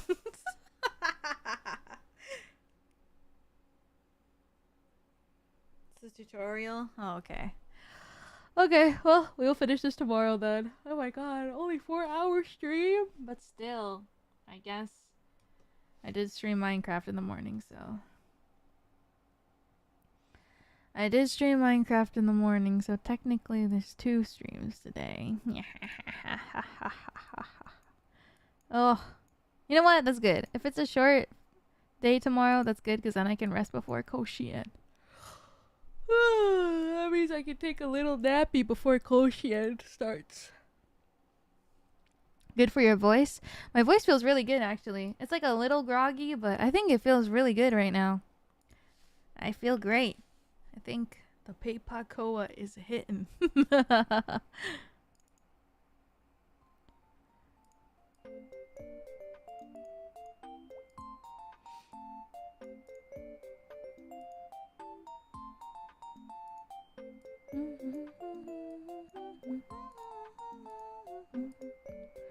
Dang, so many things happening. I can't believe I lost. All because I clicked the wrong character in that one layout. But like, can you blame me? My stupid baka life. Well, I guess we can yap for a bit then. Yay!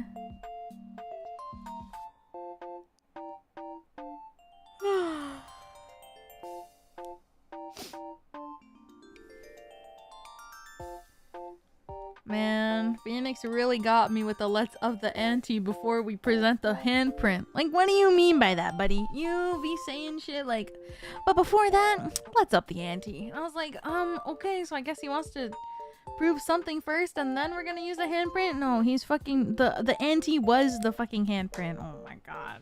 Piss me off, stupid ass spiky haired man.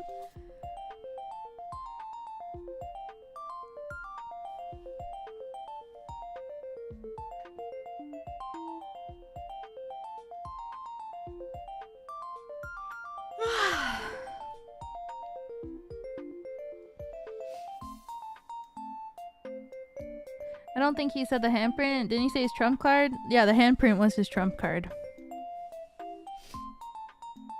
He aura farmed so hard for nothing. Oh well, I guess ending early today is good because that means I can lay in bed and play Uma Musume.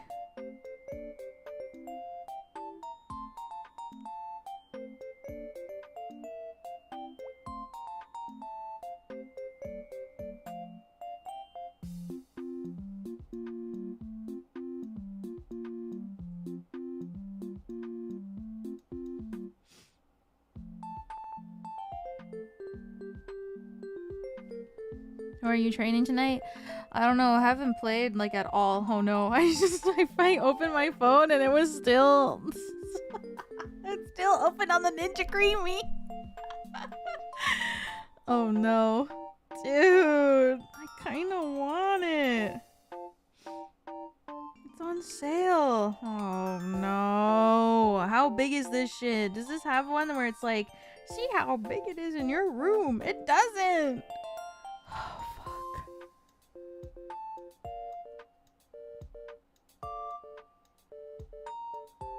Did I play the Pokemon Friends game? Is it good? I did play it.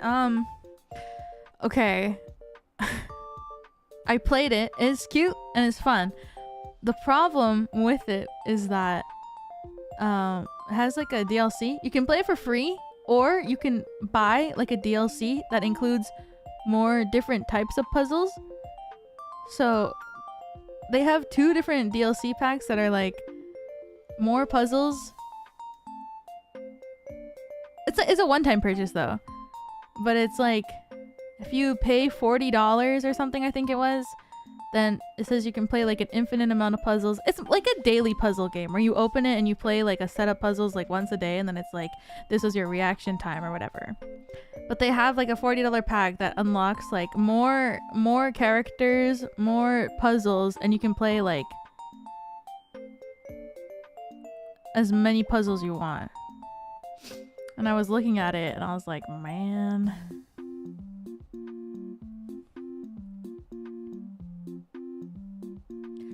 Gabber, thank you for the super chat. Thank you, thank you. Oh my god, yeah, that was crazy. When my mom came over yesterday, that was the first thing that she told me. She like she like walked in. She literally walked in my house and she was like, Ozzy's dead. I was like, what? That was the first thing she said to me yesterday.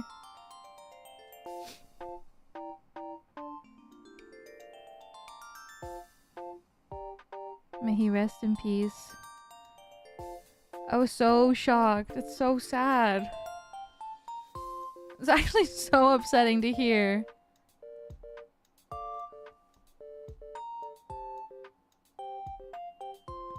At least it wasn't Bon Jovi. Don't say that. Oh my god. Don't. I'm not ready for that day. And neither is my mom.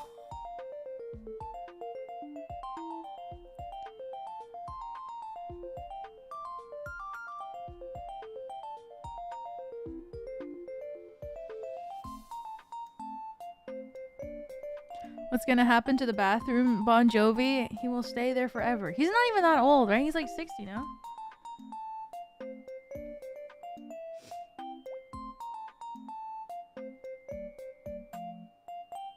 Bon Jovi age.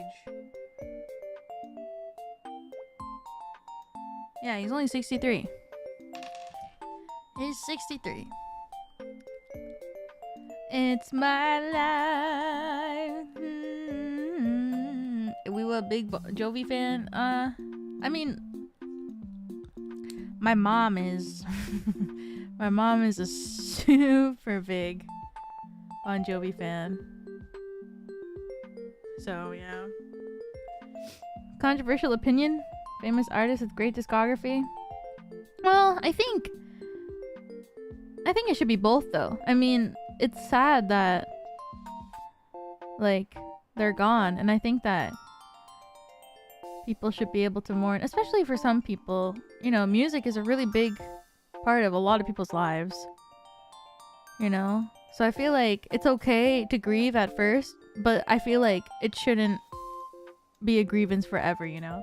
Like, I think it's fine for you to mourn and grieve death, but I feel like it's good to first have a mourn and have a grieving cycle, because if you don't allow yourself to have that process, I think it will become worse later, in a sense. So I feel like if you give yourself time to feel really upset and channel all of that negative energy away, it makes it easier for like the positive energy to like come and replace that energy.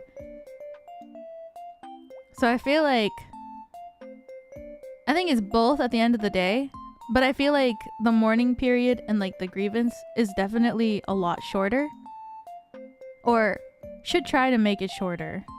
Like, not force yourself, but I feel like the faster you allow yourself to mourn and grieve over something, the faster and longer you'll be able to replace all of that with happier feelings, and then the celebration aspect of that will go really far.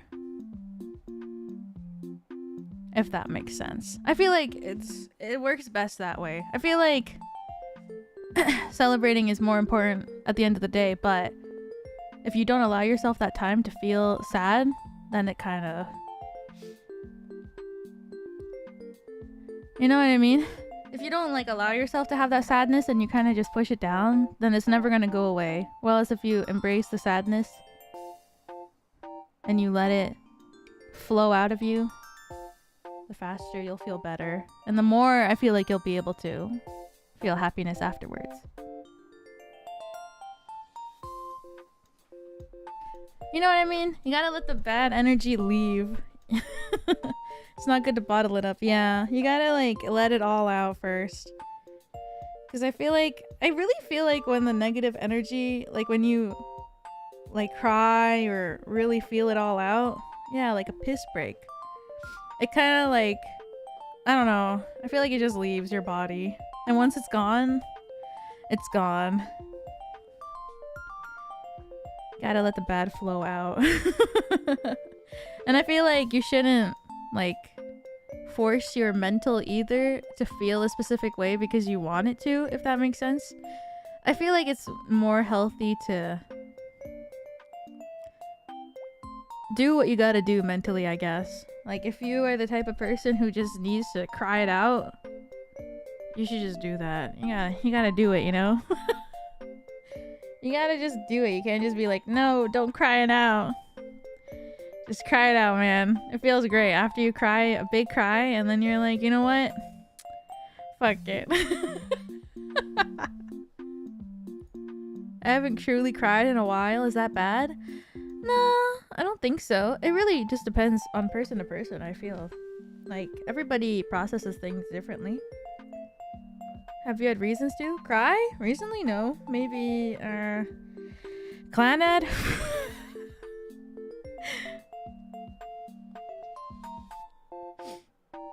I don't think it's a controversial opinion, though. I think if people only focus on the negative aspect, that's when it becomes like an issue. But I do agree that life should be celebrated in the end. Like, if anything, people should be able to be upset and like be angry or, you know, do what they gotta do. But at the end of the day, like, the people that you love wouldn't be happy if they knew that after they were gone, the only thing that you were doing was just feeling sad whenever you thought about them, you know? Like, I know one day I will pass, but I don't know. Even like when I think about it, like, it makes me sad to think if the people around me one day only thought of bad things or like sad things when they thought about me, versus I would rather them just be like, she was silly. You know, like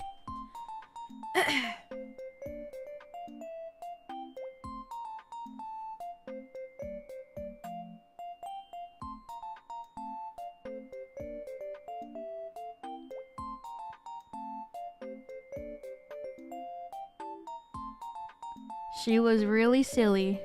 Gonna cry now? No, don't cry. I'm sure they would remember your shifts more. Like, one day my gravestone is gonna say she loved her OTP. She loved her shifts wholeheartedly.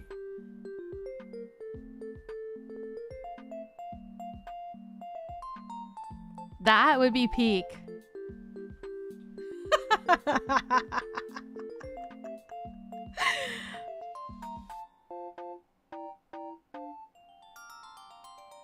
The order matters. It does!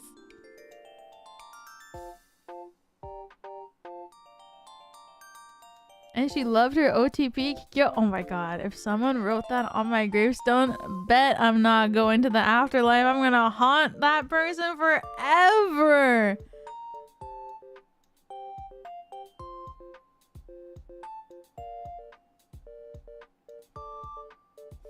I got one more in me.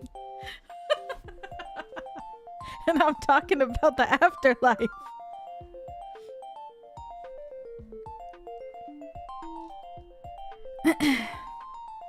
I got one more life in me. And that's the afterlife. I'm gonna haunt you forever.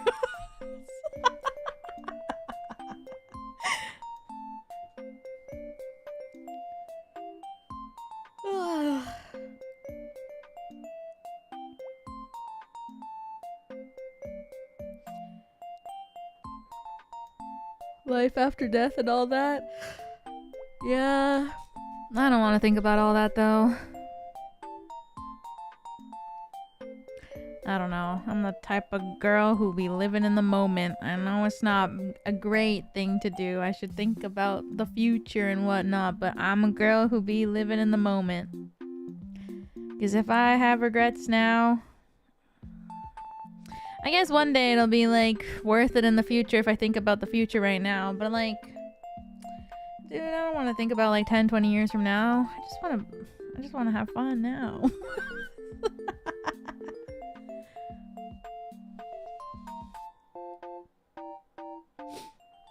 I don't want to think about 10 million years from now. Yeah, we ball. I mean, I've made it all these years. can think about it, just don't dwell on it. That's actually a really good mindset. I think that's actually better. Thank you. I'll keep that in my mind, actually. That's a good way to think about it. We don't want to wait for the future. We want the robots now.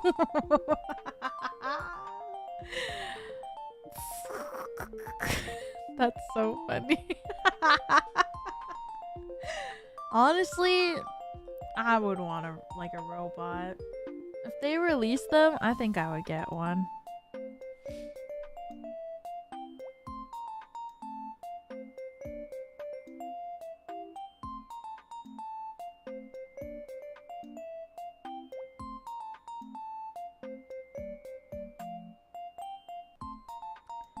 Would you want your consciousness to be in a robot?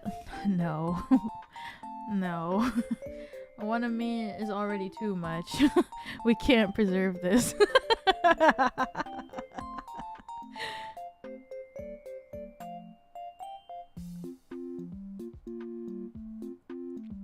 We can't preserve this brain.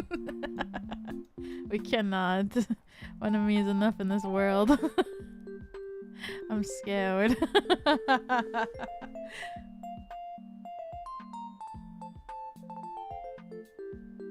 A clone of me? I think it would be fun if I had a clone.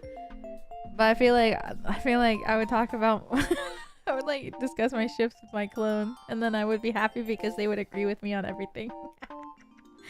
Ah, so awesome.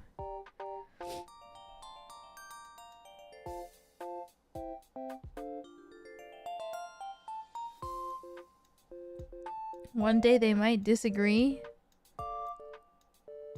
No, don't say that.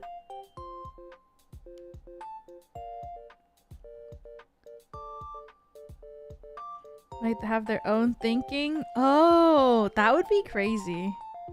Like having a clone of yourself and then they gain like their own personality. That'd be scary. Two dumb bitches telling each other exactly, but it's just you. I'm waiting 2025. Where are the robots at? That's my ideal Friday night.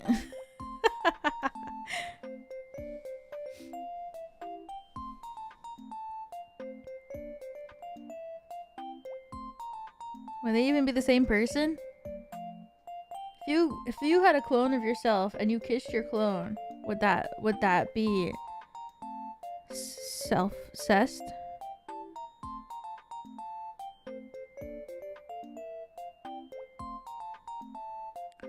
Why would I kiss my clone? Technically yes, but also no.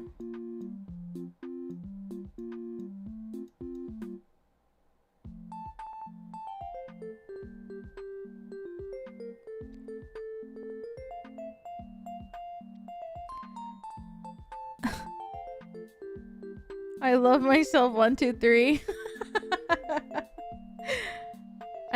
I think this is like a conversation that people always have though, no? Like I feel like I remember in high school people would ask these kinds of questions. They would debate like if you had sex with your own clone, would that be considered a form of masturbation? This is what people in my high school would ask me. I was like, I don't know.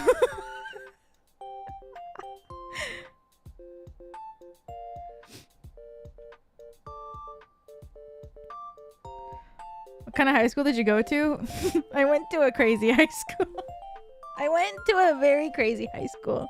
I went to a high school full of people with crazy thoughts and crazy ideas. That's why I became who I am. I also had friends with these conversations, so I can't object. Yeah!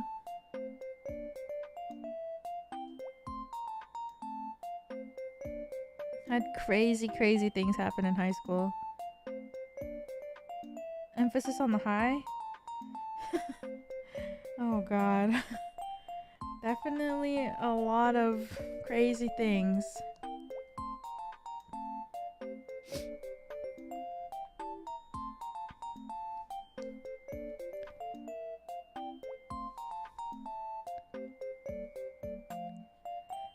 I was too normie for these people.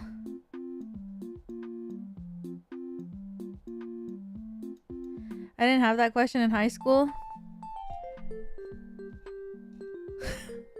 I don't even know. I don't think it would be considered. I don't know, actually. No.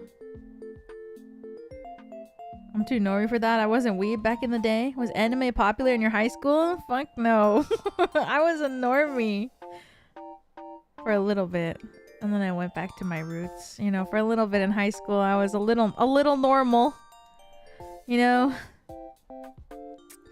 But then I was like a little normie, but I still be listening to Hatsune Miku, you know?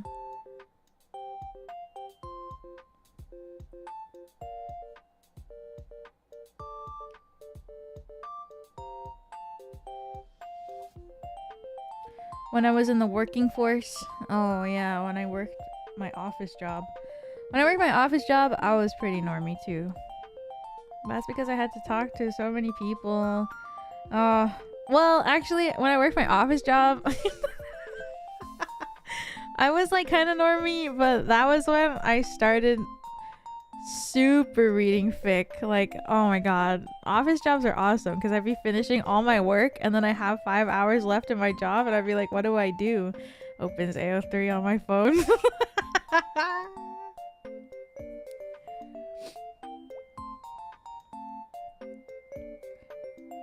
Didn't you take that job to buy OnStars merch?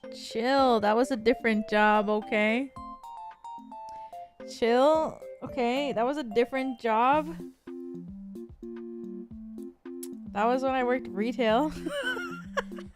I literally got a retail job because I wanted to pull in ensemble stars. She had a job? I've had so many different jobs. I've worked retail. I've worked like 3 different retail jobs. I worked in an office. I've worked in a restaurant. I've done a bunch of stuff.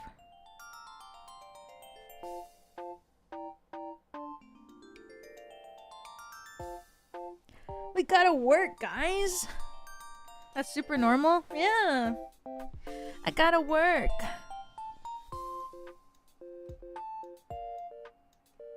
I could never work a restaurant job.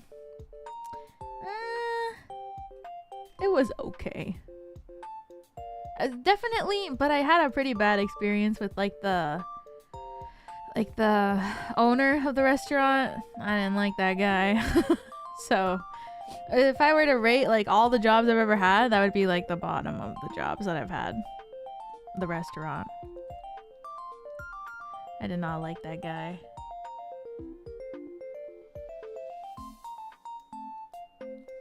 But I would like the coworkers, like the other servers and stuff were nice. But the owner of the restaurant, he was a little evil. He wasn't a creep. No, he wasn't. It wasn't like in a weird like way. It was more of like he's a cheap old man kind of way.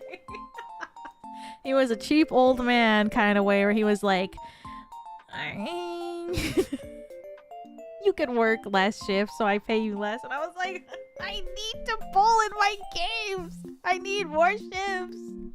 And be like, nah, we just need the bare minimum working tonight. He was like a silly, but I didn't like that guy. Oh my god. Like a cheap old man kind of way. Retail is for social interaction. Yeah, I worked a few different retail jobs. It's fun. I think retail is pretty fun, except for when you get crazy customers. But honestly, in all the retail jobs that I worked, I only had like a few really bad experiences with customers. Like maybe 1 or 2 per job. So it was okay.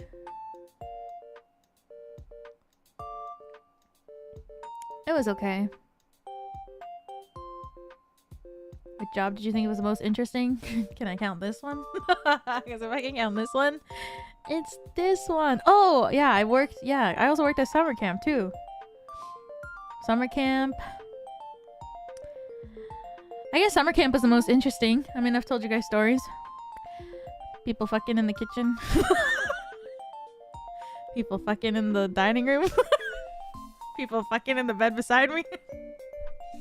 Help! Help me! I guess it was the most interesting one out of all of them.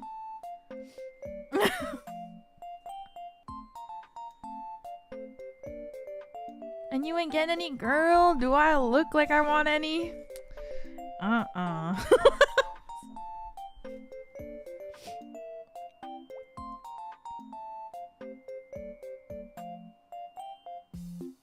Wasn't there like you made a huge... Oh, that was my coworker. Yeah, she like made like 80 liters of juice, and my...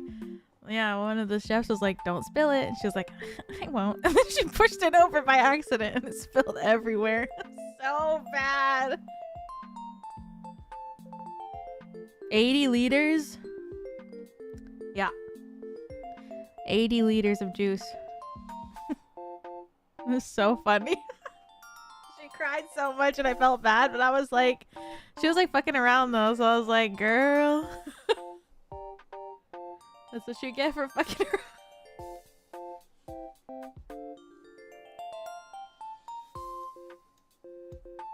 That's 21 gallons. How was it handled in the end? We had to clean it. It was pretty funny. I felt bad. She's like crying the whole time she's mopping it up, but I'm like trying not to laugh. I couldn't. It was pretty funny though.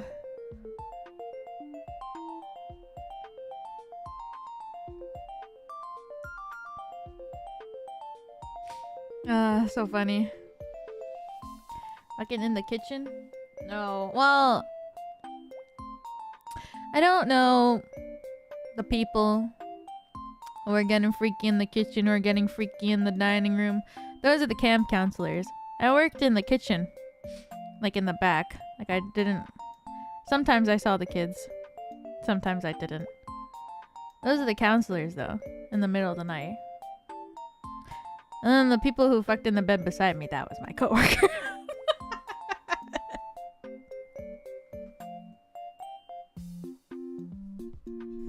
And I had to see them every day.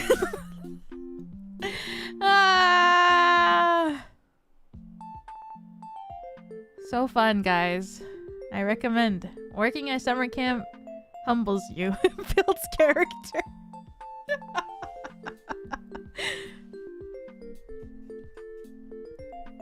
I have nasty breakups too. Oh, yeah. It gets a little crazy. It gets so crazy at summer camp. Oh my god. But yeah. It gets crazy at camp, guys. Working at a summer camp is fun. It's fun when you're like, I feel like I was older than everyone, like my coworkers, which is fine. Like not too much older, you know, like we're in the same range. But it's like I'm like the one that they have to come to because they're like, I need help. Like I need advice. And I'm like, girl, I'm the last girl you should ever come to for love advice. And they're like, but I need you. And I'm like, oh, okay, honey, what's wrong? You know? It's those kinds of their work mother. Yeah, kinda. I'm like, okay, what's wrong? And then they tell me their woes, and I'm like, okay. It's crazy because working at summer camp, there's no internet, right? Because it's like in the middle of nowhere. No internet, no phone service either. So, literally, there's nothing to do. No internet, I would die. Oh yeah. 4 months. 4 long months of no internet, no phone service. you go and you live there for 4 months. 4 months? Yeah. But it's nice. But like, what do you do there for 4 months? I work every day.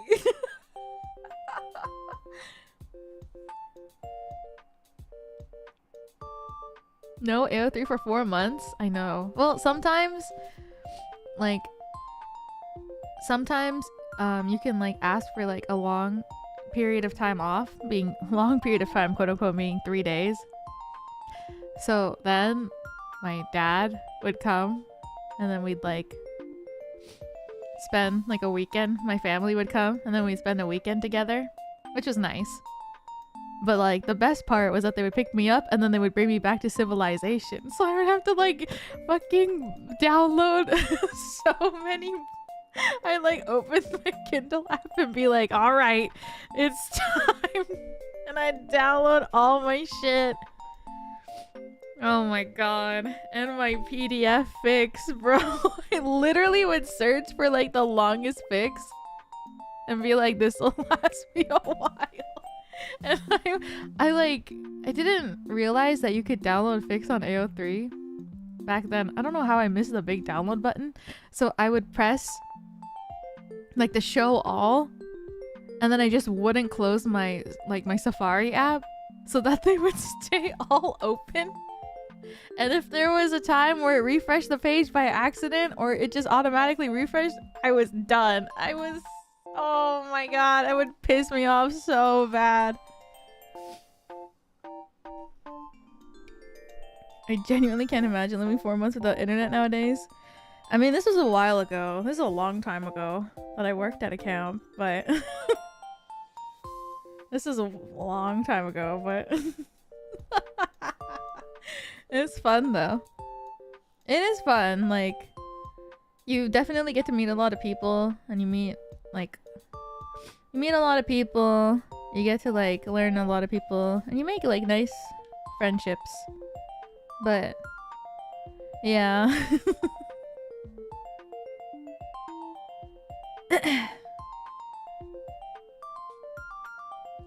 What do people do there for 4 months? The camp that I worked at, yeah, it's not like the kids would stay for 4 months. It would be like the kids would come for like 2 weeks at a time.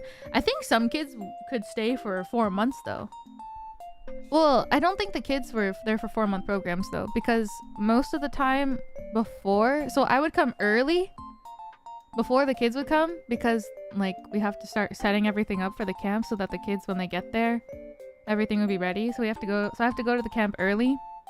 So it'd be really empty for like half a month maybe. And that's when the counselors are like getting ready to do everything, but they still need to eat, so we have to make the food for them. So I'm still working, but it's like a lot more chill. But then there's more like prep, like we discuss what kind of meal prep we want to do throughout the summer, like what kind of food to order, what is like viable to order now, you know, like perishable versus non-perishable, a lot of stuff.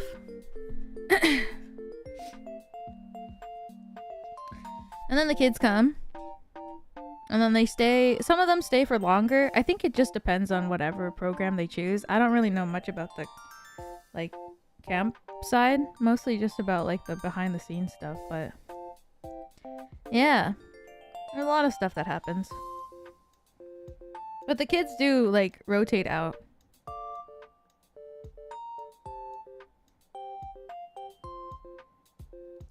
It was fun. Some of them stay for a long time though.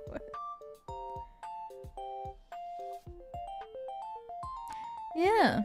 So working at a camp was fun. It was probably the most interesting job I've had.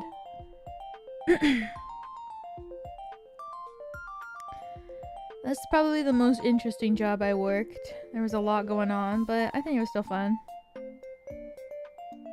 Yeah, and the restaurant job that I worked is probably the least favorite one that I had.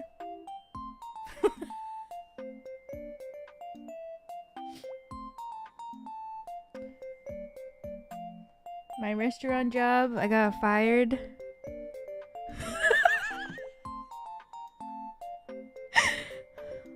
First and only job I ever got fired from. I put in a notice that I had to leave for a bit. I had to leave to go on a family trip for 4 days, and I put in a leave request like half a year in advance, and then they approved it. And then while I was gone, they texted me and they're like, we have a mandatory meeting tonight. And I was like, oh, I have a approved time off right now, actually, like I'm away for a family thing. And then the manager was like, if you don't come to the meeting, you're fired. And I was like, well, I was in America too. So it's like, I can't come. I'm in America. So I got fired.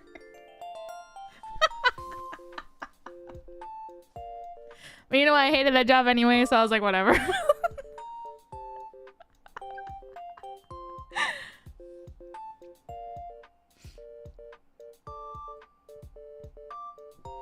Yeah. Was it the cheap old man? Yeah. He gave me my final check, and then I left and I never went back. Was it even legal to fire you for that? I don't know, but honestly, I wanted to quit anyway, so I was like, yes, I will leave. I was like, oh, I can't make it tonight. Sucks so bad.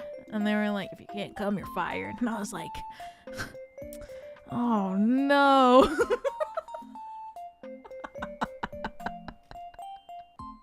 Oh no. I remember because I wanted to quit, but my parents were like, you can't quit. You can't quit your job. I was like, this was like my first job ever too. This is while I was in high school. I was like, they're like, you can't quit your job. Like, if you're gonna quit your job, then you gotta have a second job. Like, you have to have a different job that you're gonna do. Blah blah blah. They were like, this is the real world. Like, if you're gonna quit your job, you have to have another job lined up. Is basically what my parents were saying, and I was like, no, I'm just a high schooler. But then I got fired and they were like, oh, I guess it can't be helped. And I was like, yippee, unemployment era. I'm gonna spend all my tips. And then I did.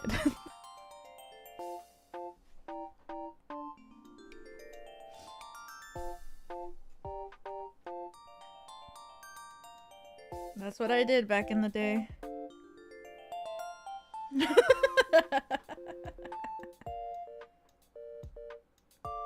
Fired at high school on a family vacation. What can I say, bros?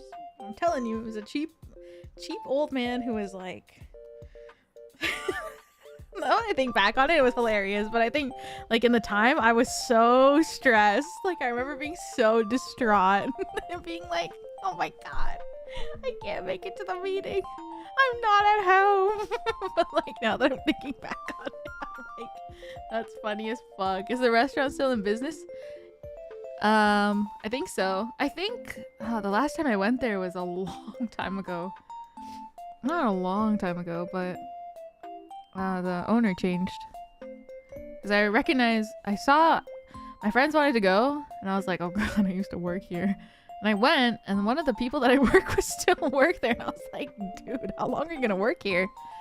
And then he was like, no, the owner changed, so now it's nice. And I was like, damn, awesome. So good for them. But yeah, the owner was changed, and apparently it's nice to work there now, but I haven't been there since forever, so that's good for them. But it was so funny. It sounds shady. Yeah, it was, but it's okay. I mean, that was like my literal first ever job. Oh, so funny. My literal first ever job. And it was probably like the craziest experience too, but it was fine. It was so funny. Thinking back on it, it's hilarious. That's good. I mean, it was shady.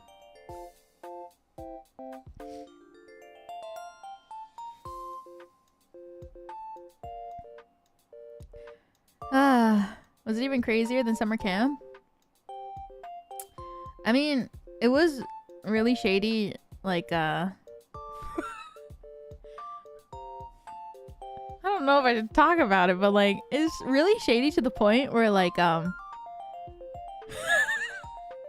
where the owner would like gather all the tips at the end of the night, and then he would only give you a cut of the tips if he thought you worked hard enough for it. So you can probably see why I was very happy that I was able to leave.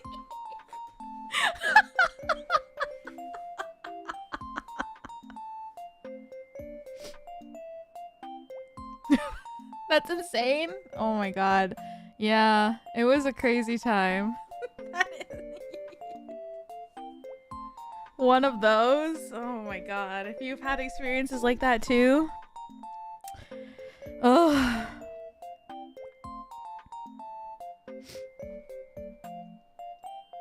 I had it. Yeah. It'd be like that. Honestly, it's fine.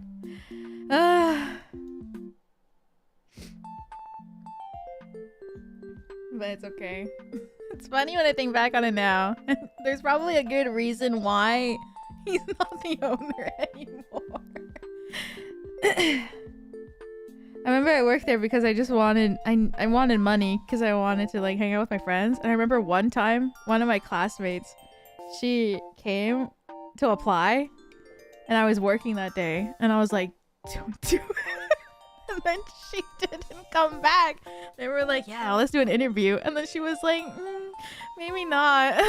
She left and they were like, oh my god, I can't believe that girl just left when she's about to have an interview. And I was like, I know, it's crazy of her. But in my mind, I was like, oh my god, I'm so glad I was working today so I could save this girl. I was like, damn, I know. I can't believe she just walked out like that. It's crazy.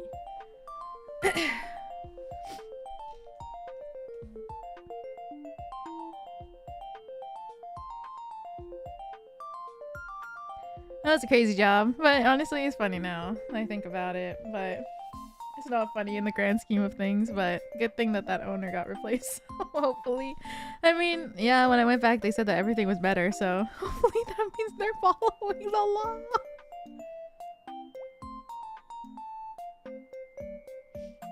I mean, that's probably what it means. Have a good night. Yeah, I think I'll wrap things up too. It's already midnight. Oh my god. Sorry, my mic stand. At least it's a funny story now. Yeah, it was funny. Well, it's funny now. In the moment, I remember freaking out, but also I was kind of happy because, as you can tell, it was a job that I wanted to leave really bad. But, you know, my parents were like, no, like, have another job lined up if you're gonna quit your job. And I'd be like, ah. But then I got fired. Yay! Yippee! And they were like, oh, I can't be helped. Because I think when I told them the reason, my parents were like, that's so stupid. They were like, well, that can't be helped then. And I was like, yay! I think, too, like, when I told them that was the reason, they were like, what the fuck? Alright, get you out of there. That's so funny. I was like, get me the hell out of here. Alrighty. Tomorrow we will finish this damn case once and for all. Who's streaming tonight?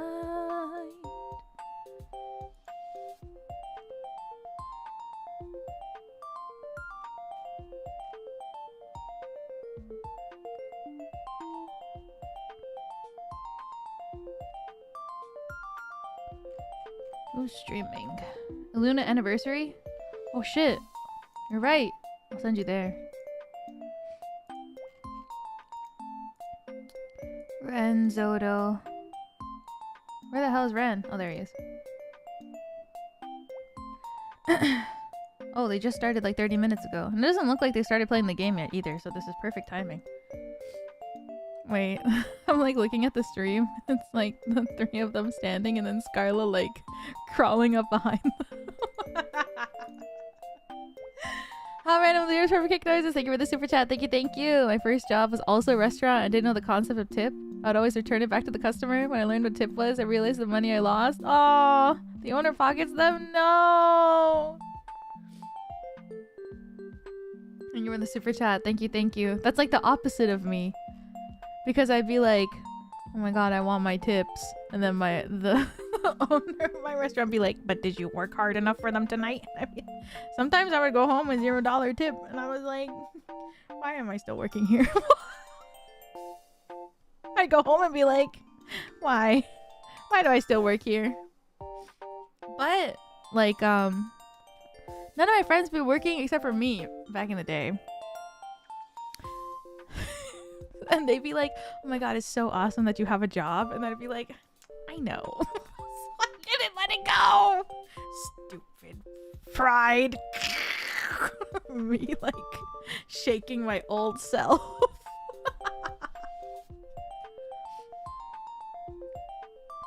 How are you? I'm good. Dante, welcome back for another month. Thank you, thank you. Did your coworker make you play your playlist in a store or something? That was when I worked retail before. That was so embarrassing.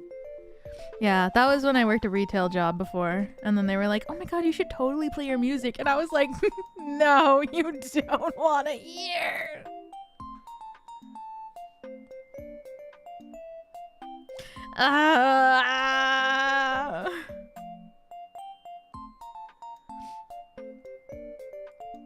So embarrassing.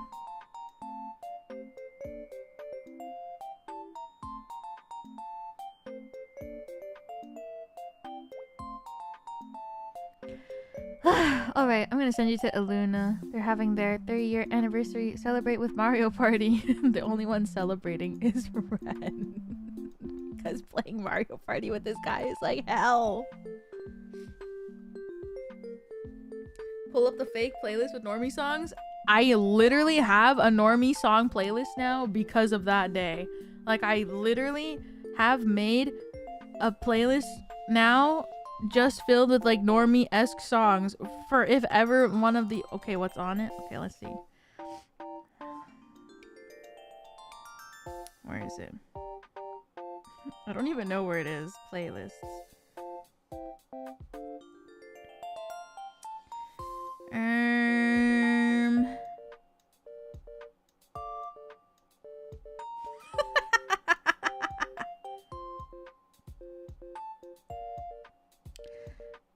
Dangerous Woman by Ariana Grande.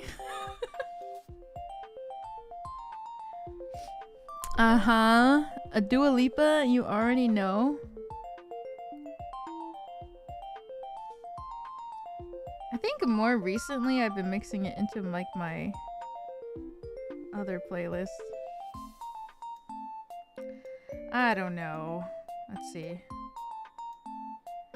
I started mixing English songs into my normal playlist.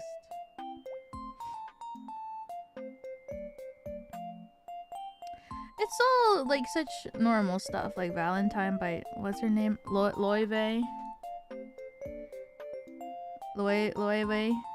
All the Small Things by Blink 182. Okay.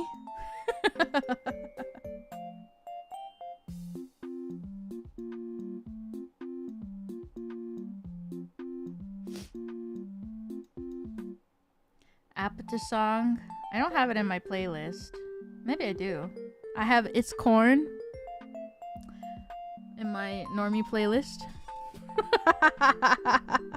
Why is this in here? For me, I really like corn. It's corn. A big lump of nubs. It has the juice. It has the juice. Now that's a throwback. For me, I really like corn. Oh yeah, I also have like a whole entire Disney playlist in my playlist too. So I got so many Disney Channel original songs. Oh my god, there's so many. It doesn't stop.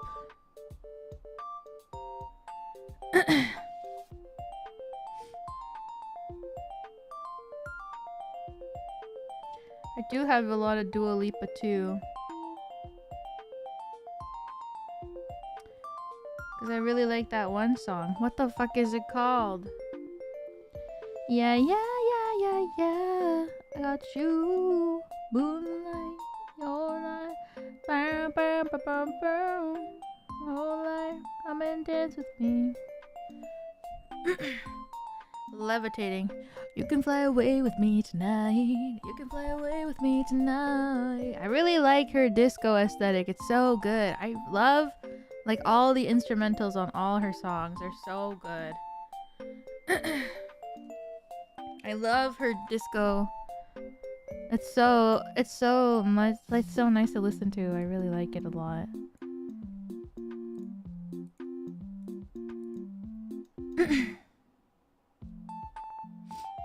I hear it play all the time. My partner does a fitness martial. You can fly away with me tonight. You can fly away with me tonight.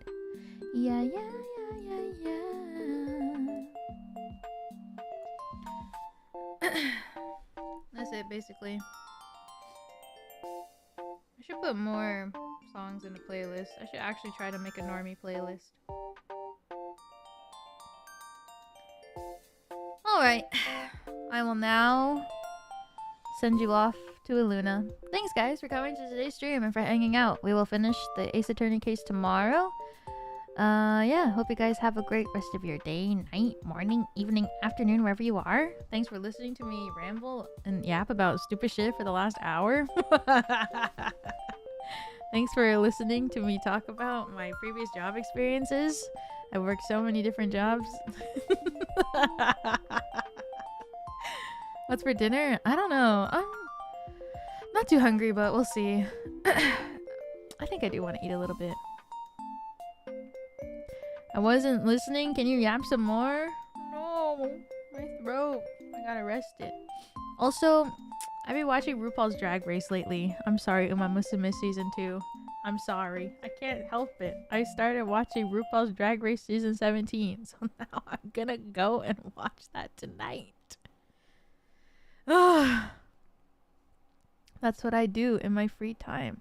I put on RuPaul's Drag Race and I do work on the side. Yep. Anyways, thanks everybody for coming to today's stream. I'm gonna go watch RuPaul's Drag Race. I will see you tomorrow, and if not, I'll see you when I see you. Tomorrow we're gonna play Ace Attorney at 6 o'clock Eastern time, and then the Close Shien watch along on Dopio's channel is gonna start at 3 a.m. Eastern time, and then I'm going to be doing a Zatsu collab with Clara on her channel at 8 a.m. Eastern time. And then later that night, I will be streaming, I think, 1000 Resist at night. So, yeah, so many things happening in the next 24 hours. Jesus.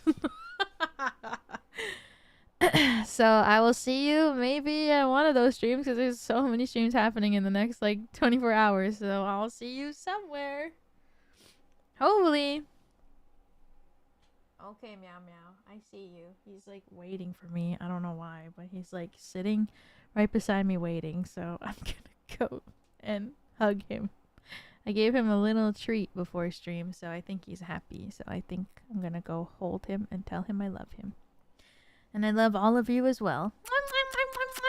Go wish Iluna a happy 3rd anniversary. Yay! And I will see you tomorrow. And if not, I'll see you when I see you. Good night, everybody. Bye. You happy? Your cats do that, when they drink water, they can't drink all of it, and then there's water hanging off of their chin. Do your guys' cats do that? It's so freaking cute. I see it and I'm like, he's just a little baby. He can't finish his water himself. He can't lick his bottom lip. There's just a little puddle of water. So cute.